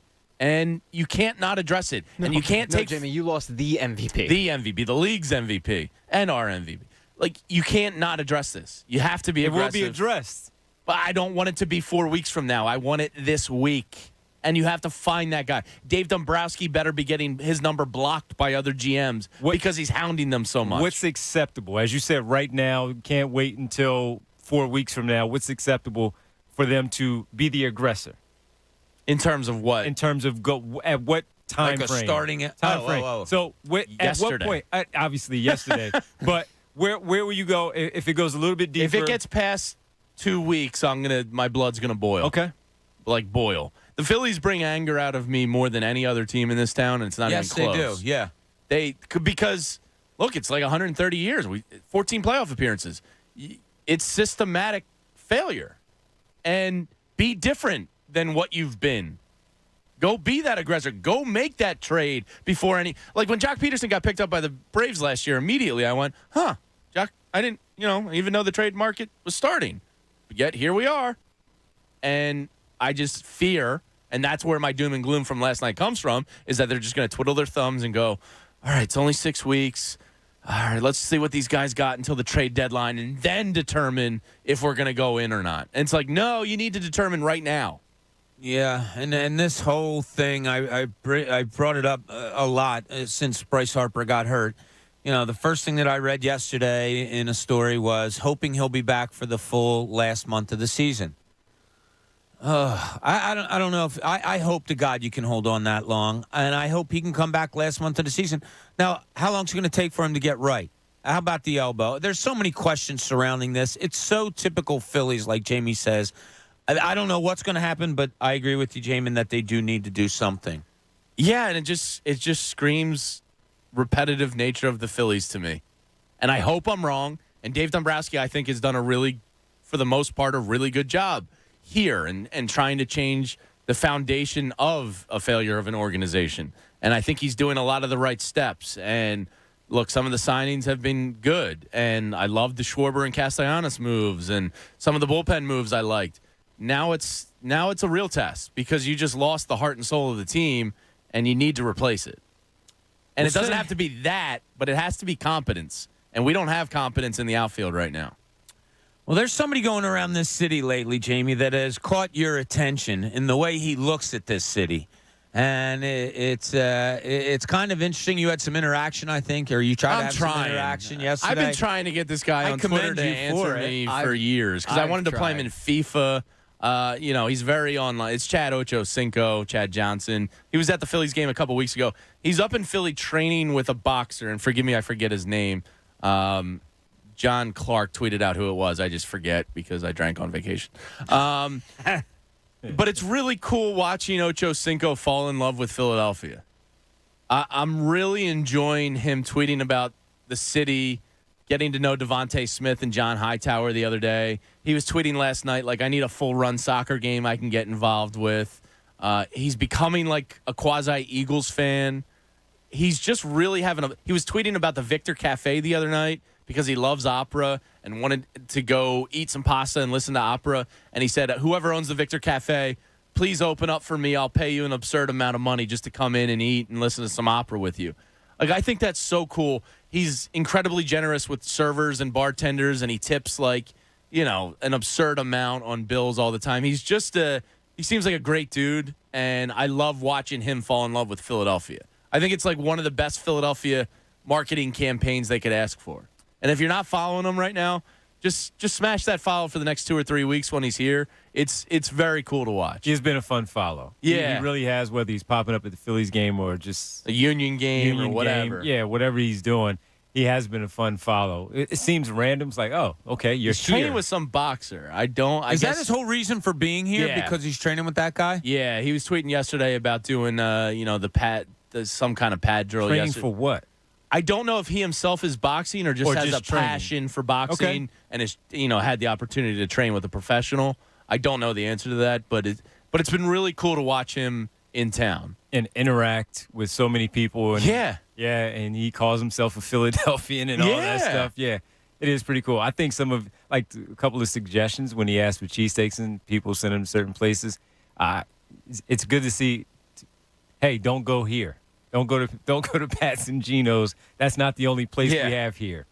So that's the lazy national narrative. It's Jaron Ennis is the boxer he's training with. Okay. Boots Ennis, I guess, is his nickname. What is he training for? Is he training to that? I don't know. He might just love boxing, and had this opportunity and pounced on it. He might be doing some kind of celebrity boxing match that he wants to look legit for. But people in the boxing world will tell you, don't get in the ring unless you know what you're getting into. So maybe he's just getting ready. I don't know. So, Jamie, what did you create here on the YouTube page? We have people questioning us over stroke or tug. Oh, you said I just stand there when I get tugged. I also thought, most people, when tugged, probably stand there too. So, you can't really be too hard on Reese there. Yeah, okay. I agree. Bob, you said it. Your words, man. Well, he had his hands up in the air, too. He's balls out of Jamie's mouth. He submitted to the tug. I mean, I get it. And he keeps beating these other guys off. I guess. Relax, Bob. Yeah. It's a family show. It's rare that one play in baseball will ruin the whole game for me. That Reese Hoskins play ruined the game for you. I'm not kidding you. I understand, because you're like, all right, you can get back into it right here. And then first and second, nobody out. Yeah, it's boneheaded plays. And then he goes back to the bench and is still raising his hands. About what? That even if the umpire didn't make a definitive call, you have to make a definitive play first anyway. It's also, I feel like, too, I mean, it's also on the first base coach. Like, dude, you gotta be screaming at Reese to get back. Yeah. It's on Reese for sure. Well, what the hell were Reese and the first base coach doing? I don't know. Good call. Like, both of those guys to screw up that badly? Come on, man. Like, that could have been the game right there. I think it was. I think it set a bad tone for the rest of the game, Devon. That's why it stuck with me so badly. Like, you had first and second, you're down 3-1. You have your best hitter in the lineup, arguably, in Castellanos, even though Schwarber's, on fire. Well, you're hoping, like, okay, here's our doubles hitter. Here's the guy we paid to be the doubles hitter. First and second, nobody out. You're down 3-1. He hits a line drive, and you have one of your base runners standing in the middle of two bases. I know, and allow himself to get tugged. Why standing still? This morning, man, with his hands in the air. You want to be on the move when you're getting tugged? That would seems adventurous, Bob. Look, I'm always up for trying something. I'm not here to kink shame. Yeah. No, that's just Bobby being Bobby right there. All right. Well, not that guy. One of the reasons why he can't make brunch today is he's out getting tugged. All right, that'll be enough about the tugging, please. All right. Thank you very much. Okay. All right, listen, we want to thank everybody. I like to hook up with guys. Everybody for listening, everybody for watching and listening on YouTube. We appreciate it. We will be back. We'll rewind it again tomorrow. Perhaps Connor will be more awake. I don't know what his work schedule is. I think he's working from here straight until we start tomorrow morning. Thoughts and prayers for him. Yeah, so if you can send condolences, maybe we'll start a web page where we can, get a little something for him to make things better. But I do want to remind you to remember to support life-saving cancer research. Join me and our generous partner, All Seasons Comfort Control, in making a donation to the American Association for Cancer Research today at 975thefanatic.com/AACR. Cancer research, it saves lives. Thanks for joining us on the John Kincade Show. We'll see you tomorrow morning. My wife and I moved into our new home about 2 years ago, and we knew at the time we were going to need a new HVAC system. We got it checked out, and the guy was like, this thing's ancient, dude. You're going to need somebody.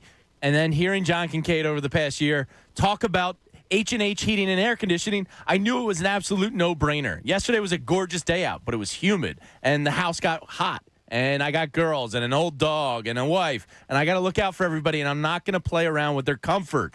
So giving H&H Heating and Air Conditioning a call was an absolute no-brainer. John Leake and his team came out to my house, evaluated my system, checked out what was best for me, gave me 3 or 4 options, different price ranges, efficiency, all that. He ran it down for me in an email. It was awesome. So me and my wife went over it. We decided on the plan that worked best for us and our budget, and it was great because we had options. And having options is important, but dealing with a reputable, honest, and trustworthy company is just as important. And it's another reason to call H&H Heating and Air Conditioning. So if you're worried about your AC lasting the summer, schedule an estimate. Maybe you just need a service with H&H Heating and Air Conditioning. Visit DelcoHVAC.com. That's DelcoHVAC.com. And tell them Jamie Lynch says hello. The John Kincade Show. Ladies and gentlemen, can I please have your attention? And I need all of you to stop what you're doing and listen. On 97.5 The Fanatic.